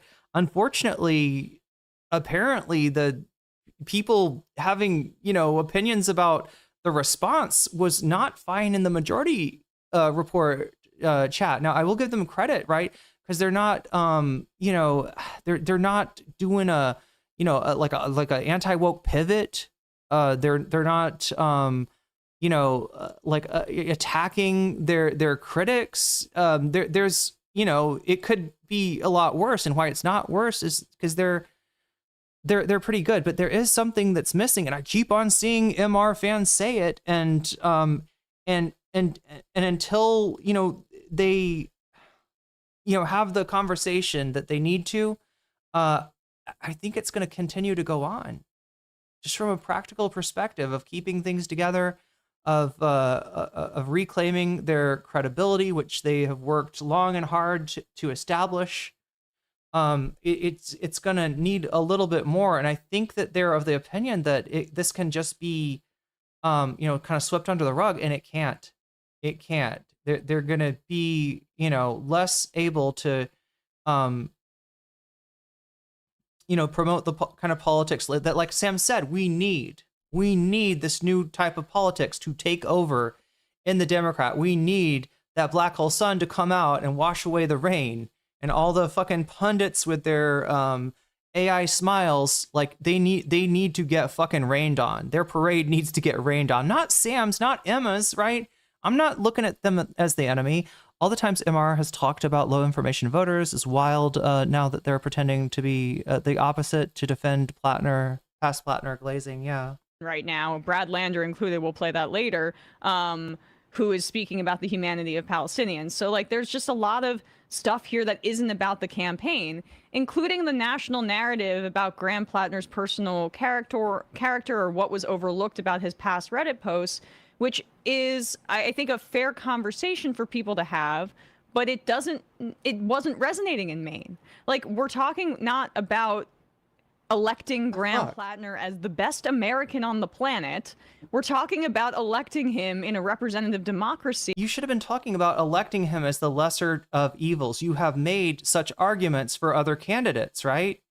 You saw what was troubled about the Kamala Harris campaign, and while supporting her, saying that she, is worth voting for, you didn't go over your skis and say that she did nothing wrong on Gaza.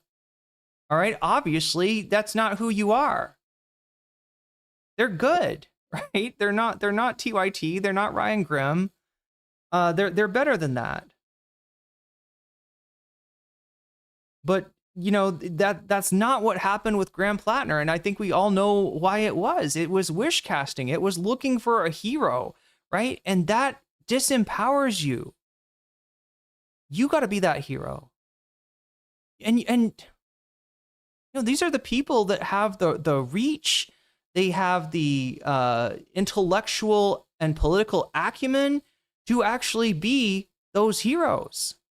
You don't need to sublimate. You don't need to, sublimate yourself to, a candidate that you think has the, conservative dad coding to be able to.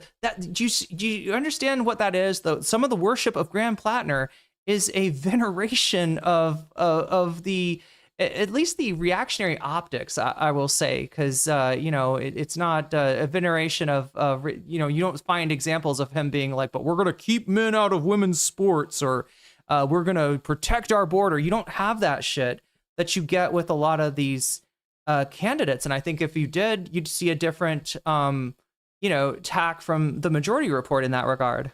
See, in a purple state, where they were holding out for a hero. That's correct. He was resonating and riding that momentum because it was the best chance of defeating Susan Collins with a platform that we also supported.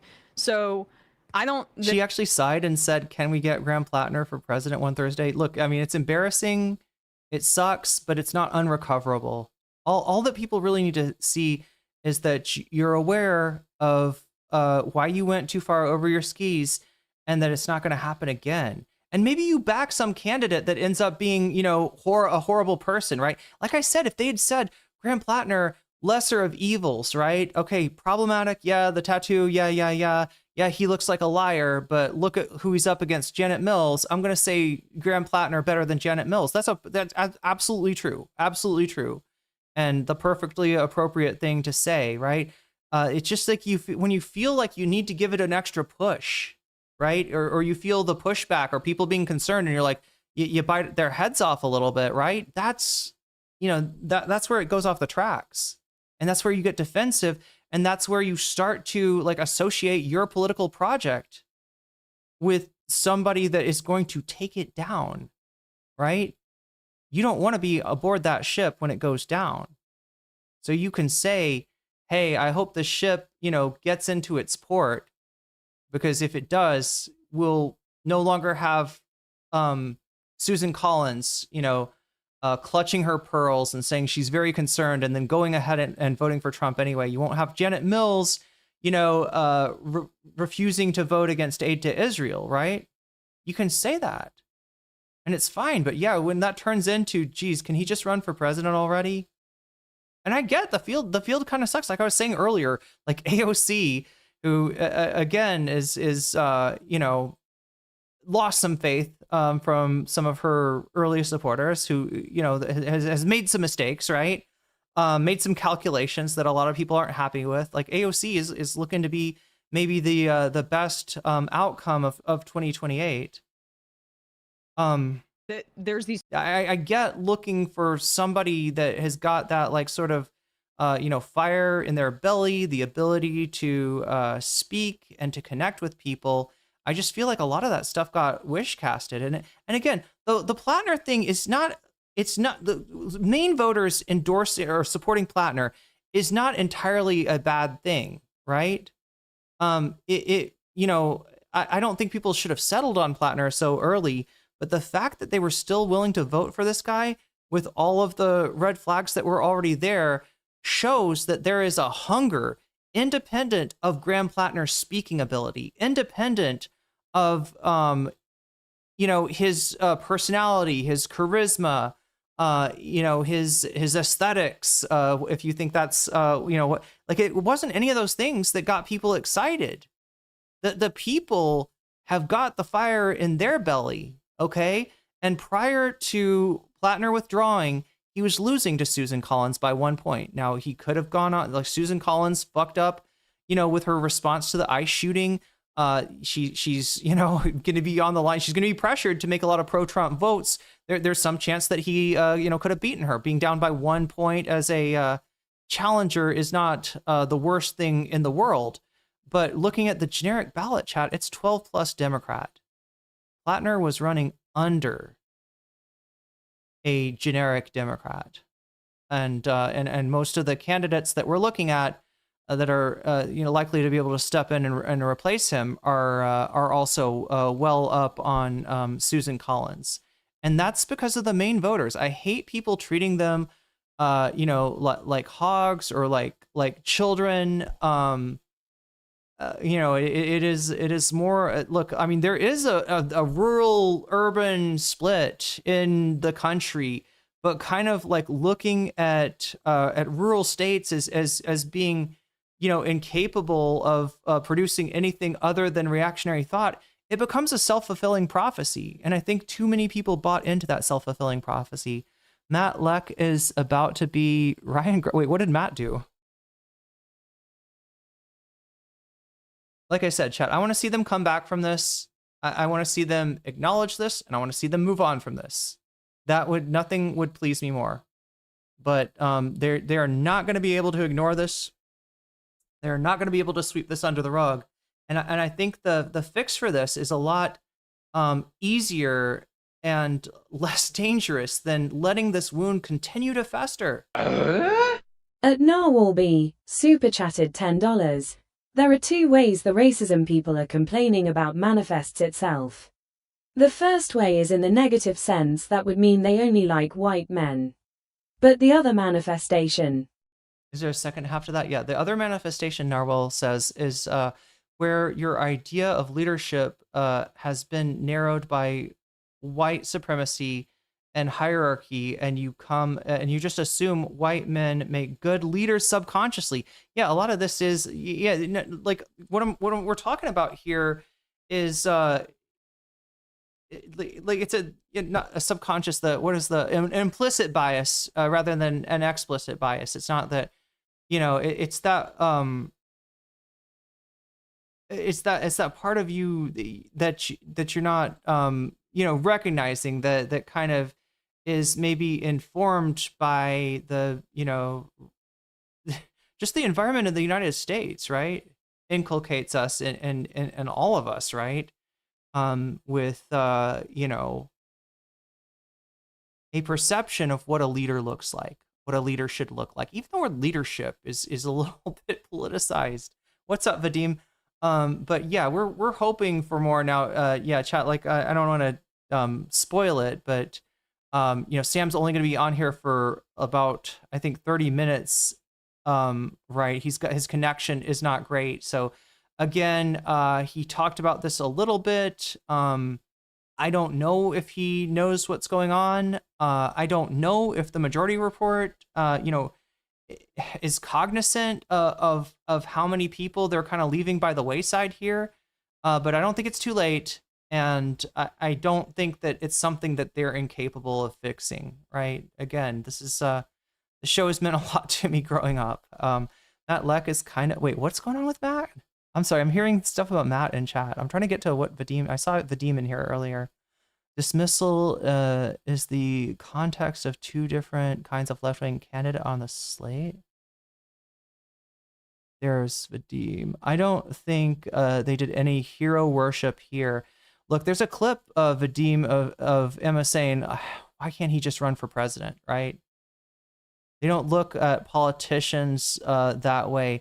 They see them as vessels, yes, and that's where we get the and that led Emma to say wonderful things like, I don't care if Bernie or AOC are secret Nazis. Now, I know what they mean by that. I also know what Sam Seder means when he says that he would rather vote for the candidate that's opening 4 concentration camps rather than 5 concentration camps. But understand, that is one half of a dialectical that they have refused thus far to grapple with, right? That's one half of a dialectic, right? That is a thesis, right? We need to look at the antithesis and we need to create a synthesis so that you don't sound like a fucking freak when you say shit like that, right? Because that as a clip is fucking caustic to your brand. Fucking horrible for your brand. And somehow, because Emma said hers, like, I mean, you could say that Sam's is even worse. He's trying to he's trying to do a point, and the point is about lesser evil voting. And as much as that sounds bad, and we'd rather be voting for a greater good than a lesser evil, I understand in the moment, if your choices of viable candidates are Donald Trump and Kamala Harris, I'm going to fucking pull that Kamala Harris thing as hard as I fucking can. All right. But I'll also understand if some people, who maybe lost family in Gaza because of Joe Biden's policies aren't able to do that. And I'm going to place the blame on the right person. That's the candidate. And in the analogous situation here, Vadim, is not to blame the majority report chatters for, ye of little faith or whatever. It's to say, Emma, Sam, you're better than this. Matt, you're better than this.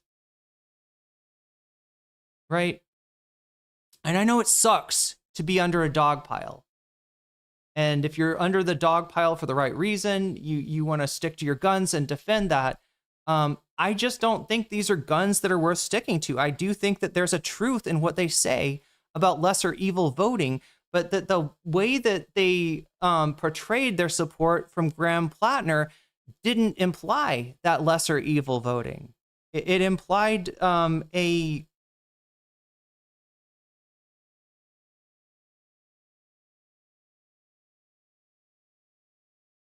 It implied that Graham Platner was uniquely qualified, not just for this office, not just to unseat Susan Collins, not just as a better, candidate than Janet Mills, but uniquely qualified for this moment, right?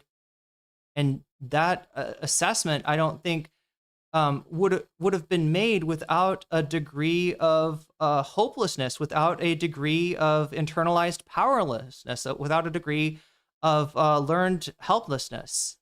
And it's that is missing from their analysis. It is that is to form the antithesis of the syllogism that we're trying to construct here, where we can get to expressing the truth in Sam saying that the candidate that supports less evil is the candidate that we want to vote for if those are really our choices, and recognizes the difference between in what Ethan Klein, for instance, would have wanted from Hassan, a full-throated endorsement of Kamala Harris, a minimization of the problems with, and maybe even a little attack on the voters that are calling her candidacy into question, that are calling, that are like unwilling to vote for her, right?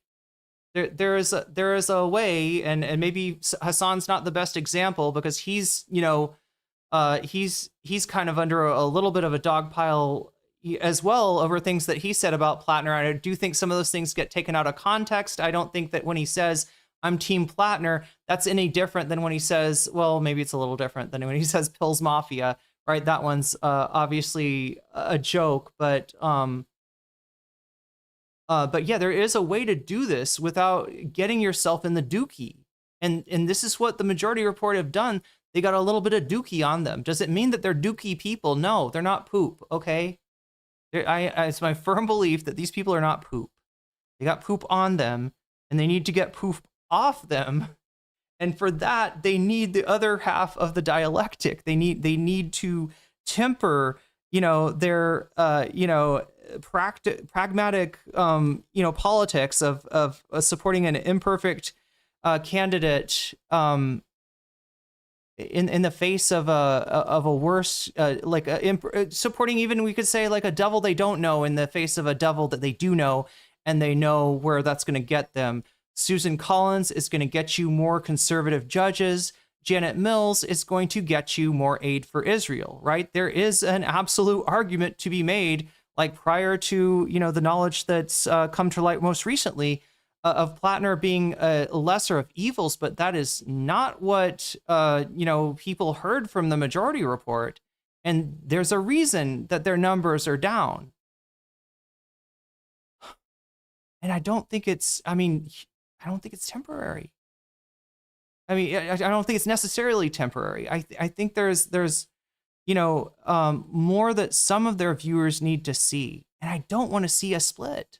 I don't want to see, people that are like long-term supporters, long-term viewers, long-term, first-time caller, long-time listeners of the majority report. I don't want to see them like feel like they have to disavow like their favorite show, or feel like they're not welcome in chat, or feel like if they say the wrong thing they're going to get banned, right? I want to keep it together as much as we can. These two dueling track conversations about Platner that seem to not intersect, but the one that's most important is the part about what voters wanted. And I don't understand why people seem to not be foregrounding that at all, because we're talking about politics and electoral politics. I mean, the bottom line is, I mean, if you were to take this scenario and it happened in New York, it would be a very, very different conversation, simply as a function of, like, Maine is not the center of the media. And Maine is also like I don't know if it's how unique it is in terms of its insular or parochial quality, but that's a nature of Maine politics. I can assure you that the overwhelming number of people who voted in that Maine Democratic primary have absolutely no idea or care, frankly, for that matter, where this show, any show, CNN, whatever it is, where they are on this. And it is quite clear, the New York Times had a story, I think it was today, that the one thing that Maine Democrats seem to be completely unified on, I'm talking in terms of the candidates and the voters, is they want Chuck Schumer and the Democratic establishment to stay out of what's going on. And I know you've touched on it probably briefly. The mechanism in which they're going to find another candidate is, for the most part, a pretty good one, relative to the sort of like urgency that they find themselves in. It is going to be 600 delegates from across, I think it is, 60 counties in Maine? 16 counties in Maine. And those delegates are going to be... Okay, I do agree with what you're saying here, Fallen Gemini, about this is the thing that's got to be avoided, right? Defensive responses in the wake of this, and attacking the viewers. But I don't know. I don't know if it's helpful to like talk about like MR cultists. Look, I've dealt with like Ryan Grimm cultists before, people that are the breaking points equivalent of Minecraft stands for Ryan Grimm, and because he's done so much good work, they're of the opinion that he can't possibly do any bad work, and they like refuse to see him being just like the avatar of white male fragility, in implying that like white men are a discriminated minority in the left, right? Like I understand what you're reacting to, but I mean, I don't know. I'm trying not to I'm trying to pull things together, right? So hopefully, like, at least from what I've seen of the MR community, like I don't see a lot of cultists. I see more people that are able to question views that they hear on MR that they don't agree. That's probably why there was so much pushback, because MR is generally speaking, not a cult. But yeah, you're right that there's people that are too, defensive. I haven't been in the chat because it's too late for me. I try to get to sleep early now so I can be on stream earlier for you. But yeah, it's we gotta tread lightly if we can. But yeah, awesome. I'm loving this conversation in chat. I do think it needs to happen. I don't want any of you to feel like you have to agree with me. Obviously, there are lines, like if you're, if you're minimizing or defending rape, right? That will probably get you banned. But please, we need to have this conversation, whatever it is you think, because like, yes, a conversation, a argument even can be a dialectic, as long as there's an openness there and there's a willingness to hear each other out. I don't think Hassan's reproach was that much different than MR's. People are torching MR. What do you think that is, Vadim? Do you think that people just maybe hold MR because they've been around for longer in a like higher regard? People are torching MR. I do agree with you that I do see some. I mean, this is like a secondary concern for me, right? But I do see some people that aren't putting it into perspective. Like for instance, there's been very little like the pushback against TYT, which merits that shit. TYT is craven with this Graham Platner shit. And that is, that is some evil shit that they're doing over there, right? I would not put Sam and Emma anywhere close to that. But yeah, why do you think it is that people are torching, as you say, MR, way too forgiving of Hassan because he's Hassan? Well, how does that double standard work? Are we talking about like because Hassan streams for 8 hours a day, he develops like a deeper parasocial relationship than MR that, is on for what, 2-3 hours a day? It's an interesting conversation. It's an interesting question that you bring up. Elected at meetings that if you're a main voter, you can go and attend and actually nominate yourself to be one of the delegates. And they're all going to be sent to this convention, and it's going to be, in many respects, a brokered convention, but at least it's going to be transparent. It's going to be a function of... Yeah, the difference that I noticed between Hassan and MR was in the story, the tattoo story, right? And it was a striking difference between Hassan and MR. Hassan was about as concerned as I was about the Platner campaign, about his propensity to lie, about how he sounds when he's faced with a PR crisis, and with the fact that, instead of, I don't know, acknowledging what I think is the truth, is that he didn't know what the tattoo was at first, but later came out to find out that it's a bad thing, and just thought it did not prioritize getting it covered up, right? That's what I think the real truth behind the tattoo is. I can't know that for sure. We got to kind of rely on him to do it. But the fear I had is that somebody's going to come out with DMs saying, yeah, this is my conversation of Graham Platner, where he clearly in 2023, or 2025, 1 year ago, where he clearly acknowledges that he knows what the tattoo is, right? And that would have cooked him.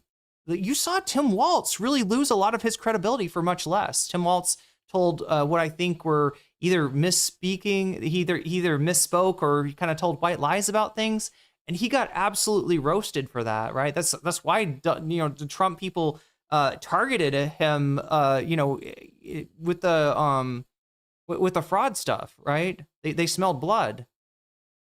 And there was a difference between Hassan reacted to that, which was like, whoa, this is like some red flags. This is pretty bad, right? Like, how do you not know what a totem cough is? Versus Sam's response, which is like, I don't know what that is, a totem cough? Is this really a big deal? I mean, there's a huge difference there.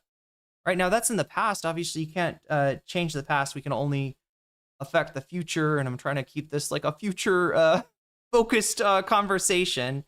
But yeah, I do notice some differences in how Hassan handled this versus how Majority Report handled this. Although, to give what Vadim said some credit, there are some clips of Hassan that look bad, and people don't necessarily know if you say I'm Team Platner that you're like.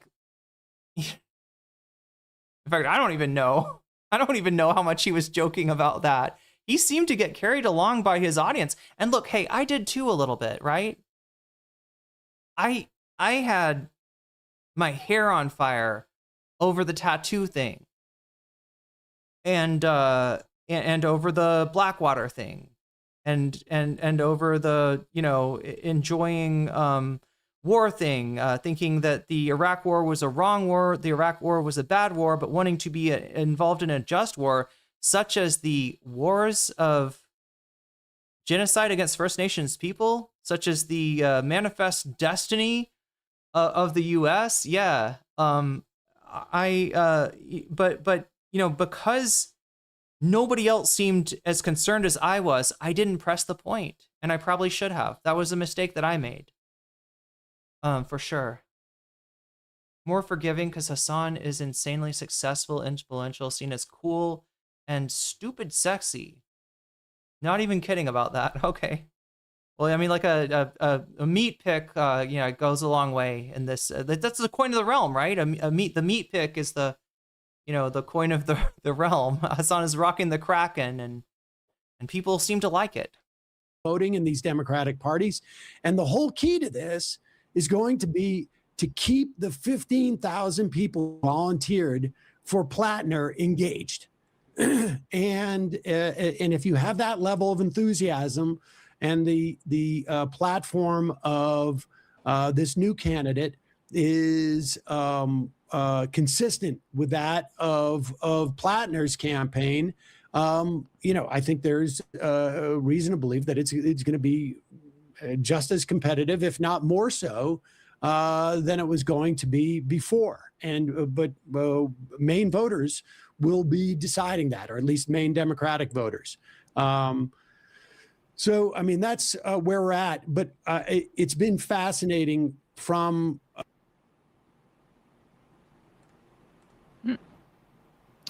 Whoop.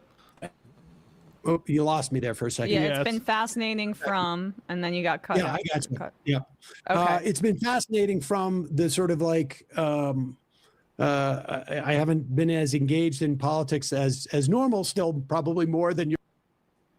Yeah, Crotchy, worse than that. I don't want to break your brain here, but Zoran Mamdani also supported Brad Platner. Yeah, it's pretty bad. We just lost him again. Okay, so I think this is why, and look, this is why I'm holding out some hope, okay?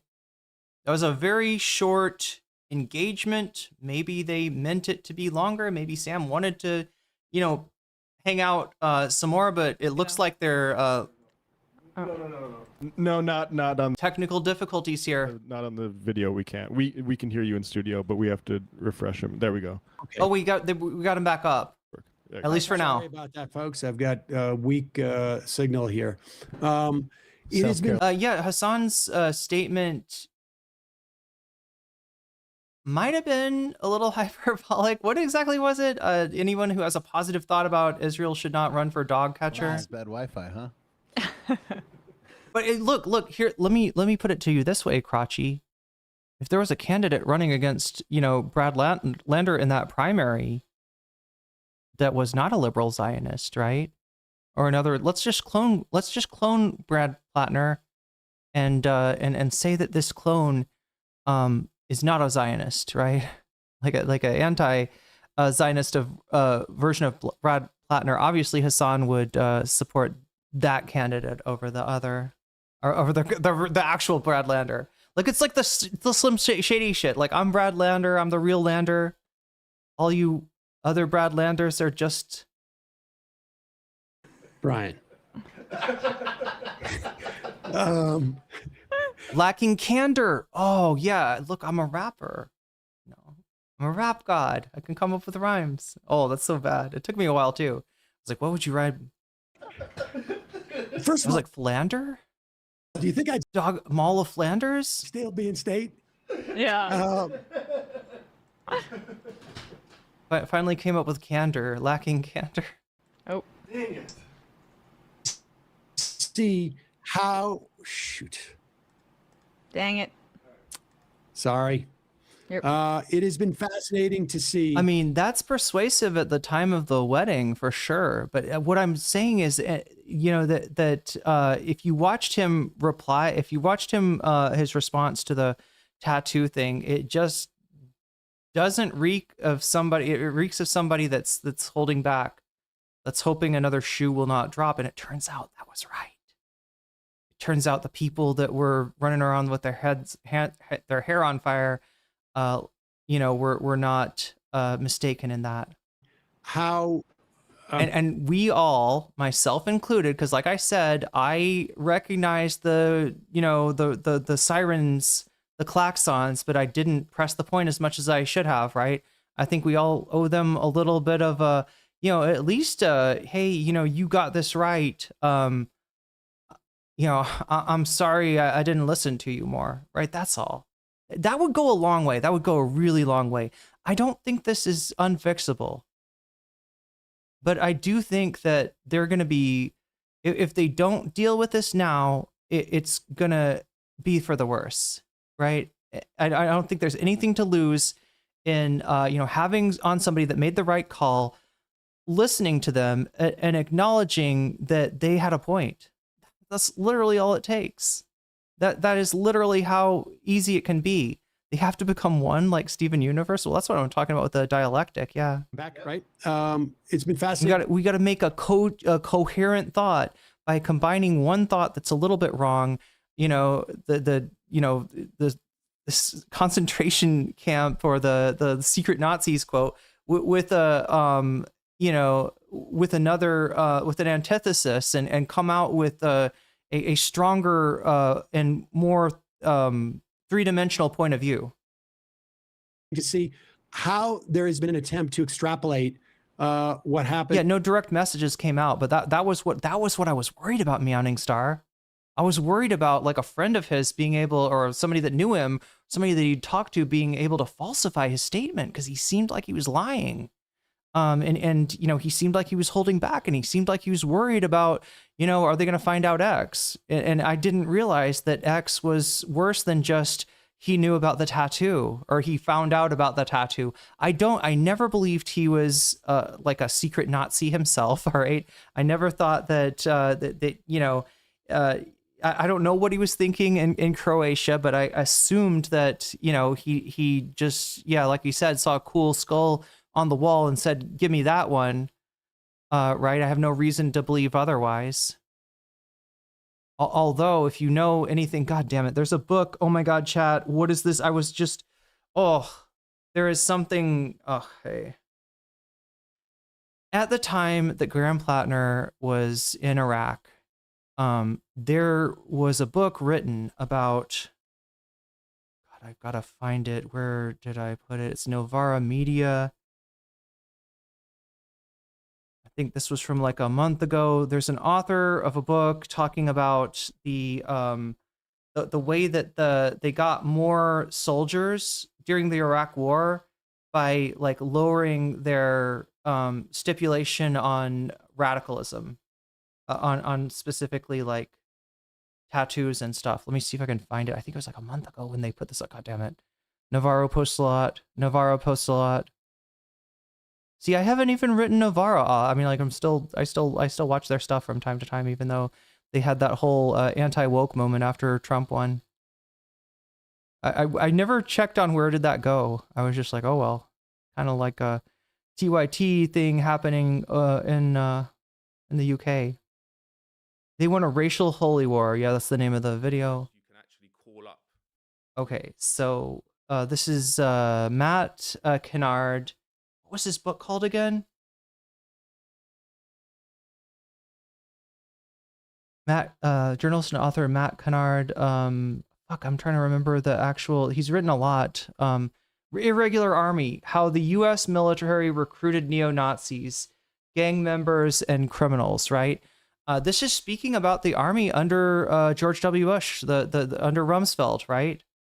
So as I say that, I don't think that, he was, I don't think he ever had far right tendencies. There's nothing to lead us to that assumption, right, is what I'm trying to say. I also don't want to rule it out entirely because at the time, there were neo-Nazis getting recruited, right? And who knows, maybe the guy that he was on shore leave or on leave in Croatia with, right? Maybe he's like with 4 other guys, right? Maybe the guy that's like, hey, let's get that skull. Wouldn't it be cool if we all got the skull? Maybe that guy was a Nazi. I don't know. But yeah, I don't have any reason to believe that. Anyway, I'm getting lost in the details here, chat. My concern was that his crisis management reeked of somebody with a lot of skeletons in their closet. I didn't think that skeleton was going to take the shape of a rape. So yeah. I should have pushed the point more. We can all look back on this and learn from it and try to do better in the future. That's all I'm saying. And I don't think it would be that hard for MR to win back the confidence of some of the people that have are just questioning their involvement with the community. And I don't think it ever should have gotten to this, right? Like I said, they're better than this. Neo-Nazi groups, they have websites. Oh God, I'm playing the wrong one. We're not watching the, although it is a good, I need to read this book at some point. Irregular Army, How the U.S. Military Recruited Neo-Nazis, Gang Members, and Criminals, by Matt Kennard. And in Maine to Michigan to any other progressive race around the country, and that is a deliberate, attempt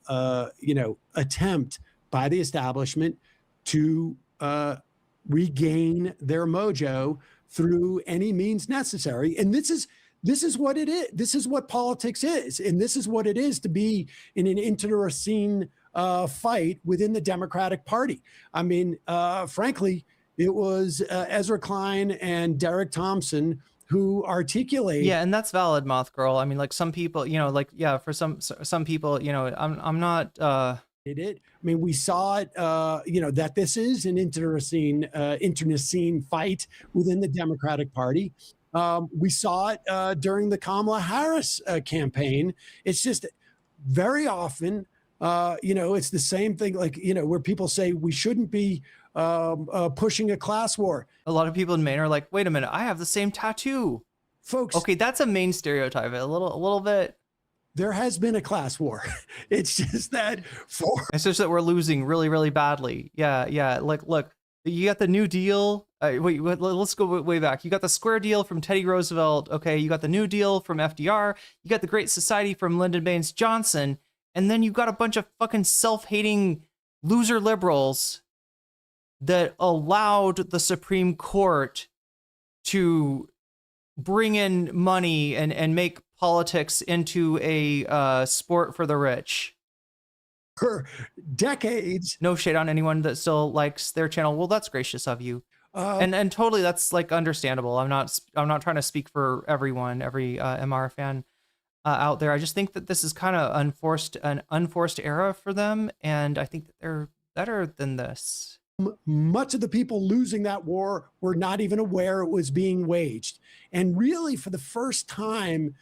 yeah, blood sport, when you think about... You're right, Emily French, because the result of these pro-rich policies are the untimely deaths of American people that should have been saved, whether it be through lack of healthcare, whether it be through lack of a social safety net, or anything else, right? During the Harris campaign, it became really clear to see where those lines were drawn when it came to whether we were going to continue to have antitrust regulation, where we're going to continue to have a movement to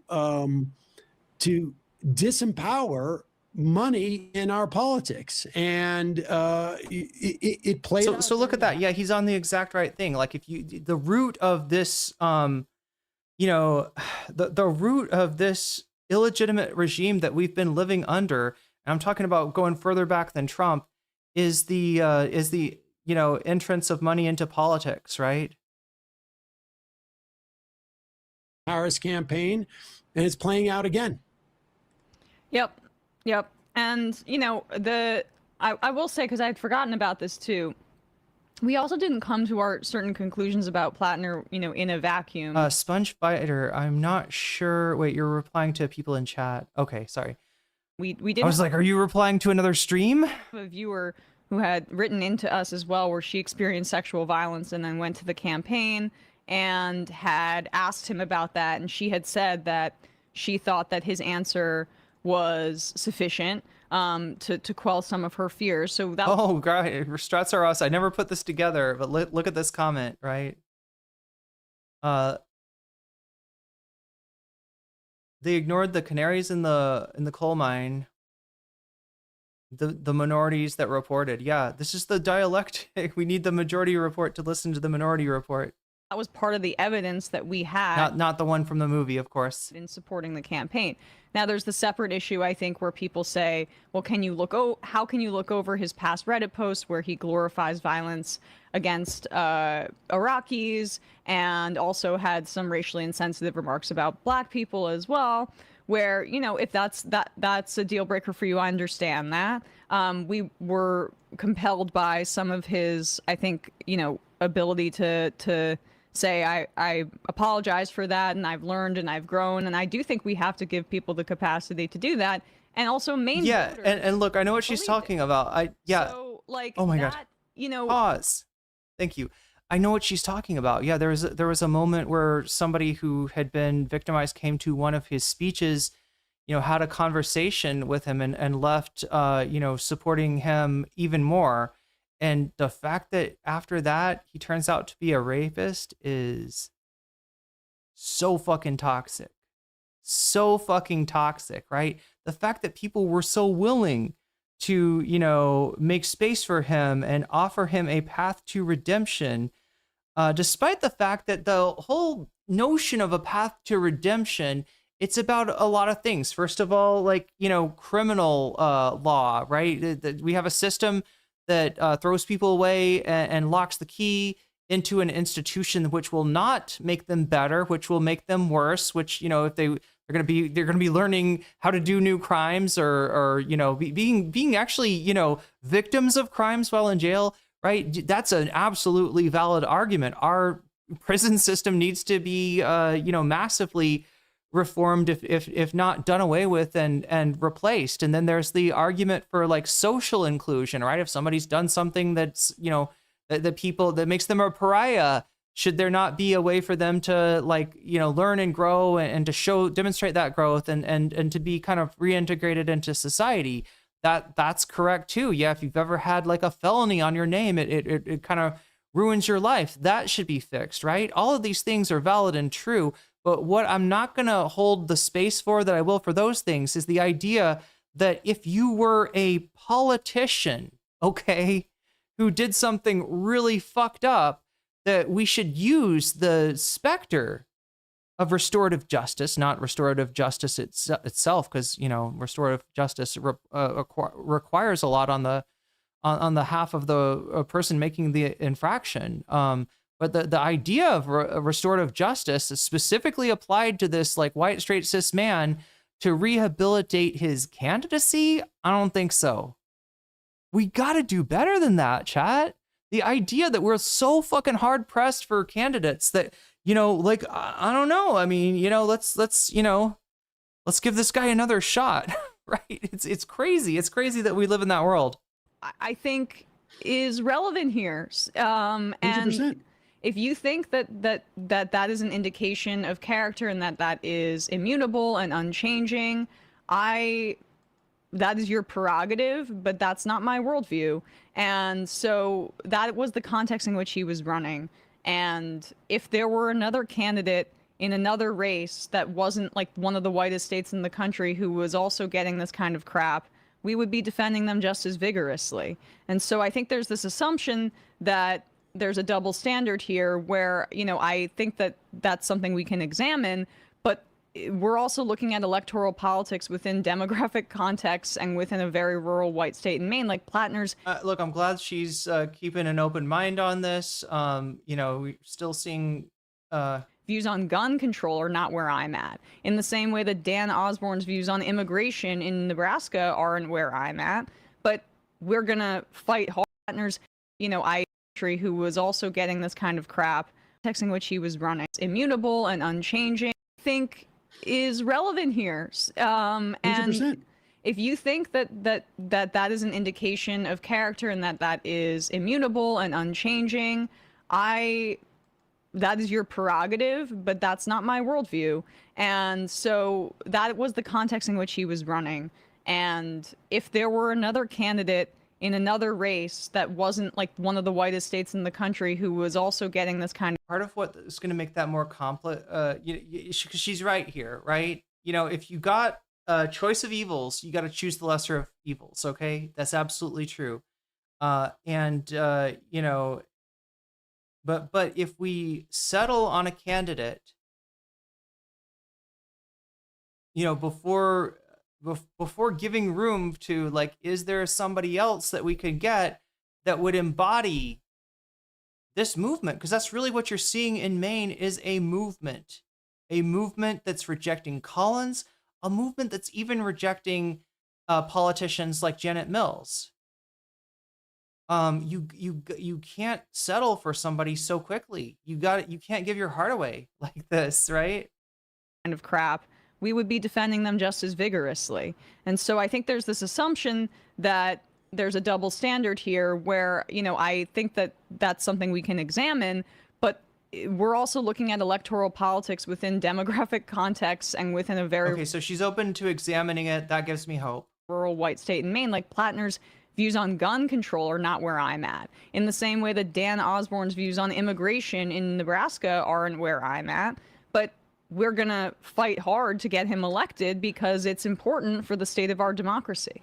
Yeah, and I will say, look, there's been many candidates over the years that I have supported that have either imploded. I mean, I'm thinking like, guys like Andrew Gillum down in Florida, John Edwards. I was supportive of his campaign, frankly, his behavior as a candidate was just a height of irresponsibility and of narcissism. Elliot Spitzer, I maintain that Elliot Spitzer, had he not, functioned so irresponsibly as governor, completely unaware of, I mean, these are not the same things that have been alleged in terms of Platner, and it's not the same thing, but in terms of, supposed, I guess. I'm trying to remember what Spitzer did. Anybody want to remind me? Elliot Spitzer was the Attorney General, I believe, of New York. And so I think people got excited about him based on some of the prosecutions he was doing. And then there was, some scandal. Did he get elected governor or, anyway, he was washed out. Chat, I'm looking at the MR chat here. All right. I'm not going to read any names off, but the lack of being able to acknowledge the legitimate criticism of Platner since at least the Nazi tattoo is sad. I mean, this is their chat. This is their community. Not everybody is thinks this is a problem, but like quite a few. Quite a few. Sort of like mistakes in terms of support. Elliot Spitzer still contend would have actually been an amazing president. Edwards, Jim Webb. Anybody remember what Spitzer did? It's been a while. I think it's hardly any pundit's fault for being fooled by this man. Look, the only problem I got is cheerleading for this man. All right, like I said, if they're making lesser of evil. When Emma, says like I don't care if they're secret Nazis as long as they vote right. When Sam says like I want the candidate that supports like 4 concentration camps and not 5 concentration camps. We're making arguments for lesser evil voting. It does have its place. It does have its necessity, because often the candidate that we'd rather have does not make it past the money primary, or does not make it past the party primary, is not available for us to vote for. That I am completely open to, right, and understanding of, and even endorse. But yeah, it's when you start to, cheerlead for a candidate, especially because you're wish casting, right? You want this guy to be good. You want this guy to be a like watershed moment electorally. You want this to be the person, that signals, that heralds a new era in politics. I get that, right? Back when did he get caught use jug prostitutes? Wait, what does that mean? It was something about sex workers. I don't remember though. We had the Majority Report on Air America went very hard for Jim Webb, and he turned out to be not the guy that I had hoped. Yeah, I don't like Moth Girl. I don't like the way she said it either. I think there's like a nugget of truth there as well as what Sam said, but I think it's incomplete, right? It's incomplete logic. and it's missing half of its dialectic, right? You know, the whole thesis, synthesis, you know, thesis statement 1, antithesis statement 2 that cuts against statement 1. And then when you consider these, you know, 2 statements, you come up with a synthesis of like, okay, this one's wrong because of this, right? This one could lead you in a bad way because of this. This one is, you know, like they're both kind of incomplete by themselves, but if you put them together and you synthesize them, that is, you know, dialectical thinking, and that's how we need to be thinking in this information warfare that we're engaged in against the Epstein class. The John Tester in some respects was not as yeah, character matters so much. Okay, thank you for saying that, Moth Girl, because I needed to get to that too. That's another part of what I wanted to say. Yeah, so they're, you know, they're on about like the you know, secret Nazi doesn't matter. I care about how they vote or how they say they're going to vote, because really you don't know how they're going to vote until they get elected, and by that time it's too late to call them back, right? So but character matters in a number of different ways, both in terms of ensuring that this candidate is going to vote how they're saying that they're going to vote, how you think that they would vote, right? Character matters in ensuring that. And it also matters in their rhetoric and how they say the things that they say. If you look at, you know, your bog standard Democrats out there right now, you're going to notice that they say a lot of things that they don't believe in. They say things that they have poll tested, that they have focus group tested. They say things that they think are going to get voters to vote for them. But when you don't believe the thing that you're saying, it comes off different. And you can see whenever the Democrats lose and their first impulse is like, maybe we should stab trans people in the back. Maybe that would get us more votes. Maybe that's where we went wrong. Yeah, we should have said fuck trans people, right? Maybe we should have said fuck immigrants. Maybe we should have said tough on crime. You realize that these people don't believe in anything. And that's a problem. That's a real problem. And you're 100% right about that, Moth Girl. As good as I had hoped, but he was okay. There have been many through Fetterman, for that I was going to matter. say Fetterman. Although Fetterman took so- a lot of Israel money, corporate money too. Like there's getting a conflation with Platner too, where part of why we were more trustful of Platner was because of the fact that he only took small dollar contributions. He had better politics. Politics, which without a I don't doubt, think but- are in dispute. Yeah, I'm not comparing any of these candidates to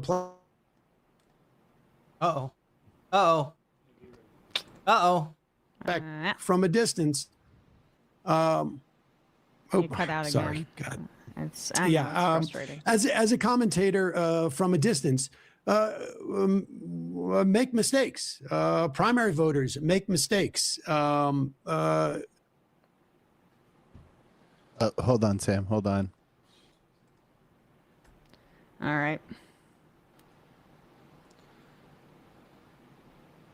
Sam was also a big Roy Moore guy too. I think that blew up on him too. I mean, and frankly, and you know, Al Franken. People still, you know, debate whether Al Franken should have been pushed out at that time. I mean, in the context of attempting to fight an establishment that has all the resources, that has all the energy, that you know, has the best reach to low information voters, there are going to be mistakes that are made over the course of these things. And you know, it happened with the Tea Party, as I said, like in your Christine O'Donnell's on the way to them essentially taking over the party.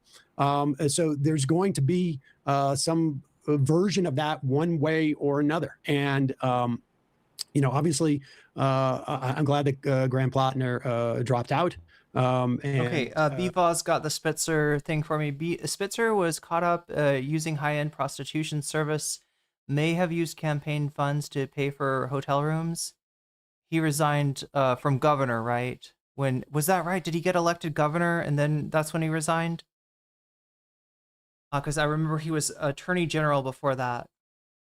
You know, to the extent that you can assess these things, the story from as a Pennsylvania person, I feel the Fetterman mistake I made. That's what I was saying is that, like, look, it's going to get you like Fetterman's, and I know Anna Kasparian is a pundit, not a politician, but people like Anna Kasparian, right? Think about Anna Kasparian. How long was she harboring her grievances against the left for being against tough on crime policies, for, I don't know, being like overly, overuse of gender inclusive language, right? How long was Anna like a secret chud before she became a overt chud? And that just gives you an idea of what can happen if you're voting for people that don't believe what they're saying, right? Now, I mean, I guess that's a separate matter from, having skeletons in their closet like Platner. But there is a reason for vetting. And when we looked at the vetting that went on with Platner, you literally got you've literally got them saying that they opted for the cheap, quick vetting rather than the thorough, more expensive vetting. Like, we're like, yeah, vetting, yeah, we don't need no vetting. Jenny Rasico sounded credible to me, and at the very least, Platner must have known that it was out there and should have addressed it. Let's see. Alpha Lemur says there's a lot of hindsight, high roading here. This is like political drama farming, and it's kind of lame. I'm super suspicious of Platner, but you shouldn't blame people that I'm trying to fucking save their bacon here, right? They're not going to disappear. They're not going to go away. They're not going to fail financially as a podcast. But the Majority Report happens to mean a lot to me, happens to hold a lot of sentimental value. I have learned a lot from watching the Majority Report. And what's happening is that they're losing some of the better people in their community. And I don't want to see that happening. I was super suspicious of Platner. I feel like you're super suspicious of me with that drama farming comment, which you can feel free to go complain about on Twitter if you want. But you shouldn't blame people and damage the movement just because they were not suspicious. I'm trying to help the movement. I am trying to repair the movement, right? I don't want to see a fucking split here. And it's shit like this, honestly, Alpha Lemur, that's gonna ensure that split happens. Earlier, she was supportive of his politics. She was hesitant to bring anything up in the context of the campaign, and I certainly can understand and aware of the difficulty of someone coming out and reporting rapes in real time. I mean, there's nothing, that strikes me about that other than bringing it up repeatedly. Look, they haven't done what they need to do, and it's a really easy fix. I've pointed out several ways that they could address this, right? And deal with it and move on. I would like nothing better, Alpha Lemur, than them to deal with it and move on, right? I'm seeing people in my chat saying, I'm not fucking with the Majority Report again, no matter what. I was a fan. I was a supporter. I'm fucking gone. All right. Some people they're not going to get back, but there's a lot of people right now making their mind up, and it's all going to be incumbent upon whether they try to sweep this under the rug like you're doing, right? I mean, it's bad enough that we got to deal with the likes of Nicholas Diorio sweeping for Ethan Klein. Do we really need MR sweepers here? If you care about what they've built, you should want them to be better. You should know that they are better. Tragic. And so, and Ash Bradford, I'm not talking about the, I'm not encouraging anybody to drop MR. I'm holding out hope. This is why I'm still covering this, right? If I'd moved on, I would have moved on. I would have, if this didn't mean anything to me, I would move on. But yeah, no, there are people in their fucking chat, and they're not insane. They've come to expect more from MR, right? And they're surprised. They're surprised. Not surprised and shocked by the fact that MR said positive things towards Graham Platner and that he turned out to be a rapist, but surprised and shocked that the response has not been better. Because honestly, like when this first happened, I was like, Emma's going to be on top of this. Emma's going to acknowledge this. Emma's going to do what she needs to do. She's going to say what she needs to say. And they're going to learn from this. They're going to be stronger in the future. And this is going to be fine. And unfortunately, there's just been a little too much defensiveness. And look, there's some accountability, right? And she does seem to be moving towards accountability. You see the like sort of development. If you watched my streams, which hopefully don't come off as drama streams, hopefully don't come off as like a reckless intent to farm drama and disparage and discredit the Majority Report. Any discreditment, discreditment, is that the word? Any degree of discredit meant that that's not a word, is it? What is the fucking word for this, chat? It's not discreditation. What is the fucking word for? What is the word I'm looking for? Any credibility that they've lost has been lost through their through what was perceived as a defensive response to this. And not, by, I don't know, like, I don't think the chatters are the problems. I'm looking at their chat right now, guys. And I haven't been able to do this because, again, I go to sleep. I'm on 12 hours away from most of you, right? If you're in the central time zone, like Chicago or whatever, I'm literally 12 hours, or what is it? Yeah, 12 hours in front of you, 12 hours before you, something like that. So I don't get to watch this, and me looking at the chat, and that's the chat minus anybody that got banned, okay? Minus anybody that got timed out while they were saying what they were saying. And I am seeing like long-term supporters, long-term members, that are not happy with this response. We're almost done with this for anybody who's getting tired of the back and forth. I'm trying to have this conversation because it needs to be had. And I don't think sweeping helps. And I don't think I don't think this is something you can ignore. This is where we're at. And hopefully Maine Democratic voters will again choose a politics that is against the oligarchy, that is for material benefits for the vast majority of people. And we'll see. I mean, for the most part, most of the people in the race, to varying degrees, are subscribing to similar politics, some more than others. And Maine voters will figure that out. There really isn't time. What is going on in this chat? I'm seeing people say stuff like, not all MR criticism is bots and trolls. What are they pushing back against? Who's saying that it is? Ads or outside promotion. It's going to be what group of people in Maine are most motivated to go down to those county. Look, if they want to, they can ignore this, okay? If they want to, they can pivot. But they're going to lose something that they don't have to lose. And those are community members that I think are contributing disproportionately to the community. They're going to lose credibility, right? They're not going to go away. They're not going to, like I said, they're going to be fine. They're going to be fine.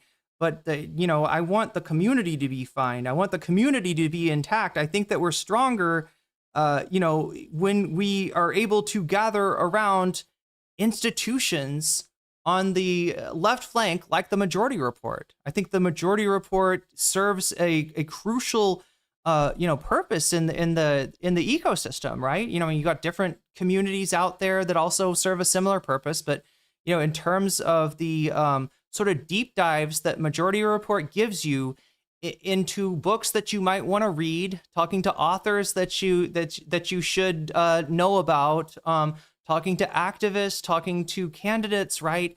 It's pretty unique. It's pretty unique, and I hate to think about the fact that there's people in my chat, there's people in their chat saying, I don't know if I can, I don't know if this is the place for me anymore. I don't like that, and I don't think it has to be this way.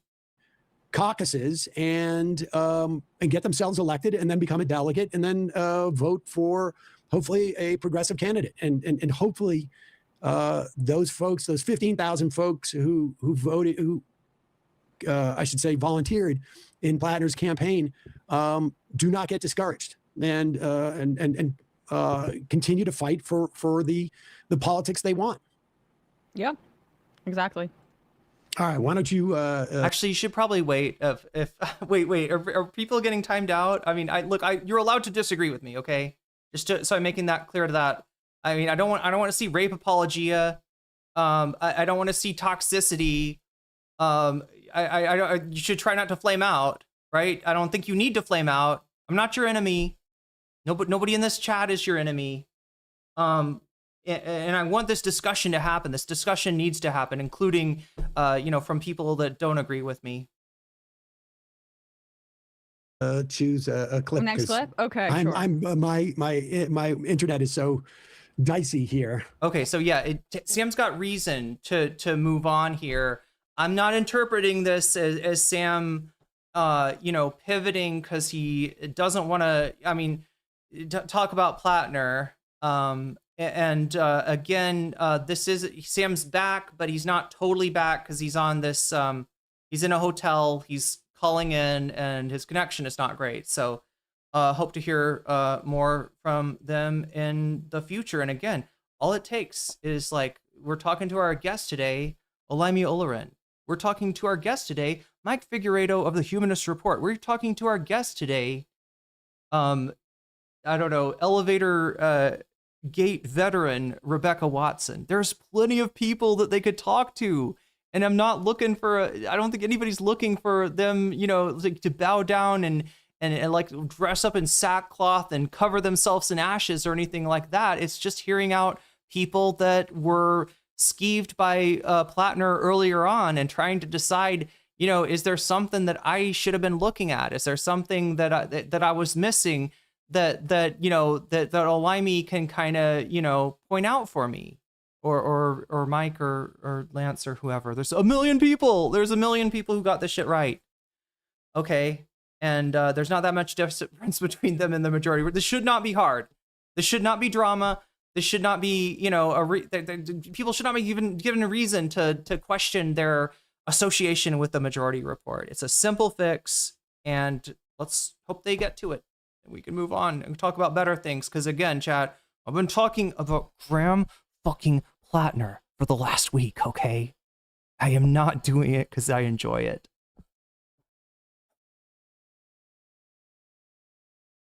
Emma is friends with Leftist Mafia. She could have brought on, Lance or Mike. Absolutely. Well, anyway, they still could, right?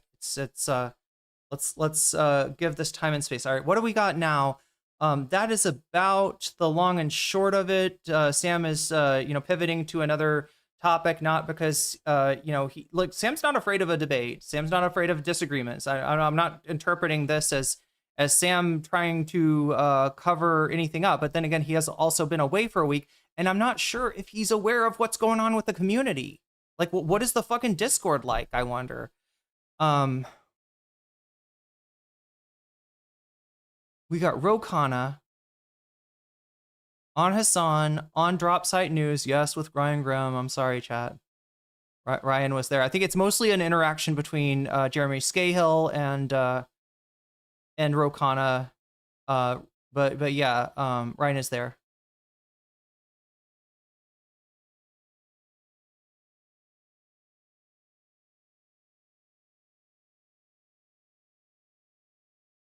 Oh, this is okay. We can kind of kill two birds with one stone. Ooh, it's a long watch though. It's a long watch. Hassan reacted to Ro talking to Drop Site. Maybe no, we can't do it. We just gotta do Ro on Drop Site, don't we? I was hoping to get, because Hassan talked to Ro Khanna as well.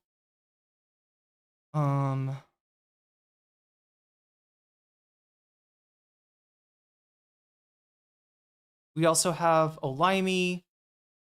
That's bonus round stuff. Oh yeah, bonus round. I should look at that. Yeah, every time I gotta train myself. Every time I move on from a topic, take a look at the 123 votes that we have today. That's amazing, chat. I also gotta look and see if I'm missing anything on. No, I'm not on YouTube, because again, YouTube is not talking to me.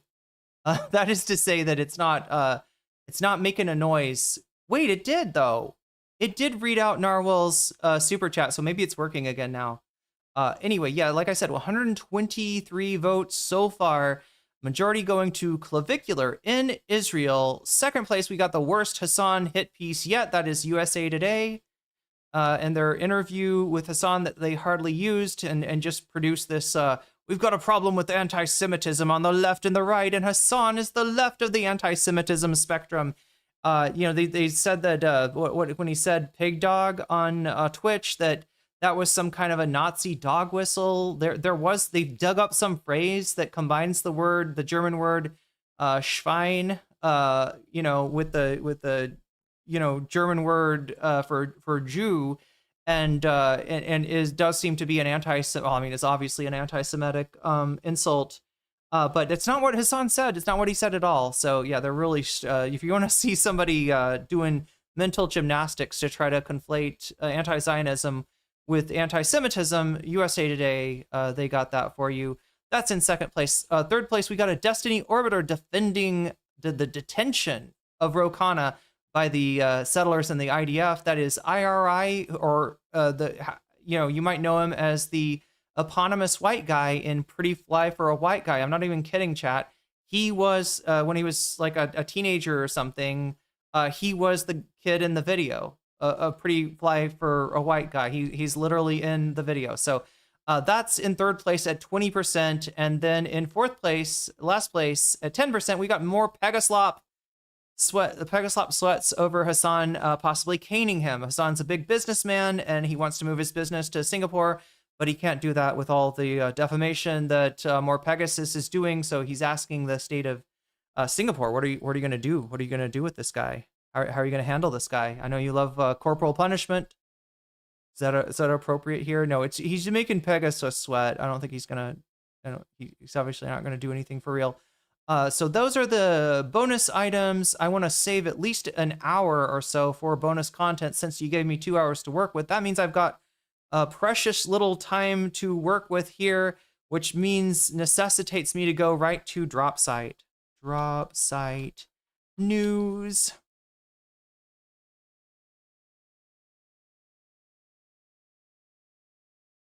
And Khanna. And again, apologize. I know some people.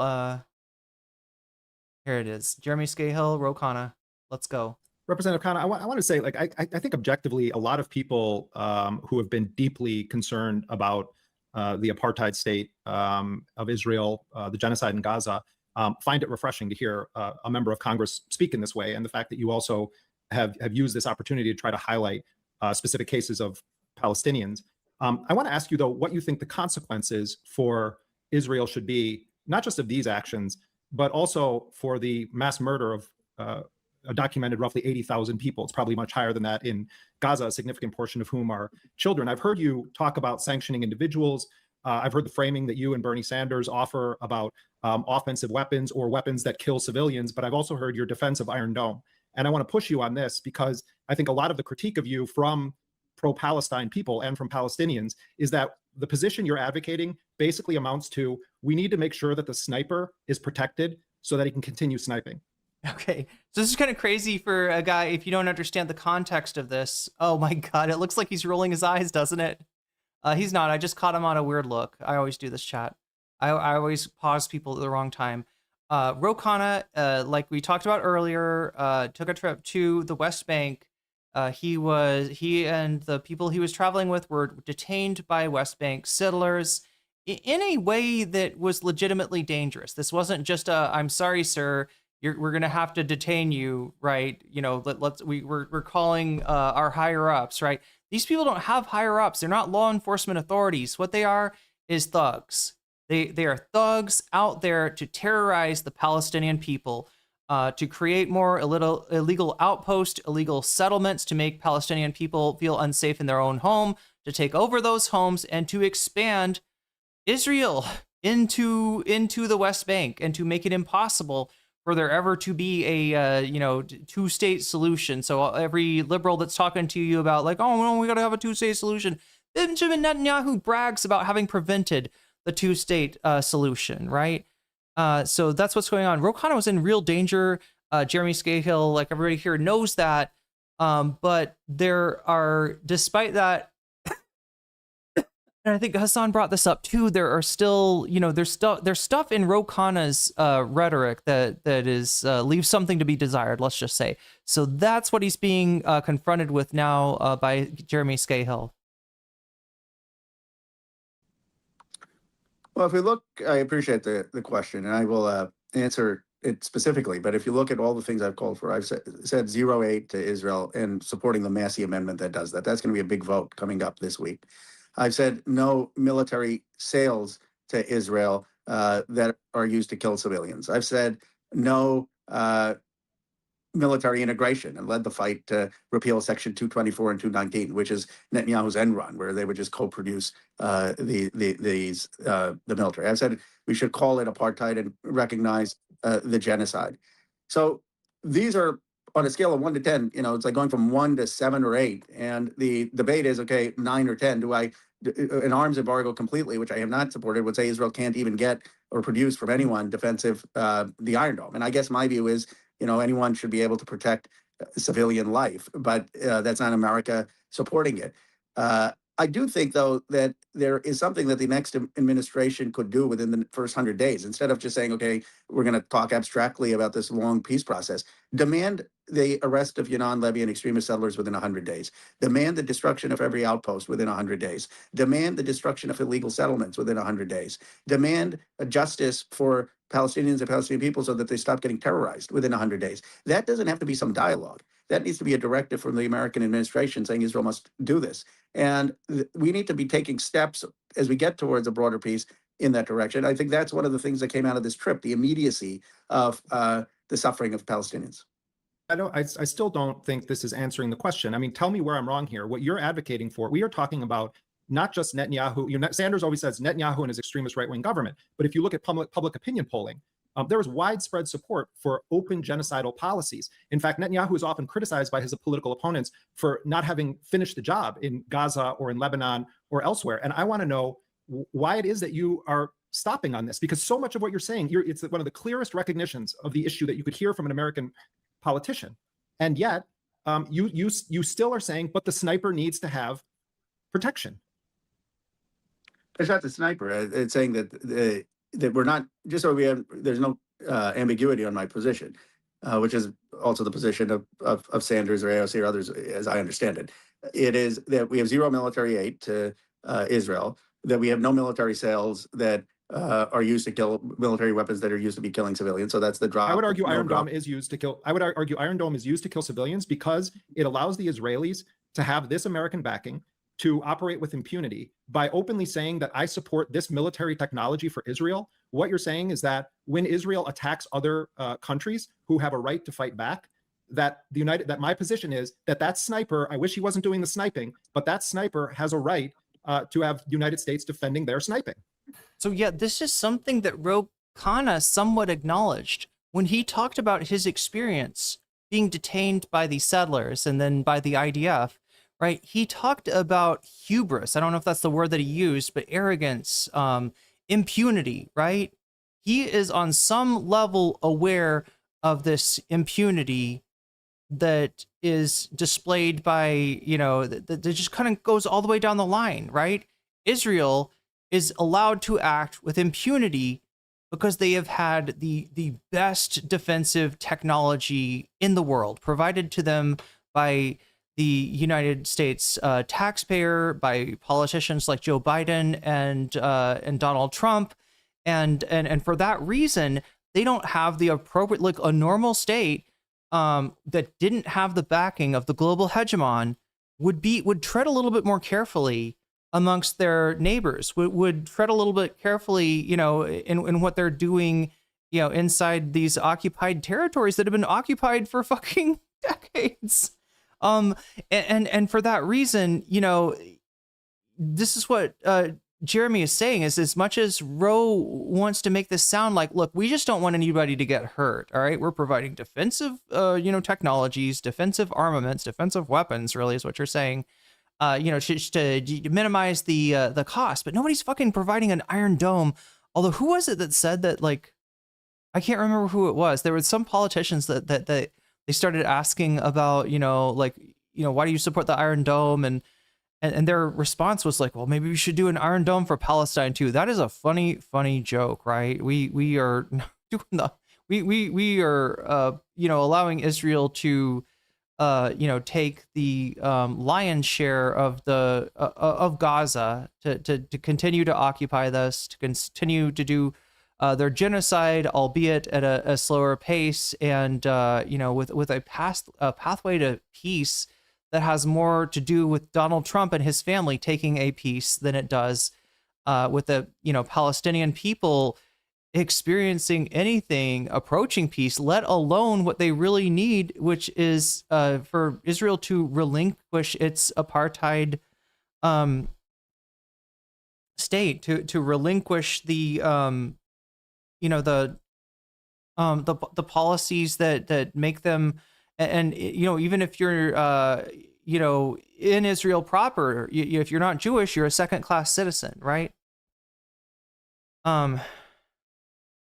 Ro said that on Hassan's stream. He said Palestine could have the Iron Dome. Was that Ro that said that? I think I even heard somebody else make that. It's just a silly thing to say, and obviously it's not serious. Obviously there's nobody behind this.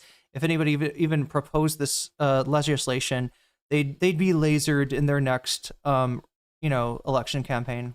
But I don't think that that's the case if we're stopping all military aid and we're stopping giving them the weapons to kill others, and we're stopping protecting them at the UN, and we're demanding the actions in terms of justice. I don't think that their policies, whether it's Rose said this just as recently as Sunday. Yeah, I can't remember the other person I heard say that, but yeah, it was just like a way to wriggle out of.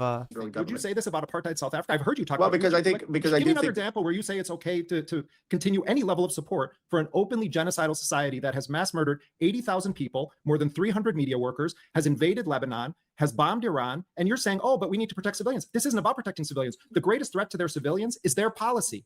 And so I don't understand why you have even one qualified shred of support for a sniper mass murderer masquerading as the only democracy in the Middle East. Well, but I'm not saying that the United States should be supporting the funding for Iron Dome, just so we're clear. I'm saying that we shouldn't be restricting Israel from being able to get the Iron Dome or be able to develop the Iron Dome technology. Well, I stop there. Everything else you're saying makes so much sense. Why do you stop there? It feels to me like you're trying to have it both ways on this issue. So you can say, well, I actually support defending the Israeli civilians. You're not defending Israeli civilians with that policy. You're defending the sniper's ability to keep killing because it won't face the ultimate accountability, which is a total embargo on all support for an apartheid state.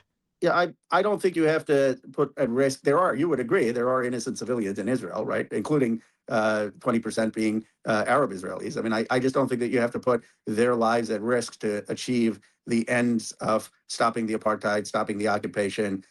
Israel puts their lives at risk, but Israel puts their lives at risk by waging genocidal wars with the support of a significant portion of its population, and by enabling them by saying, well, the sniper still needs to have his cover. Or well, I stop at this thing. What you're saying is that the accountability then doesn't lie on American policy toward Israel. It's sort of something abstract. Well, Israeli civilians could die. Israeli civilians. Jeremy, did you watch Hassan's reaction to this, Ash? Are dying in these attacks because of the apartheid. Do Palestinians have a right to kill Israeli soldiers, Congressman? On October 7th, when they attacked the military bases in the Gaza envelope, did the Qassam brigades and Soraya al-Quds have a right to kill Israeli soldiers? Yeah, I think I remember there was were there chatters that were like, oh, I don't know about this, man. Go easy on Ro. He's like, he's the best we got. Yes or no? On October 7th, did Palestinians have a right to attack Israeli military bases in the Gaza envelope? Yes or no?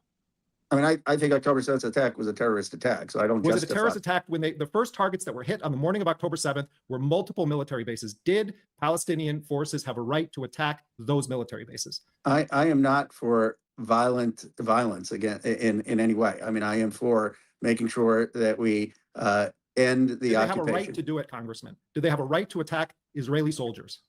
No, I'm not going to say that Hamas had a right to attack Israeli soldiers or kill Israelis. Like I don't think that advances. Oh, Hassan and Jeremy had a conversation in advance of this. Okay, so it's kind of building off of Hassan's interview, and again, the goal here is not to take down Khanna. It's to make Khanna better. And Khanna is one of these dudes that's a real room reader. I don't know what his real beliefs is. He's the congressman from Silicon Valley. A lot of what he says is like surprisingly good stuff that you don't hear from other members of Congress. He's been willing to, make enemies out there. He's been willing to, put himself out there on some issues other people won't even touch. But this is, this is to jog his brain, make him think, point out some inconsistencies, and hope that, hope that he improves, right? So same thing with, my approach to the Majority Report. Not that they're, going to be tuning in or anything anytime soon, but I just think, anybody that cares about MR, it's your responsibility. Or advances Palestinian statehood. Does Israel have a right to drop a single bomb on Gaza in response to October 7th?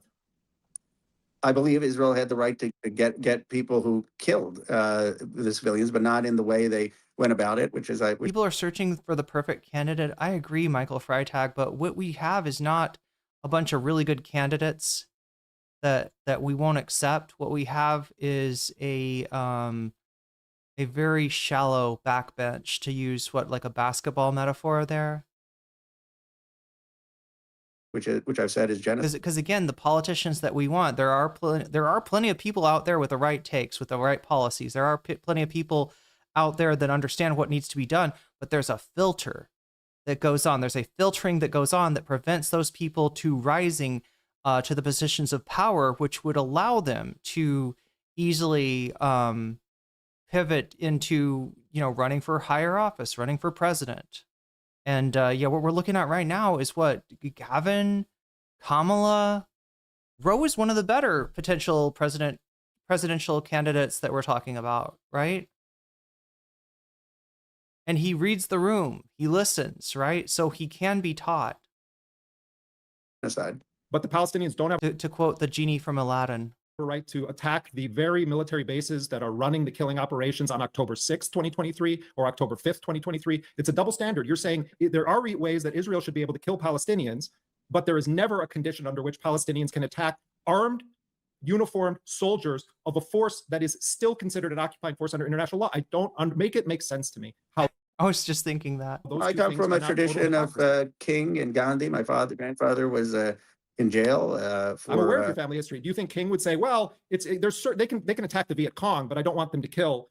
I don't think anyone. I don't know what Gandhi would say. I don't think my grandfather would say that the Palestinians should have armed resistance to Israeli occupation. I think they would argue for a much more nonviolent approach. But America, I think, in ending aid, in ending military sales, in not being a yeah, I get what you're saying, Ash. Yeah, like you're kind of asking him to bite a pretty big bullet there in bringing up the Al-Aqsa flood rather than bringing up, like, say, a IDF soldier in Gaza, for instance. An occupying soldier might be a like smaller thing to start with. Defender of Israel in the UN, just vetoing resolutions against Israel would make tremendous progress. I mean, maybe we're on a scale of 1 to 10, and you're at a 10, and I'm saying let's go to a 6, 7, 8. I don't know where that would be. And right now, America's at a 1. No, we're at a 10 because of a genocide that was enabled, supported, armed, and funded by the United States. And I am baffled as to how you can say that Israel had a right to drop a single bomb on Gaza in response to October 7th, but Palestinians, according to you, have no right whatsoever to ever kill an Israeli occupation. Palestinians have a right to justice, which is in the case of do they have a right to armed resistance against Israeli occupation soldiers in uniform? Do they ever have a right to kill an Israeli soldier? I think if it's a self-defense, if they feel like there's an illegal attack on them by a violent settler or by an Israeli soldier, and that's illegal, in a school or on a civilian, and then of course they should have justice. But the entire thing is illegal, Representative Khanna. The entire occupation of Gaza, the managing their diet, the mowing the lawn, the constant killing of them. The perspective of many Palestinians is that they're being collectively punished and they're fighting for their very existence, and that the bases that surround Gaza were the primary murderers on a military level of the population of Gaza. So what I'm understanding, whether it's Hamas and Islamic Jihad or it's independent Palestinians, how is it that you can stand here and in any way justify the Israelis dropping bombs on Gaza, but never find a way in which it's justifiable for Palestinians to kill an armed soldier of a force that is under international law an occupation force? I don't understand it. Well, Because I consider this position. Well, I will look at it, but I don't think that the solution in that area is to encourage But you're afraid of being violent. called pro-Hamas. That's what this boils down to. Because I bet if we were talking off the record privately, and I said this to you, you would acknowledge that people around the world have a right to resistance by all means necessary. I've always been for peaceful resistance. But how is peaceful resistance saying the Israelis? You know, I mean, just like it's under segregation. I wouldn't have said that go kill people who are engaged in segregation against you. I mean, I'm much more Dr. King than Malcolm X. I mean, are you much more slave rebellions were justified against people that were raping, hanging, murdering Africans who had been kidnapped? I mean, I'm sorry. I spend most of my day and night talking with Palestinians, working with Palestinians. My colleague Hossam Shabbat was assassinated by the Israelis. Most of the Palestinians I met, and maybe a few days, are not talking about the kind of armed resistance that you are. They just want to live. Holy shit! Of all the shit to say there, no shit. They're not talking about armed resistance in a fucking occupation that now granted he wasn't in Gaza, but he's in the West Bank, right? Yeah, of course they're not going to say that to an American congressman. Like, I'm part of the armed resistance. Come on, what the hell? Okay, anyway, think before you speak. That's the lesson. Dignity and peace, and not have the Israeli settlers oppress them. But you're a member of the United States Congress who is justifying, albeit you've been very critical of Israel's war against Gaza, but you seem to be drawing a line that says that there are some cases in which Israel is justified to attack Palestinians, but only those responsible for October 7th. But you can't find a shred of justification for any Palestinian to attack the very armed forces operating under a nation-state flag that is backed by the United States. And you're saying that there is no condition under which a Palestinian has a right to kill soldiers who are posted at military bases, enforcing by murder and forced starvation and deprivation an illegal occupation of Gaza. That's what doesn't make sense to me. I don't see how you reconcile those two positions. Because I think that the armed resistance is only going to be ineffective given the power differentials. It's similar to what Gandhi thought in terms of how he took on the British Empire, and that having a moral force of civil resistance. Wait, his guides were breaking the silence? Much better chance of getting dignity and peace. 2019. Wait, his guides were breaking the silence? Like the people responsible for that documentary? Or is that an organization? Palestinians organized the Great March of Return, which was a mass nonviolent mobilization at the gates of the concentration camp walls and fence in Gaza. And you know what Israeli soldiers did, Representative Khanna? They had a competition to who could shoot the most kneecaps of Palestinians. Well, I think that were backed by Yahya Sinwar, the head of Hamas. So yeah, a little important context here. I'm looking over in the sidebar and I'm seeing the live stream, like the totality of their conversation with Jeremy Scahill, or sorry, with their conversation with Khanna, right? That's an hour and 30 minutes. We're getting 30 minutes of that. So like, understand, like, I don't know, we don't have time for this right now, but I'm guessing that the rest of the conversation had a very different tone, and given that he is, his life was in danger in that situation in the West Bank. It's So people in chat are being like, God, they're going hard on this guy, considering he's like the one, American politician willing to go over and see what's going on in the West Bank. An org of ex-IDF soldiers that show people around the soldiers that now disavow their service. Record into context. You're talking about tactical issues. The Palestinians have tried that. The Palestinians did. Well, I think opinion is down. I think opinion is shifting now in America, where those kind of approaches would get a better reception in the United States. Masa, what do you think? We talked a bit about this because I remember. Oh my God, can I talk to literally anybody except for Jeremy? Could I, Ryan, you want to say something? Ryan's not gonna help. That you asked something along the lines of, if Hamas was, if there was a state and Hamas was, the governing body, would we be okay with that? And I responded and said, Hamas has been. Ryan Grimm has zero journalistic integrity. I warned people that, content warning, Ryan Grimm. Very, very vocal. It's been from the beginning. Hamas. And hey, to be a bug on the wall in drop site after what just happened, right?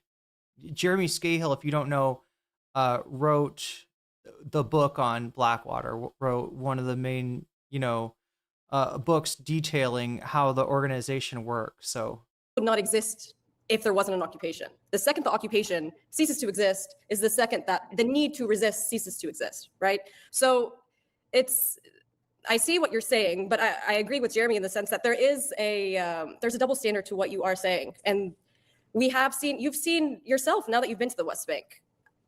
A lot of these parents that are talking about their kids being murdered can't even go to where their son was murdered without a bulletproof vest on. It is a violent place. Whether or not we could talk about peace, but the violence is there, and the only way a lot of times is to defend yourself. This is what a lot of people are saying, considering the degree of danger that Roe and his people that were with him were put into. Just imagine what it is like for a Palestinian person in that situation. Violence. Which is something that is stripped of the Palestinian citizen. I could be in my house and I could have 50 settlers. I talked to an American citizen in Dare to One. Yeah, the thing about Ryan Graham is that I do think he has journalistic integrity in his actual reporting. Yeah, a lot of people make the split between drop site, what he does with drop site, his reporting, his breaking of news, in other words. And yes, I've always said this, and I've always tempered, even though I was one of the first people out there with some criticism of Ryan's commentary, I always tempered it with, the work that Dropside is doing is invaluable. The unfortunate thing, though, is that he kind of dragged Dropside into this whole Platner thing, right? Like the Dropside account was tweeting out his segment on breaking points, right? So yeah, they kind of lost the they lost the strict line of separation there. Ryan is a Beltway wonk, not the best one for that. I wouldn't read too much beyond that. Anyway, I've said a lot about Ryan over the past week. 50 settlers came to her house, and the Israeli police said, "Why don't you defend yourself?" And she said, I would be the one that gets shot if I defended myself. So there are a lot of cases where, as much as we want to be, romantic about the situation, we have the Second Amendment here in the States, where, a lot of people would say this is the safest place in the world. Sometimes the only way to defend yourself is with, armed resistance. So I don't know.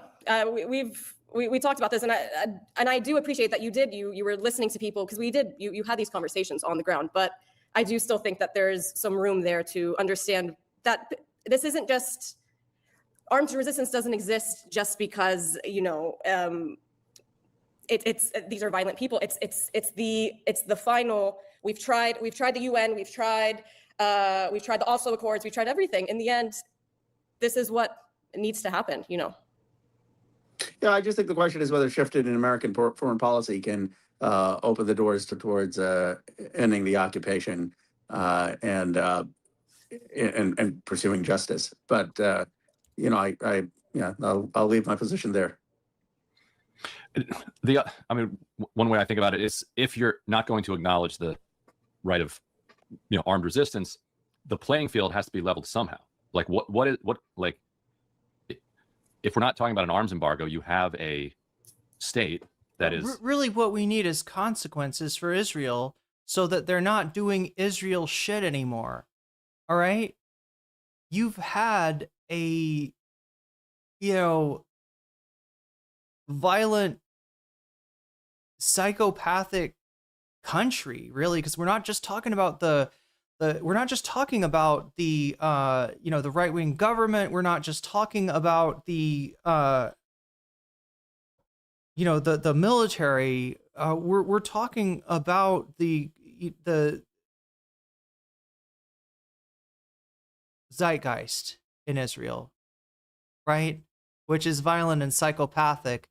And up until, I guess, Trump got sort of cold feet about Iran, they were perceiving themselves as being on a roll. They were perceiving themselves as being untouchable. They broke all kinds of norms. They broke all kinds of rules, and nothing happened to them. They got brought up by the, investigated by the ICJ, their politicians, by the ICC, and nothing happened because they've got the backing of the United States. That's what allows Israel to live in this insane way, where they're taking risks that no country would take with their citizens, no country would take with their military. And what has to happen, is some kind of consequences. That they realize, hey, if we do this, it's not going to go well for us. So, because so far, they're living beyond any kind of accountability, right? Relentlessly violent toward a captive population. What would it take? And Congress is about to fuse the Israeli and American military, and so it would take stripping that provision, stopping the military sales, stopping the aid, making sure that there were trials at the ICJ to hold people accountable for the war crimes, for the genocide, and making sure that we weren't protecting Israel's apartheid or genocide in international bodies, and working with other countries to push for justice in the region. I guess my view is that would make significant progress. And while you were there, just real quickly, Rahm Emanuel went to Tel Aviv at the same time that you were there. He had an interesting moment, I thought, where he said the Israeli banking system needed to be sanctioned, and any Israeli corporation needed to be sanctioned if it was at all operating in occupied territory. And you might wonder why Rahm Emanuel, pretty dedicated, pro-Israeli politician. You might be wondering why Rahm Emanuel would say that, right? He has been making moves to get out in front of his perception as being a Zionist, right? And this is what the Democratic Party and even some of the pro-Zionist lobbying organizations are telling their candidates to do. Say, that it's an apartheid state. Say that it's a genocide, right? Say that you will restrict arms, and we're going to work around it, right? And what's the workaround is a bill to basically make the U.S. and Israeli militaries inextricably tethered to one another, right? So yeah, they're also aware. They can also read the room, and they're trying to find a way to make their politicians like Rahm Emanuel more appealing to an electorate that is done with Israel, that is done for U.S. support, with U.S. support of Israel. His questioner pushed back and said, well, that's the entire Israeli economy. You would be sanctioning the entire banking system and basically every company in Israel. And Rahm Emanuel said, yes, we need to sanction. The S part of BDS has always been the one with the sharpest teeth. Would you support a full sanctioning of the Israeli banking system? Grim's got to know what Rahm is actually up to, right? There are banks that are operating. Yeah, and government officials, and yes. Then at that point, then they effectively can barely buy anything. They wouldn't be able to buy Iron Dome components if they'd made it indigenously. I suppose domestically they could do it, but I haven't read the details of Emanuel's speech, but is he calling for broad-based sanctions on all the financial institutions, or sanctions on financial institutions? Yeah, if he did that in Israel, he got the go-ahead from somebody. Lend to settlements. Well, that's all of them, or have any business whatsoever in illegal. My guess is what you would then see is the Israeli banks cutting off the funding and the subsidies for the settlements, which is which would be significant. Yeah. Which way the settlements would collapse, you're saying? They would have to. I mean, I don't know how you do it without financing. Bamboo Sundays, you are in a hole of misperception if you think the majority of the world is more tired about hearing about genocides than they are with the genocide that continues. You should know that the fact that you keep on hearing this word come up is because, the party responsible for doing that genocide, which is, the United States and Israel, seems to be above any sort of accountability. And it continues. It continues even with the ceasefire, right? There's this land grab currently going on in the West Bank. Yeah. It'd be interesting. Anything else? So enjoy your view from the dead end of history. That's no, a good conversation always with Jeremy. He's very, very passionate, and I would just hope that people see the Palestinian stories that we heard, the apartheid-like conditions, and the commitment to bring justice and reform. And apartheid-like conditions. Look, it's not an apartheid per se. It's more of a pseudo-apartheid. It's like it looks like an apartheid. It functions as an apartheid, but because it's Israel and they're such an important ally, maybe it's not. It's just a pseudo-apartheid. Anyway, chat. That's about as much of that as I can take. This is actually worse on Rose's part than I expected. And again, he's one of the better Democratic politicians out there. So kind of disconcerting for what's coming up in 2028. I said he's a room reader, but even he's like, I mean, I guess like, let's just put it this way. There's other parts of the room than his constituents and the base that he's counting on to elect him. What do we got next? Communist invading radicals. We got to transition over to Olayemi. Olayemi and Chill, Olayemi, and what is this one? I think she's calling this O2 now. It's just interesting to see that.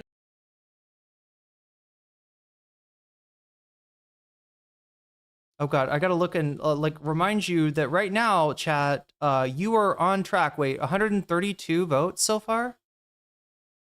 Is that what we got? Make sure you're voting if you haven't already. FTW all day, you sent a gift membership and I didn't even see it, but I see it now. I hope you're still in chat to hear me. Thank you for somebody got weaseled.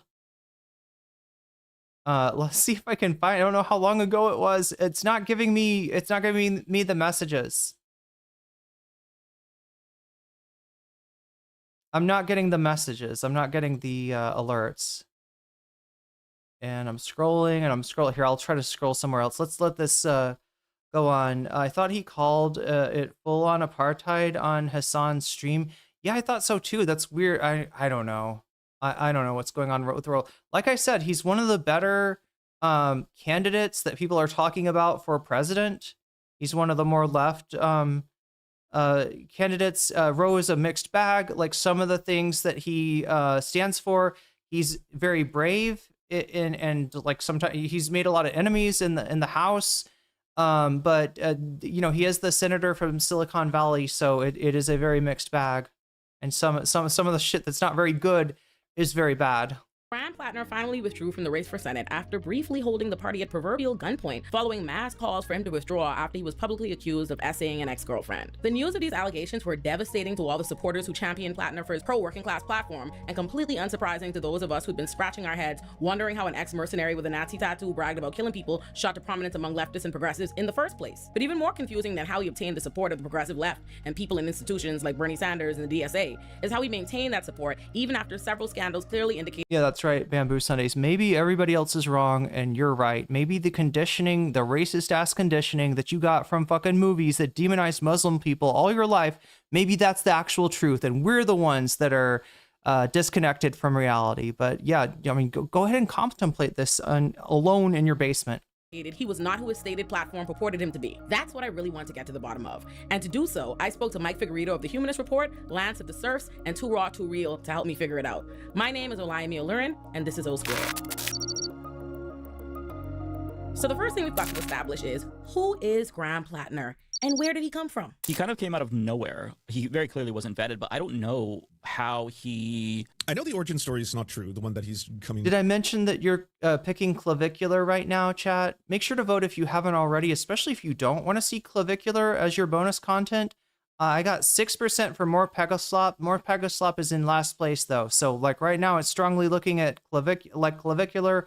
Remember that if we get to 300, I'm going to be adding an hour to the Friday stream, right? You're getting already 6 hours out of me today because some of the Twitch people early on, they figured out how to hack the system, right?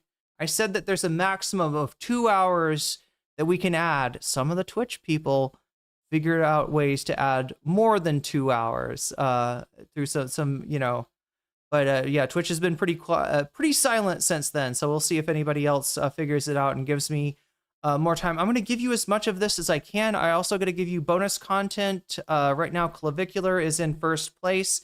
Remember that anytime you support the stream, whether it be a super chat, super sticker, if you get yourself a membership, if you gift a membership. Oh no, it's tied. What the fuck? No, it's not tied.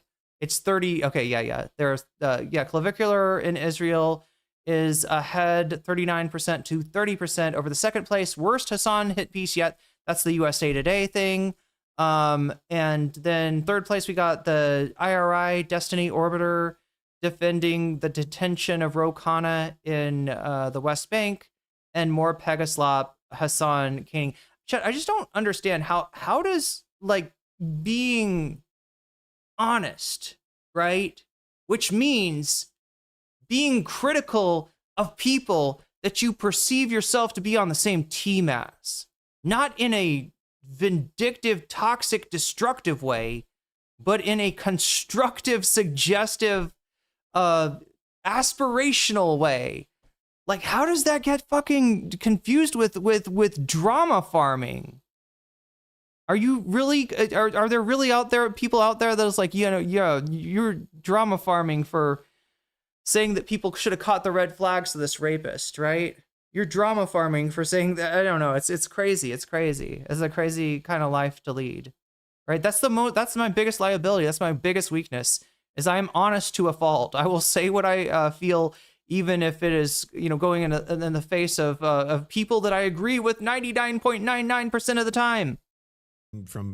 I hope somebody out there appreciates it. Kind of, lower class, hardworking farmer. Yeah, I know he's wealthy. He comes from a wealthy family, so that also erases the you did tourist duty uniquely because of the. You know, they used to come from a wealthy family and want to go to war, like because you want to kill people. Like you would assume, it's this like working class white background that he like went to war. That makes it even sicker. Because that's like a true, it was already sick because he already expressed that he wanted to kill people. Like that was. Yeah, he did those murders for the love of the game. We already knew that. And even in a war that he didn't believe in, right? That's the whole thing of him protesting the Iraq war, not agreeing with the Iraq war. It doesn't make it better. It makes it worse. But the fact that you're a rich guy, like you're a wealthy white guy, decides to go to war because he wants to kill people. If you didn't know who Graham Platner was before clicking on this video or why he's in the news right now, this is your summary. Graham Platner is a 41-year-old former Marine who was a Democratic nominee running for Senate in Maine against Susan Collins. Platner quite literally just got into politics in 2025 when he was asked to run by community groups who evidently saw it for him. Despite being brand new to politics, the streets loved him. Platner was endorsed by everybody and their mama, from Bernie Sanders to Elizabeth Warren to Khanna to the DSA, all of whom have now rescinded their endorsements and called for him to withdraw from the race. It's worth mentioning that AOC declined to endorse Platner and was criticized for not doing so. That aged well for her. Platner became so popular, he easily won the Democratic primary in June 2026. The thing I never truly understood is why. So I think that the obvious reason why he's popular is because he has a very progressive platform. He supports Medicare for all, opposes the genocide in Palestine, wants to cut off. Yeah, good choice, Murbear. And I'm not saying don't ban people, all right? Genocide denying rapist. Yeah. I don't want anybody banned for, I don't know, thinking I'm not giving Sam and Emma a fair shake. All right, that's a conversation we need to have. That's an important conversation. To Israel. But yeah, if you're a rape apologist or pretty standard progressive positions. On top of that, this is more of an unsaid thing. I think that he codes as Republican, which is a plus to a lot of people. When you look at liberal candidates and progressives even, they come off as overly technocratic, nerdy, like someone like me, right? Who's like, I don't want to vote for that guy. Elias Savage, honestly, I find your commentary to be the most reasonable and respectful of many left commentators. You don't idealize your politics, or you take into account where normal people are actually politically, and you understand that choosing the lesser evil, is a necessary evil sometimes, while working to a future where we don't have to, we can choose between the greater goods rather than the lesser evils. This isn't how politics has to be, but yeah, our politics have been pretty fucked up since at least the 80s, right? And longer if you consider the the Red Scare, COINTELPRO, just like all the suppression, the way that the Overton window has been artificially truncated, the way that an entire side of politics has been made unspeakable, right? We've got a lot to repair. We got a lot to fix. I am so trying to find who got the gift membership that FTW all day gave out, and I'm still looking. It's not showing me. I don't know why. Mike, boom. No, I can't make him go chat. I'm gonna try to balance this out. I look at him, but with Graham Platner, you're gonna get 7 hours today. Okay. He's like the straight alpha male. He's not a pussy, so he kind of. I mean, technically, what, 6 hours and 30 minutes if we subtract the the intro music, which we should. Expectations for what we expect on the left. So there's that appeal as well. He's also just kind of like, he's a reasonably intelligent person who can speak well. So juxtaposing him against Susan Collins and then Janet Mills, it's like, yeah, it seems like a really easy bet. Being in white male patriarchy is a problem regardless of what party you might identify as. And we need to start really unpacking that. We really need to start rethinking how we choose candidates. And also, I don't know if you actually paid attention, there's this guy, he's also part of DSA. He actually recruited Graham Platner, which is funny. One of the big heads in the DSA movement. Is this Katz? Is Dan Morath? No, different guy. Oh shit. I do believe he actually recruited him and said, okay, what we're going to do is we're going to do a semi-background check, which they didn't even do the real vetting process. Normally vetting process can take up to a couple of weeks, and they spend about almost $20,000, and they just run through all the things you've ever done, said, anything you've ever, whether you've enlisted, what jobs you've had, who you were married to, past relationships. They do a full background check on your ass, okay? They could do a full sweep. They expedited this shit in 3 days. I mean, we want people who didn't run for student council, right? We want people who have not been spending their lives planning their This is that interview where he's like, look, we could have done the really expensive, thorough vetting, but we opted for the cheaper, quicker vetting. To political power. We don't really want to know what kind of skeletons are in this guy's closet. But a string of controversies have triggered questions over whether Platner was thoroughly vetted before entering the race. You hadn't vetted Graham Platner. You hadn't done a full scrub of who he is. How did you go about vetting him? We paid a nice firm a whole chunk of money and got some stuff back. Some of what you've seen on the news we got back. Other stuff we didn't. Did the vetting process turn up the tattoo that became so controversial? No. The Reddit posts, did that turn up in the vetting process? The firm sent us a thing and it had some of the posts, but it didn't have all of them. Wait, I don't know anything about 2 Raw FTW. And what did you think about that? How did you think your way through the fact that he had posted these things on social media? I said none of this will or should stop him from becoming a U.S. Senator. And what was your thinking? Why does he sound like RFK? God, vocal fry is frying me now, chat. I think the vocal fry is unbearable. Okay, so it's not just me. It's not just me. And I'm not trying to be mean to him. Like, obviously that's, that's your voice. It doesn't make you a... Thinking there. I think... But I can't hear vocal fry. Even, chat, there was one time where, I did vocal, I don't remember. I was trying to be, quiet or something. And I was, talking really close to the mic. And then I was like, here, let me try a little vocal fry. I don't know why, but, I pissed myself off. I reminded myself of RFK Jr. I think if what the voters wanted were people who were grown in vats and had never done or said anything that they might regret their entire lives, we'd have a very different country. Part of our thesis here is that people do not want their candidates grown in vats. They want people who are real human beings, and they want people who do not look and sound like the vat-grown people who've been leading this country off a cliff for the last century. And that was Graham. They didn't even try to do their due diligence. They just said, this is the white man. We don't give a f. We're going to field test this shit. I don't care. Wait, what? I don't know anything about this guy. Chat. So some of chat is reacting. Is this too raw, too real? Got baggage that I don't know. Too raw, too real had a viral video when he went to Gaza at the height of the starvation. What? Jesus Christ. What is this? Is that what RFK sounded like? It's like no. I mean, RFK, he's got I forget what it's called, but I think it's due to, was it cancer? That he got kicked in the throat by a mule. Wait, is that real? Wait, did he get kicked in the throat by a mule, or did he have cancer? He's the chorus dude. He's a chorus dude. Old school K-Hive. And he went to Gaza at the height of the starvation and what made fun of people? Jesus fucking Christ. Chat, you're gonna make the decision to transition to bonus content way easier. I mean, I wanted to watch this because of what Mike and Lance had to say. I'm honestly surprised Olayemi is okay with this guy. But I haven't watched Olayemi in fucking forever either. This is our first time watching Olayemi fucking in maybe a year. I was just saying that's what, okay, the Reverse Canary mission has 2Raw's face on their website? Jesus Christ, should I just, For many reasons, Graham Platner should have given us pause. The problem, however, with Graham Platner is that aside from the Nazi tattoo, and the thing that really was a sticking point for me is that he talked about his vet service in his announcement video. He didn't serve one tour and then get out because this is supposed to, he kind of presented himself. God, I mean,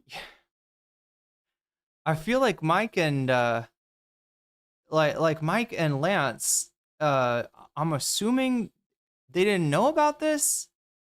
Because, yeah, I mean, if God damn, they kind of got shafted here.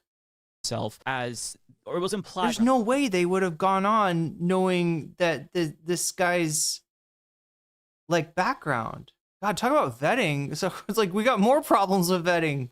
Even from people who were right about Platner. Jesus fucking Christ. He was really that explicit about this. But there's this idea that he was one of these anti-war vets who got out disillusioned and really wanted to change the system after witnessing what he saw. The problem with that narrative is that it's completely fabricated, and I think a lot of people projected what they wanted to on him. So he served not one, not two, not three, but 4 tours, and then he went to work for Blackwater. And when I say that he served... Wait, I got a membership? How? You got gifted a membership. I was here for it.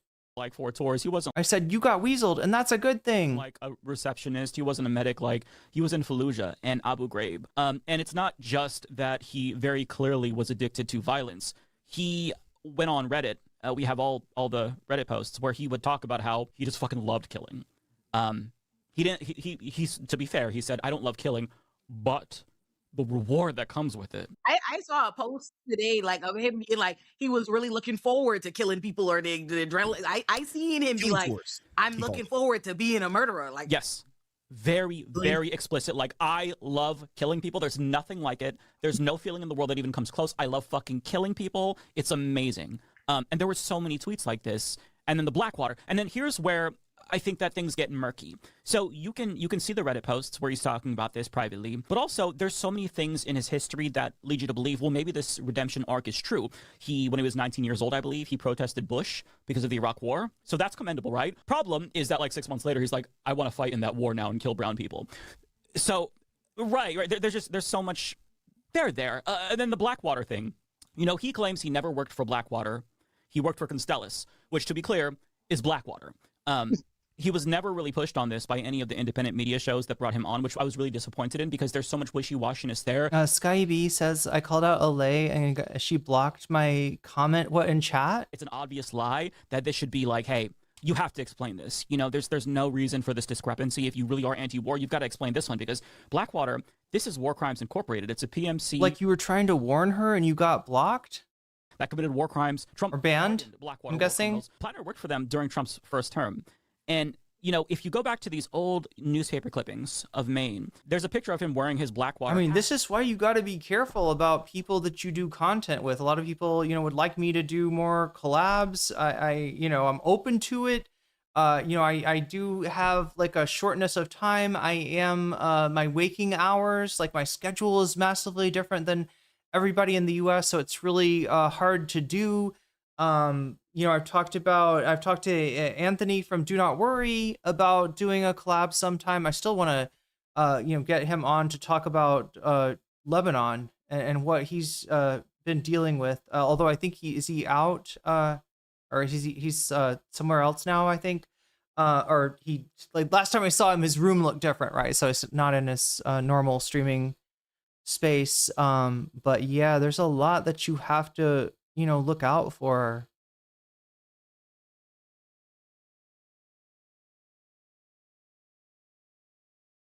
Yeah, probably shouldn't have been messing for this dude. Too Raw, Too Real is an absolute genocide apologist. This is fucking ridiculous. I told her she was platforming a genocide apologist who went to Gaza and laughed at Palestinians. What the fuck?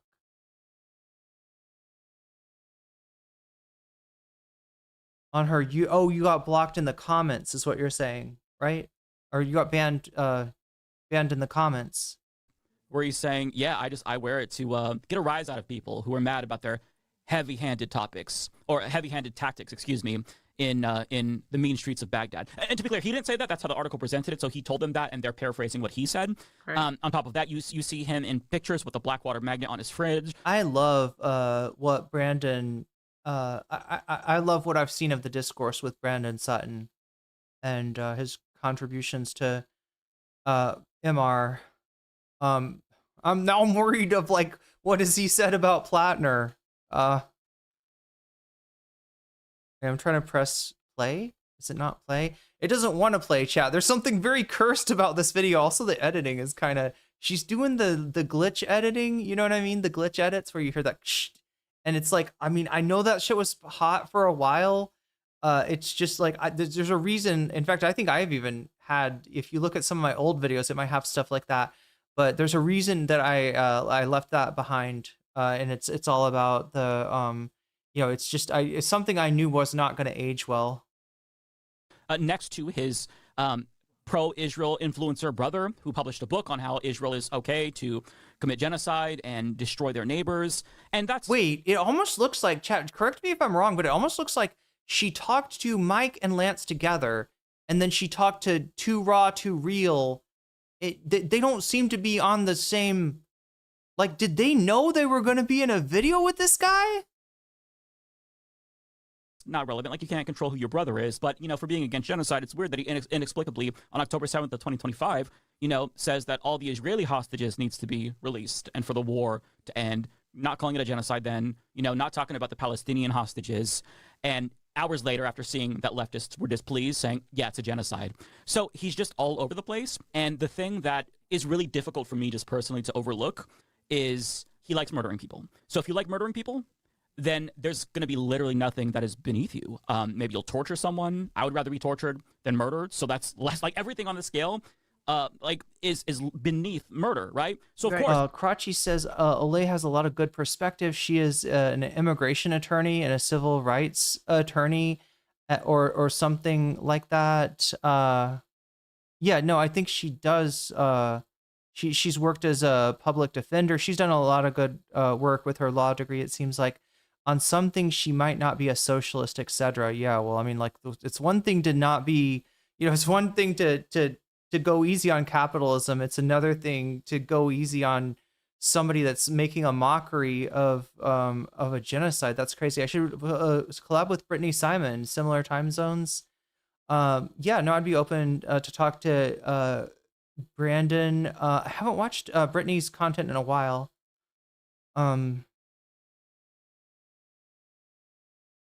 Anthony from Do Not Worry was in America for a while. Oh, okay, so it's not... Okay, so he'll be back. Too Raw referred to the Free Palestine movement as inherently black, or inherently anti-black, is that's what you're saying? I love Anthony from DNW. A collab we're trying to set it up, chat. It's a very difficult thing, and I am, you know, I've just now got my schedule straight, and then in September I'm gonna have to you know, travel a lot. I'm hoping the disruption will be minimal. Again, we're at 59% funded for being able to get those tickets, to pay the money to my school, and to do all the other things that I need to do to set this up, to make it a short disruption. If I'm not able to get that set up in time, I'll have to spend maybe up to like a month or more in Vietnam. And I'm not sure how Twitch is going to work out there. Last time I wasn't able to use Twitch. I just know that, like, I'm trying not to, like, you know, count on anything. Brandon is far above the Platner discourse. He doesn't step on landmines, so he just, like, has not talked to... Yeah, I mean, like, the only thing you need to say about, you know, Platner is that, you know, seems kind of yikes, and you know, I don't know, fuck Mills, fuck Collins, right? There's other types of violent crimes, such as rape. That's also not going to be surprising. As far as Grand Platner. All right. Yeah, this looks like a separate... Did they know that they're on with this guy? This seems like drama, chat. I'm not trying to cover drama, despite some chatter's impressions. I just... But, like... do they fucking know? Okay, so Too Raw, Too Real's channel is not on this. She's got like 3, you know how like when you collab sometimes on YouTube, it's on all of your channels. This is not going to Too Raw, Too Real's channel. I don't know if maybe they're on a different, let's see if she mentioned, well, somebody in chat said that they got blocked from her chat for even, mentioning anything about Too Raw, Too Real. A few commenters have pointed out the national DSA did not endorse Platner. That's true. However, the main DSA did publish a primary voting guide recommending that voters cast their ballots for Platner. But again, in terms of a like lesser of evil choice, that is kind of a no-brainer. That unless there was an attempt to get Laflamme, but it kind of Laflammed out. It wasn't, Laflamme was not in the running by the time the primary came up. That guide has since been removed from their website, but accompanying Instagram post here, I don't think it's accurate to reduce the issue to the DSA never officially endorsed him. So she's getting some pushback for associating the DSA with this shit.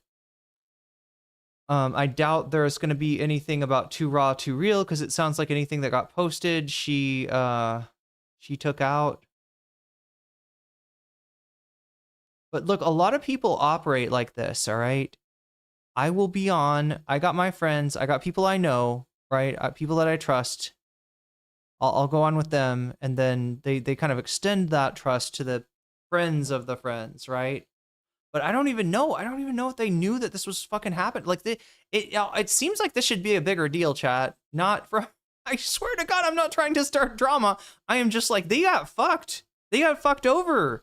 Unless they knew about this and were just okay, in which case, I gotta question that. Trusting Too Raw, Too Real is a bit of, oh yeah, you're right about that, Patfuls. Look, I'm consistent. If nothing else, I am consistent. And like I said, if I've got a criticism, you're gonna hear about it, right? I'm not. What I find fascinating. I'm not holding back on anyone. Wow. The name sounds familiar, like Too Raw, Too Real. But I can't remember ever watching any of the content. And I don't want to watch it now. I'm just like over this shit. God damn. Actual child's skull, and it was like right here. Okay, this is one of the, it's dark, but it's poignant and it's funny, right? The size of the tattoo of Graham Platner's tattoo is like, yeah, the size of a child's head. And considering what he did in Ramadi and Fallujah, it's. And it was the symbol that every Nazi had on their hats and their belts. Like, goddamn, that is the most recognizable skull. It's so different. And like, again, we got played down. Like, everyone's like, he was drunk in Croatia. Just a bunch he of was drunk. That was the excuse. He was drunk in That's Croatia. what you came up with. That he got a Nazi tattoo because he was drunk. It's just the Marine thing, okay? You wouldn't understand. It's a Olays tends not to address criticism. She's more of the delete and forget type. See, this way you never learn anything. You never right? You were just you're a civilian. You don't get it, all right? And yeah, unfortunately, some people do operate under like, hey, this is my friend, right? If there's somebody saying something bad about them, it must be a lie because you want it. Same thing with Graham Platner, right? I found this great guy. He's from Maine, and his politics are unbelievably progressive. And then somebody says, yeah, and he's also got a totem cough on his chest, and he's also, he fantasizes about,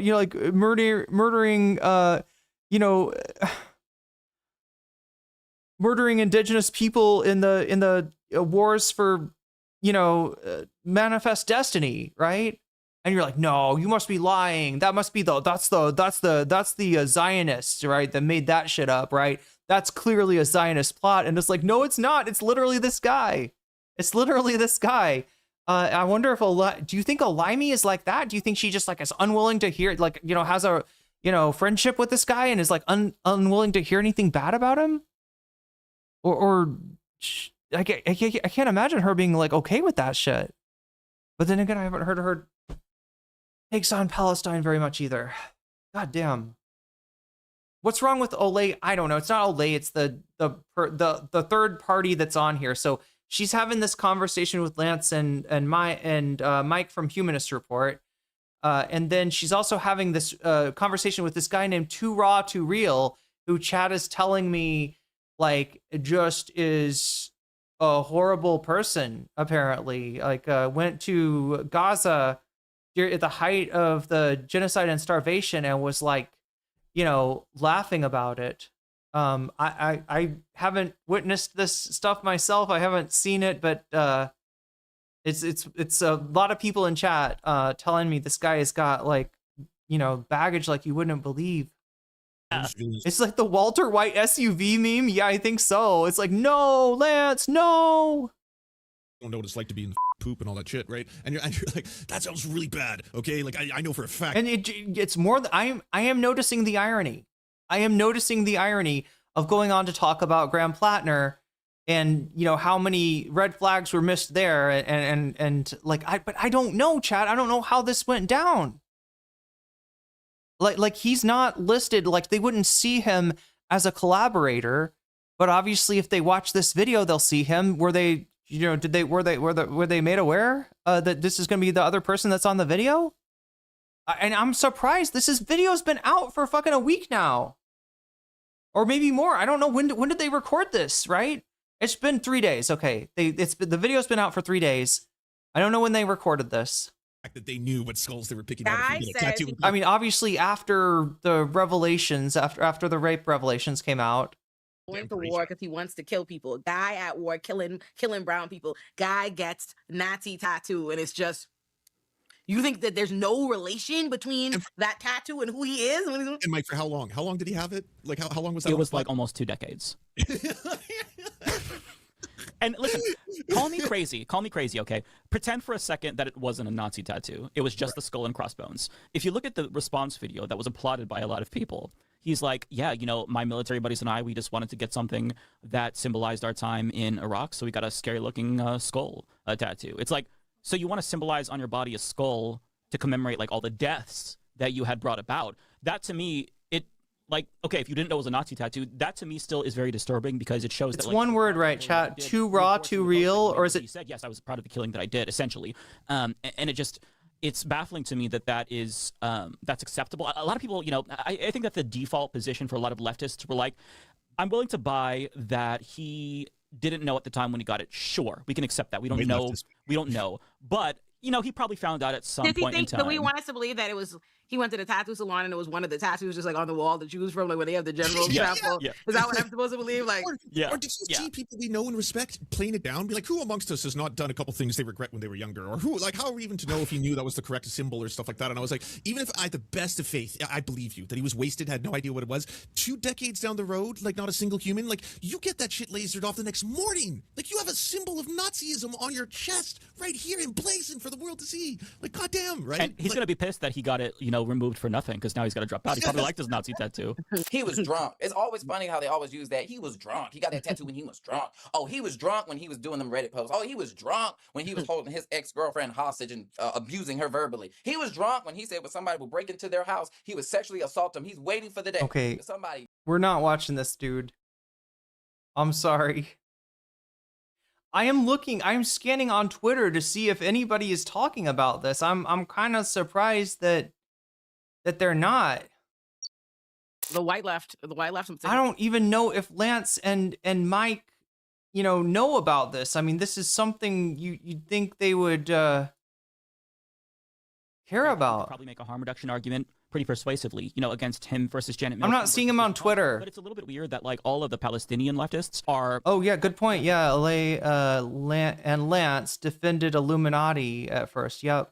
Oh yeah, actually Lance for a little while. Platner all the way because they see that. Well, no, I you know, look, I've known of Lance. You know, talked to Lance. You know, been on stream with Lance. And I am aware of the you know, the rise in the trajectory of his career. Let's just say I've been, you know, like the whole joining Whiteleaf with Vosh and those people.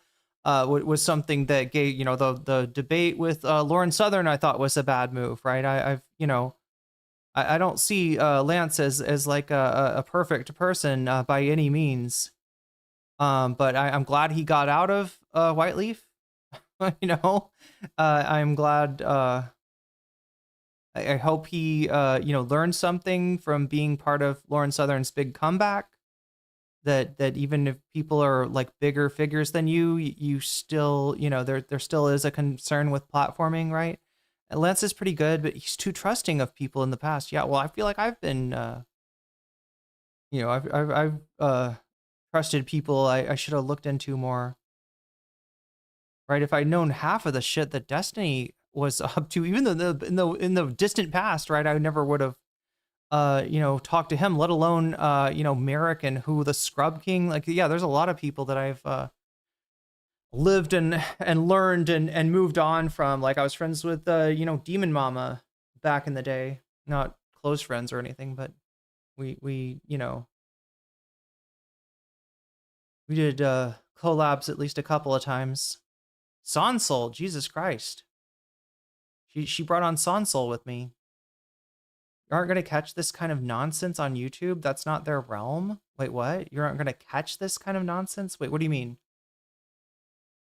I'm looking on Twitter to see if anybody's like, don't skip to Raw 2 Reels parts. He's problematic, but Olay's interview with him are the only times you will hear two black people talking about how they really felt about Platner. Where is she? I don't know. Probably in her Discord. Hey, he was okay with killing brown people, so you're using Palestinians as a defense for this white man. It doesn't really add up. There's a disconnect there. Like, why is Graham Platner okay, but the IDF? We gotta pivot away from this too. Not because I'm like, embarrassed. I didn't know, which I should have, Chad. I should have been like, who is this guy? Instead of just being like, oh, it's another content creator that Olayemi's collaborating with. Bad. When he probably killed more people. He decided to volunteer multiple times. There's a lot of things that have been rubbing me the wrong way about this story because of the way that leftists just overlook those red flags. Yeah, because my thing is this. I don't understand what it matters, what he says, or what his platform allegedly is on paper when it's obviously so inconsistent with what his record and his life experiences appear to be. And I'm confused because it's like we live in the era of being hyper tuned into grifter to you know what I mean, grifter, charlatan. Why are we taking at why do people believe so, like, what does it matter what his platform appears to be? Why do we believe that that's genuine when all these other things? What does it matter if he says he's against genocide and he's against the irony is killing me here, Chad. I don't know how long I can take this. What Israel is doing if his record says that, you know what I mean? And what does it matter what he says? Why is there so much stock in what he says rather than what he appears to be? But this isn't the first time that they've done this and overlooked racism, because they overlook it every time when it comes to people of color, marginalized communities. Being anti-black or being racist is not their hard line in the sand for them. We saw this before in 2021 when John Fetterman was running. I recall a number of us black people out here sounding the alarms about John Fetterman when we found out that when he was mayor, he chased down an unarmed black man. Now, I don't know how one can justify that as somebody's action, saying, oh, well, this is in the past and he's learned since then. What behooved him to take it upon himself to be a vigilante? His ass is Batman. Did she collab or interview? So she's collabing in the sense that this is up on Lance's channel and it's up on Mike's channel, right? I'm talking about like a YouTube collab, if that makes sense. She seems to have had a conversation with 2 Raw 2 Real separately from Lance and Mike, and now I am wondering why that was, and if they were aware. 2 Raw, Mike, and Lance don't have much motion on Twitter. Wait, I thought Lance did. It's not surprising with the current news cycle that this isn't. So you think that it's just a thing of people are not aware of this, maybe? In fact, he's just a fat ass ogre, but he's more Shrek than he is Batman. But he thinks, oh, let me go chase down a black man who I see so happen to be running. From what, I'm not sure, but because I see a black man running, that looks suspicious to me. Let me go inside, grab my shotgun, get in my car, and drive and hold this black man hostage until the police arrives. Yeah. What justification was that? When black people say that this is a problem, that racism should be your hard line, because here's the situation. If somebody's racist, look at the intersection. Yeah, good point, Alice on Fire. There's so many people you could talk to. That there are a lot of people that were aware of the red flags of Platner before this happened, right? Before even this latest revelation. Not saying Lance is bad, just he is good. of taking accountability of the Illuminati situation. Well, yeah, that's what I've seen too, is him make mistakes and mostly correct them and take accountability, right? When that happens. When somebody's racist, more than likely they're misogynist. If they're misogynist, more than likely they're xenophobic. If they're xenophobic, then more than likely they're anti-immigrant. I mean, it just goes on and on and on. You see the intersectionality. If somebody hates black people, or if somebody has a prejudice that's built into them, then more than likely you're going to see more and more red The irony, chat, it's too much. flags come out about how horrible of a human person this person could be. Yeah. But for some odd reason, that didn't bother them because all they heard was they support Medicare for all. All they heard is they are self-proclaimed communists. All they Oh, wait. I got it. to liberate the Palestinians. Okay, I was spelling his name wrong. Let's see if I see anything come up about him now. I agree with all of those things. But however, when you're a horrible person, why do I give a You know what? As a leftist and an abolitionist, I would understand if I believe his name is on the level of we believe, redemption. If we want his name is Too Raw, Too Real. The first 2 is the number 2. The second 2 is TOO. All right, now I'm cued into it. people, we recognize that people grow up in this society and they're gonna have bad views, and we want people to Welcome, streamer. Welcome, Raiders. Good to have you here tonight. We are finishing up our coverage of Graham Platner. I think I've got it all this time, right? We're seeing what Sam Seder had to say coming back from vacation, and yeah, maybe still a little bit left to be desired on that. But yeah, he was only on for a little bit. He had connectivity problems. And now we're on to watching what looked to be and what is in places a very good video talking about why people, not people specifically, but people at large, right? Didn't see the warning signs about Platner earlier. Well, unfortunately, there's speaking of vetting, right? There's a person on this video that maybe should have been vetted that chat is telling me. Anybody heard of Too Raw, Too Real? We've got to get to bonus content. I am tempted to just ditch this. This was on the thumbnail though. It was a good discussion with Olayemi. So what happened is this is Olayemi Friends. She is an attorney and a YouTuber. She was on Leftist Mafia back in the day. She has since moved on from that. She still keeps in touch with Lance from the Serfs and Mike Figueredo of the Humanist Report, 2 content creators that I know and are pretty good, right? But there's this other person that she's had on that chat knows about that apparently I don't know about, that's got like all these skeletons, some pretty disturbing skeletons in the closet. So welcome in. yada yada yada yada. But that don't apply nowhere else but with these white guys, because I'm like, it's interesting to me as somebody that we just had a 2024 presidential election when there was like no space. They had no space, grace for any argument that said, hey, let's like really prioritize keeping the fascists out of office. It was all Kamala's a cop, Kamala's a this. I don't want to hear nothing else about yada yada yada yada. She was prosecuted, and like, it's just interesting to me for that to exist alongside, well, let's ignore the fact that this guy appears to be a racist. Let's ignore the fact that this guy has been accused of violence. This guy's I think I hear people say he's mercenary, eh? You say that they say that they're anti-cop. And that's Too Raw, Too Real. Come on. He bragged about it, actually. He bragged about killing people. He said he loved winning, which required killing. So come on, red flags there. But none of that was a problem, because when you're white, there's this thing called nuance. But when you a nigga, there's no such thing as nuance. I keep telling people that over and over again. There is no nuance when it comes to niggas. And I don't understand what that's about. But it goes to this other point, because even when somebody says that, on paper, Graham Platner pretty much checks all their boxes. And low key, the way some of these people be acting and these people be moving, I don't think racism is not one of those things that they want to check on the box, because they will continuously ignore it. Right now, I just saw clips of Anna Kasparian and Jen Wigger on TYT pretty much victim shaming this woman, saying, well, why didn't she go to the police? Why didn't she file a replete report? Why didn't she get a hit? And I'm over here arguing in the comments like, do you not know how many women have actually done all of the things that you're claiming, went and filed a police report, went and had a hit done?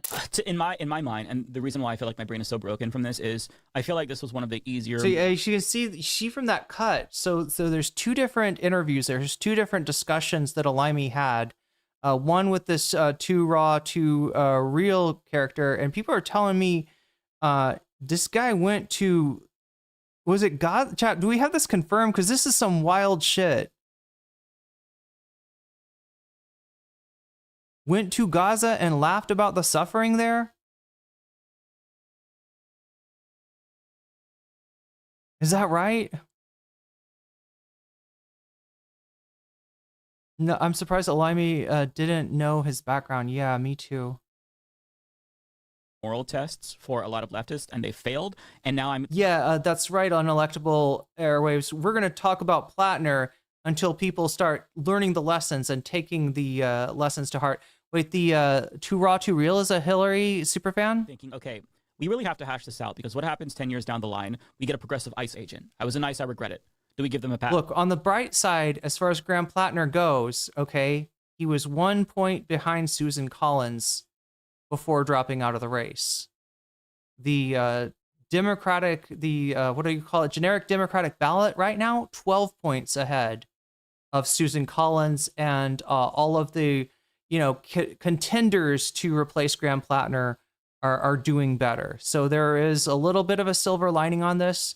The only thing that's kind of left is that, that there are some people that now realize that supporting Graham Platner was a mistake, but they're a little reticent to look in like, why did I get led down this road? What caused me to ignore some very clear red flags? And not only to just say, hey, which I said, right? As far as lesser evil voting, yeah. Is Graham Platner, knowing what we knew during the primary, is this a better choice than Janet Mills? Yeah. Janet Mills is, going to get you more, aid to Israel. Graham Platner is against that. There's some very clear differences between them. Is Graham Platner better than Susan Collins? Oh, hell yeah. Oh, hell yeah. Right? Even fucking anybody's better than Susan Collins. But I mean, that's one thing. Another thing is when you talk about this guy like he's the future of the left flank movement, right? And he is the sign of things to come, right? And that's what needs to be examined. That's what needs to be looked at. Oh my God. We need to do the bonus content, chat. You gave me 2 extra hours.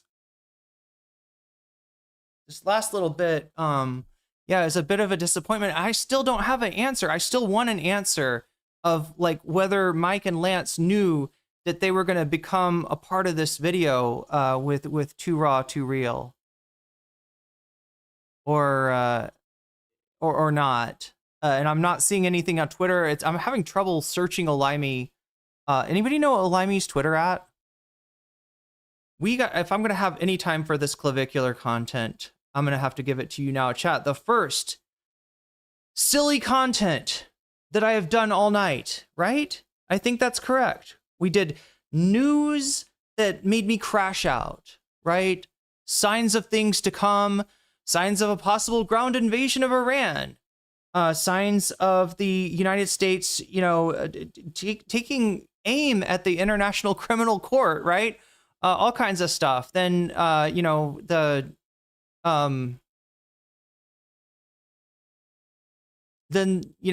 Sam Seder being on for a hot second on the Majority Report after having gone for a vacation, coming back, talking a little bit about the Graham Platner thing, but really getting cut off on the technical end, right? He's calling in from a hotel before he could say much about it. So, kind of left us a little bit unsatisfied, and now this. Let us do something fun. Let us talk about clavicular in Israel, right? What happens when you lose everything? What happens when the mogger gets mogged and is looking for a quick payout? Well, one person or one interest group that will give you a quick $7,000. It's gonna be Israel. Trip with the Israeli government. And that's the money that Clav has taken. He also, in addition to that, chat, he went to Europe and got rejected multiple times, right? Some backstory on clavicular. What has clavicular been up to since the last time we saw him? He went to Europe and tried to riz. He tried to mog. And instead he got mogged and he did not riz, right? None of the women in Europe were interested in him. He's gotten a plastic surgery that a lot of people think he looked better before. He got, I think, a nose job. So yeah, he's been on a losing streak, and so now he's in Israel. Right? This is crazy. Here it is. King Clavicular just got absolutely. Okay, so Olay is only on IG and Threads. In Israel, they're now calling him the Jewish speed. Yeah, she's not on Twitter. He is on Twitter, but I'm not seeing anything, talking about his baggage or any of that. Controversial question: if Anna Kasparian is a class reductionist? Oh my God, is Olay a race reductionist?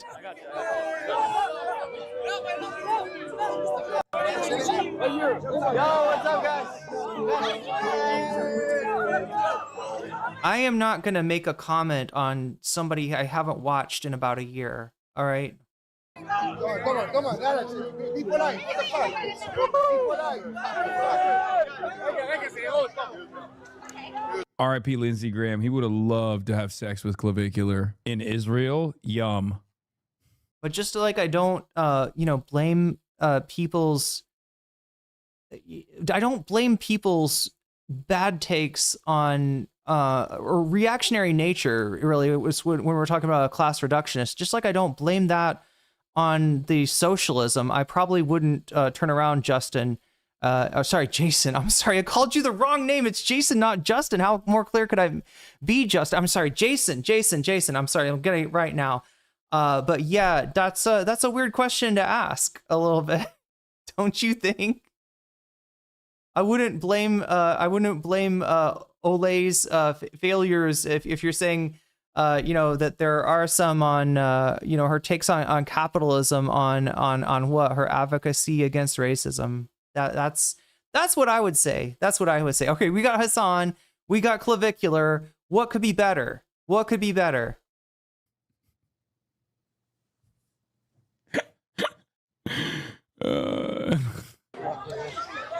Here.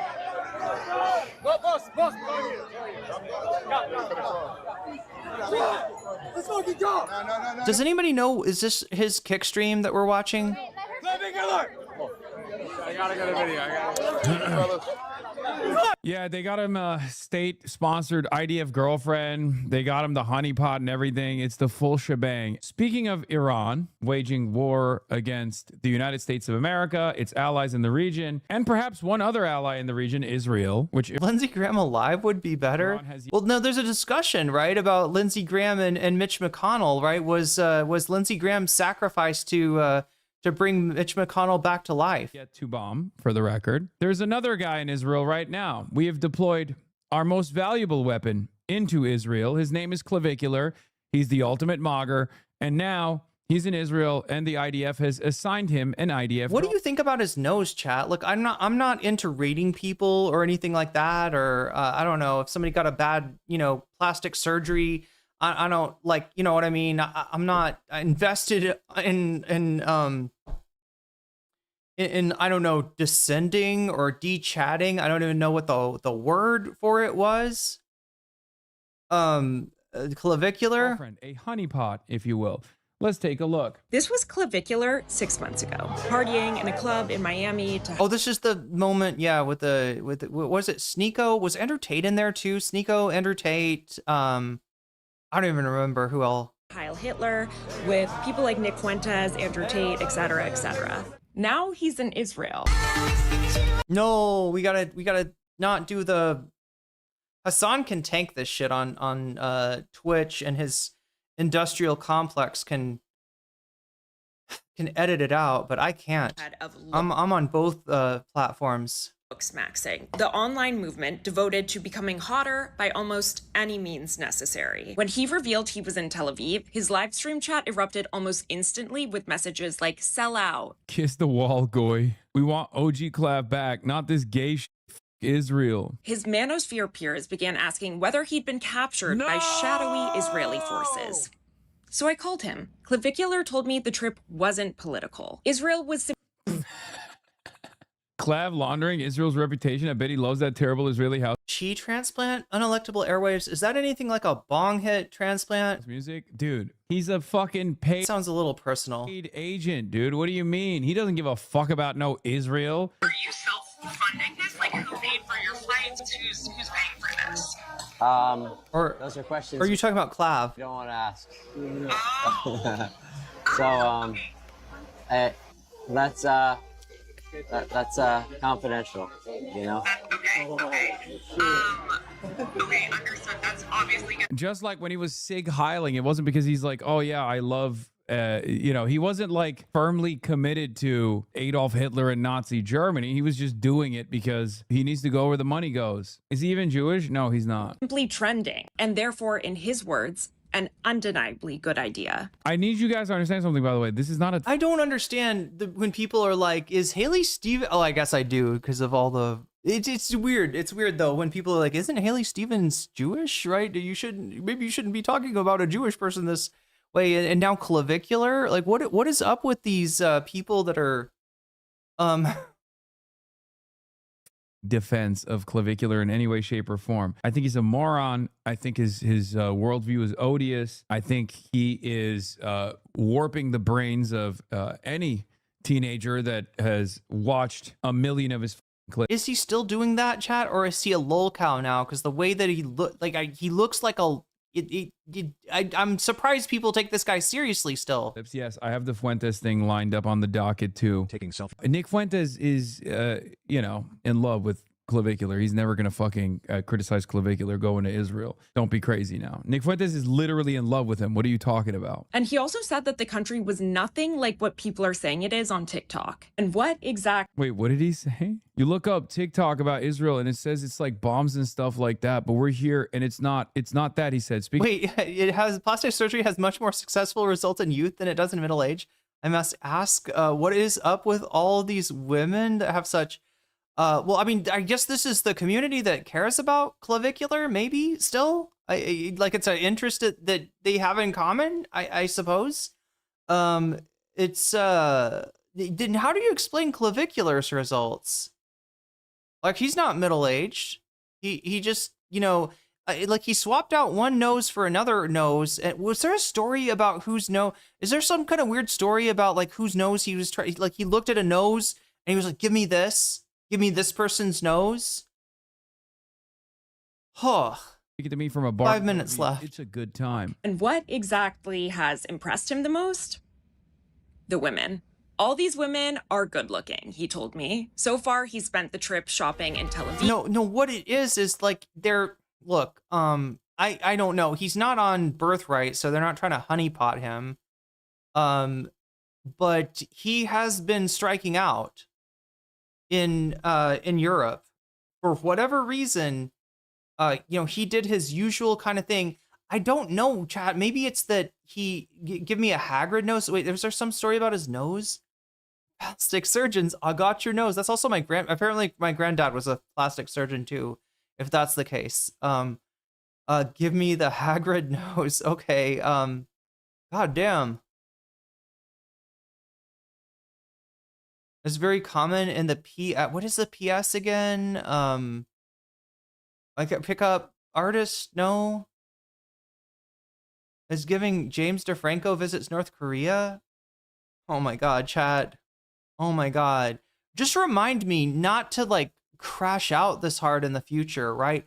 I swear to God, like this was not the day for me to get thrown a bunch of curves from Olayemi and Friends and a little bit from Majority Report and after the fucking newsreel. And thank you, Direful, right? What's left for a failed PUA? That's about it. Israel shit, I believe. Unelectable airwaves is left for him because this is the one reliable paycheck.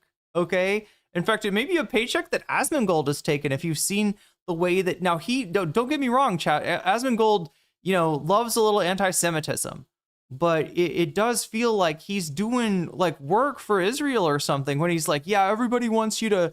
Everybody's trying to distract you with Israel, and actually it's because they don't want you to see their own shit. right? He's trying to say that people are talking shit about Israel to, like, I don't know, protect trans people, protect immigrants, protect all of the people that Asmongold regularly advocates for the, violence towards or physical removal from the country of they're just talking to you. They're just telling you this Israel shit because they don't want you to do pogroms. Like, they don't want you to do ethnic cleansing. They don't want you to, do trans genocide. And we really got to keep our eye on the ball. Yeah, Asmongold is a huge piece of shit.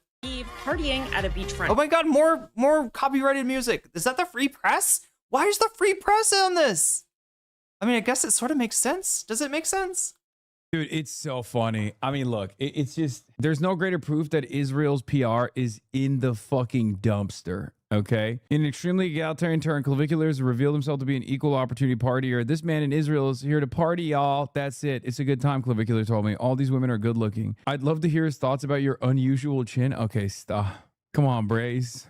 Nah, keep that shit going. I'm just kidding. Yeah, there's more information on this. Hold on, let me just show you my tweet on it. But yeah, as I was saying, there is no greater evidence of Israel's downfall than relying on a looksmaxer whose claim to fame was slamming his face with a goddamn hammer, who sig heiled like last week with prominent neo-Nazis.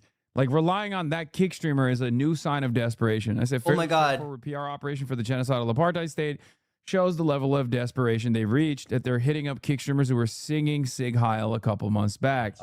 Yeah, bro. I mean, at the end of the day, anything in Israel or relating to Israel is going to be political, but the women in Tel Aviv are absolutely gorgeous. I mean, like... Yeah, I mean, for you, that's like... it makes sense, yeah. Bro, I was kicking it with this girl who was a soldier in the IDF. Who the fuck is this guy? Look at his face. Oh no. You love Israel. It's so beautiful. Hot as so like that was sick, and like, it's really just me traveling to a different place, like having a good time. It's nothing political about it.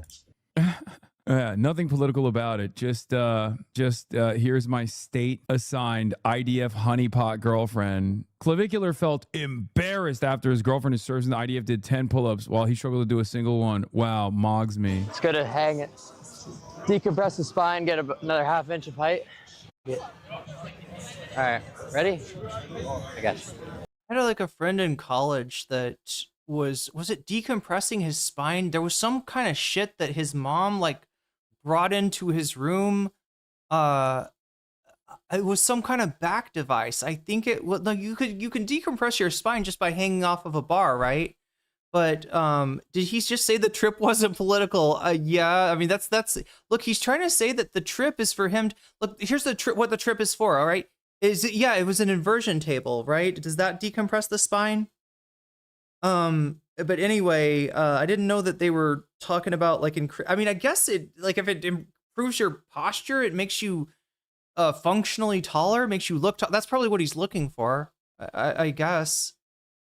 Oh my God, chat, we're running out of time here. Okay.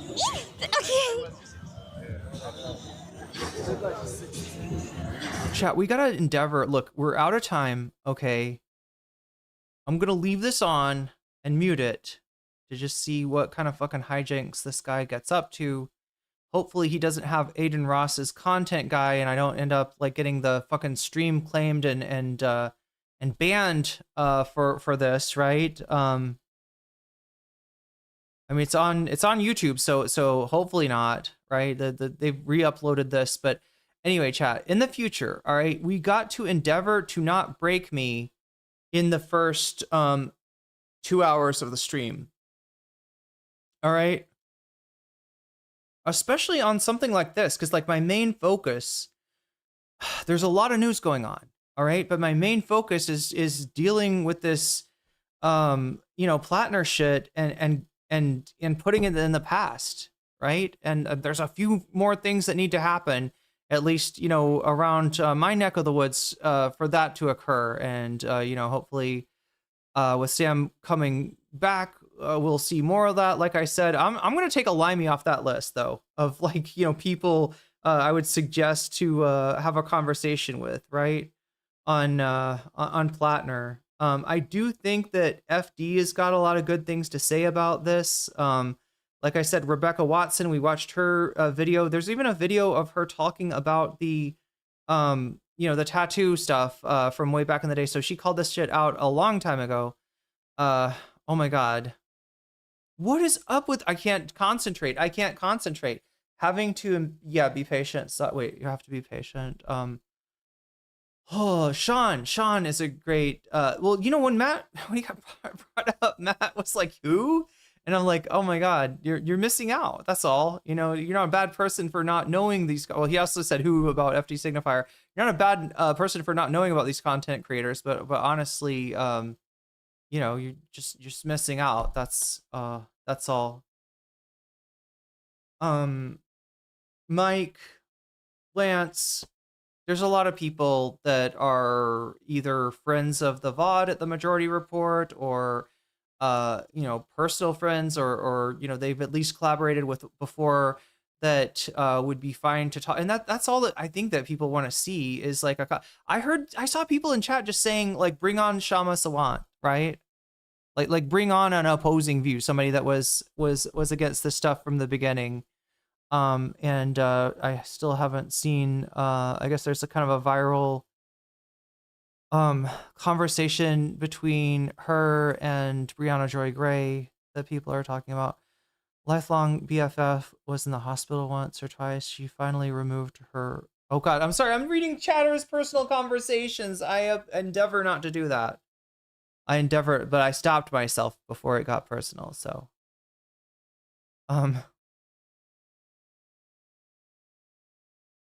does Asmund truly believe anything, or is he a vapid? Hassan would probably agree with you there that maybe Asmund is a vapid, edgy contrarian, or that he's reading the room. You did see him. No, a worse Morbear. He's not a doctor. He's a bigot. All right, that was some very sophisticated dog whistling, but I caught it. And I'm surprised. I'm embarrassed for not having caught it earlier. On that chatter.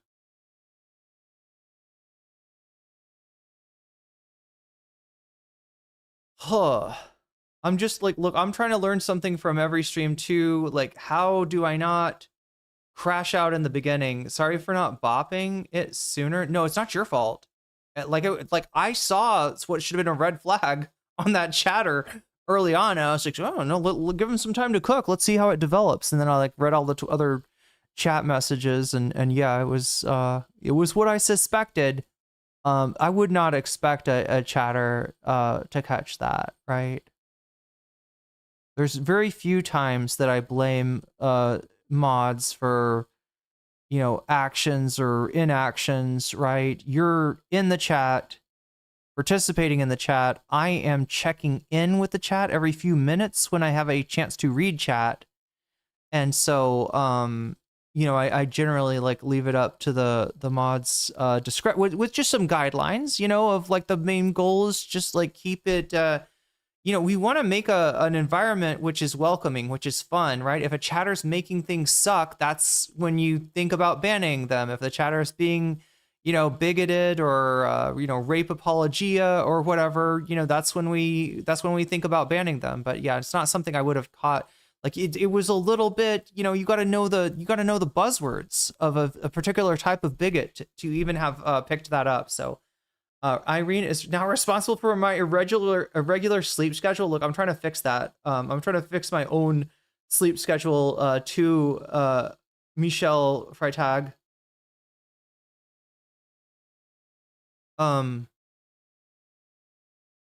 But I'm just trying to figure out, look, what did we do this time? We went right into the news. I went into the news before talking to chat. I usually talk to chat, explain the bonus content, explain how you can make the stream longer, which you did today, chat. You gave me 2 extra hours, and still somehow I feel like, I don't know. I should have watched that. I don't know. I should have looked into that Olayemi video before we got started with that. Or I did watch it. I just didn't know who Too Raw Too Real was. But yeah, I just wanted to, there was like, you know, and the to be real though, the Olayemi conversation with Matt or with Mike and with Lance was actually pretty good. It was actually pretty productive, right? There's a kind of conversation that I wish to facilitate, right? I did not know, literally had no idea either. Yeah, I mean, I guess, you know, it's just kind of, we do tend to rely on the,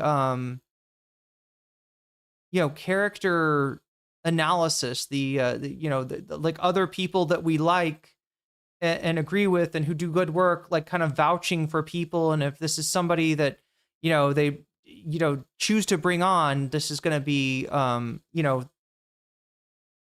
that's the vetting. But yeah, that's like me doing the Platner vetting where like, yeah, look, we could have done the real vetting. It just takes too long and it's too expensive. But instead we did the shitty vetting.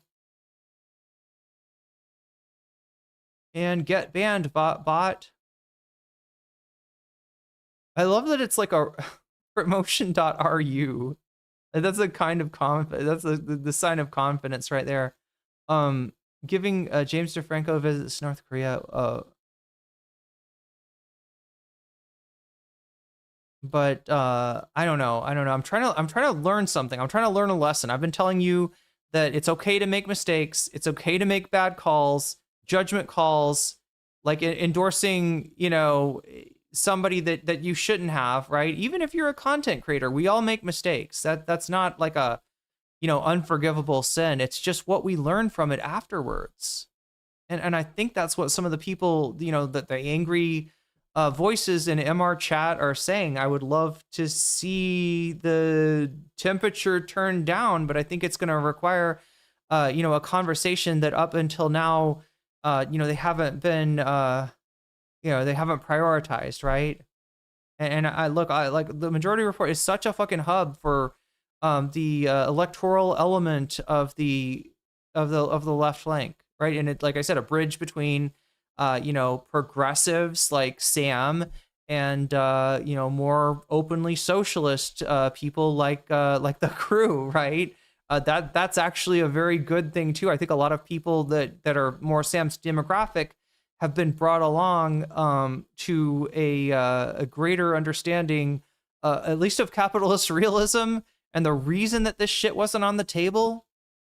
But by, you know, by the people that Sam chose to hire. So yeah, I'm hoping that this gets fixed. Because again, it's oh my god, chat. I don't know how much longer. I want to learn something. I want to figure out like what is it that I learned? What do we do different next time? Do we not do the do we not give me news first thing? I think that's it. You know how I get when I cover news, right? And we need to do more of it. We need to do more coverage of news and do it on shorts because that is a great way to bring people into the community. But maybe we don't need to do it first thing because the news chat ever since the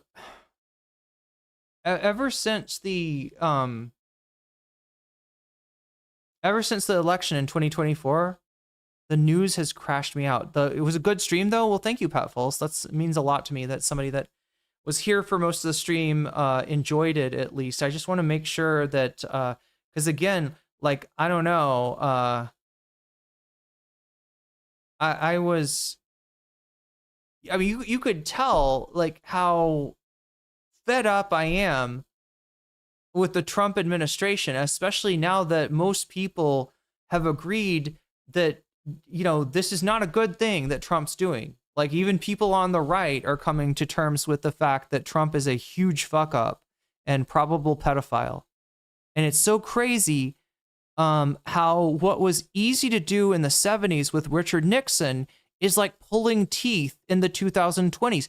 I've even heard, I don't remember who it was, chat, was it Stephen Miller? Somebody bragged about it, right? Nixon shouldn't have gotten taken out for Watergate.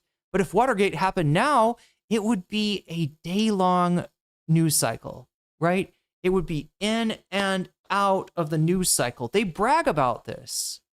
They are socially engineering, you the population with they're socially engineering, the population by flooding the zone with shit. And as much as Trump has lost, so much popularity, what did Harry Enton say? He's down like 58 points since the election or since the inauguration. Even with this, he's still able to manipulate the cycle. He's still able to get Epstein out of the cycle. He has bored people with Iran, which is really fucking dangerous. Really fucking dangerous. Because Nixon never went to jail. God, Emily French, you're probably right about that. Nixon never went to jail. The Bush administration never faced any sort of accountability. And the bankers that held a gun to the nation's head just got away scot-free. They got bailed out, right? Yeah, all of the bad people know that there's no consequences for any of their actions, and all of the good people know that there are huge consequences if they say something and nobody backs them. And that's the problem. We got cowards in the media, we got cowards in the Democratic Party, and we got a fucking monster in the White House. And we got absolute cowards that are backing him. But yeah, I think I'm gonna avoid doing news first, if that's okay, chat. Like, I gotta at least have a conversation with chat. Just like when you get up, you gotta have your morning coffee first. Maybe my morning coffee is talking to chat. So we tried it without talking to chat first. And I don't want to be like and what I'm talking about specifically, chat, is like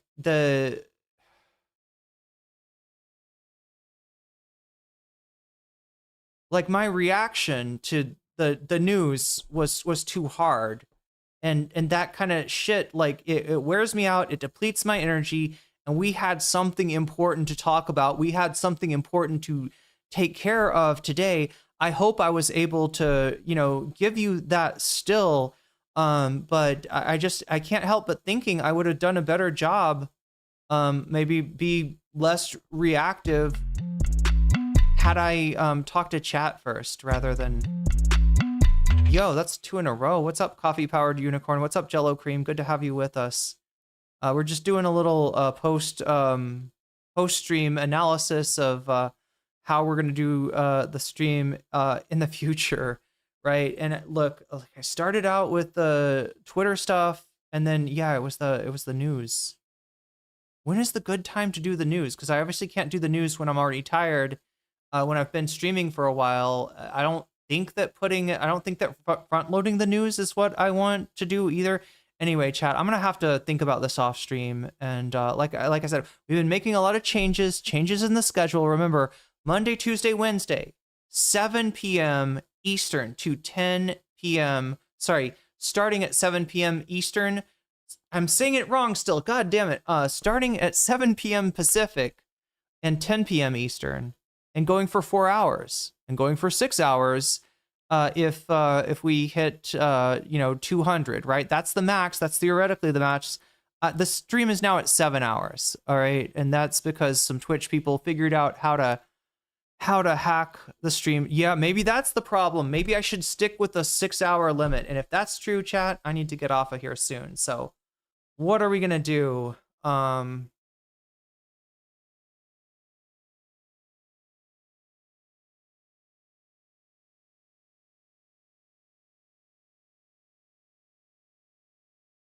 We gotta find some place to send the party for those of you who are not tired and worn out like I am. Oh my god, and I can't unless I reset the browser. There we go. 7 p.m. Pacific. Wait, I mean, like, we're trying to get to where it's actually... I realized we were a little late today. It took me longer to put together the what we were doing for stream, and it took me longer to put together the thumbnail. Those were the things. Thank you for the stream. Hey, thank you for being here to enjoy the stream. And thank you. Also, thank you for helping me work out the kinks in the stream. I don't mean those kind of kinks, chat. I like a bong hit replacement, or I don't know, a chi. Is it like a Dragon Ball Z thing, maybe? And I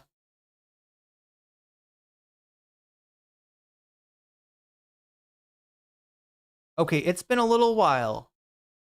It's been a little while since I was streaming at the same time as USA Hole. So I am going to send you, I'm going to have USA Hole. Oh God, we're sending a fairly large raid over there. Okay, that's good. That's good. It's been a little while. But yeah, USA Hole, awesome streamer. Give them my love. Give them. Wait, it sounds weird when I say that, but you know what I mean.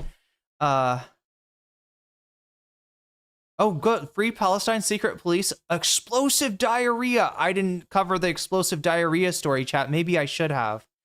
But they're covering the explosive diarrhea story, and they're you know on that front for us. So anyway, let me thank my Patreons. All right. If you support me on Patreon at the $5 level or above, I give you a fancy shout out at the beginning and end of each stream. We're near the end now, so let me do that. Shouts out to Neopergot. Shouts out to JMB. Shouts out to Emily French. Shouts out to Big Al of the Cake Mix and the Cake Remix. Shouts out to Direful. Shouts out to Joel Siverud. Shouts out to Sarah. Shouts out to Izzy Mandius. Shouts out to Steven Sayers. Shouts out to Animus. Shouts out to Infallible Fowl. Shouts out to Orlitz Ellipsis. Shouts out to Nadia Yvette. Shouts out to Choki. Shouts out to Moe Noip. Shouts out to Temporal Insanity, which is what I'm experiencing right now. I can finally relate. Shouts out to Buffy Geek, and a fancy shout out to Rachel K, Omega Star, Crystal Saphira, and Zara Xerix. With that being said, chat, thank you for being here. Much love. Take care of yourself and each other. Thank you, mods, for keeping us safe. Thank you, Thumb Gang, for bringing more friends in here. Yeah, I love USA Hole. This is a awesome streamer. Rocking the night ship, and keeping us sane.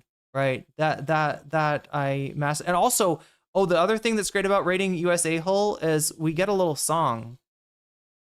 We get a little song for our trouble. Are you ready? Welcome. Wait, did I miss the song? Nocommentchick, thank you so much for rating Queen. Welcome, you freaking cuties. It's your freaking Gwenby. Me, Gwen, and my motherfucking co-host, Mr. Spilly, and Mr. Skelly, the co-host. Talk about the news and leftist politics and all the horrible shit going on in the world.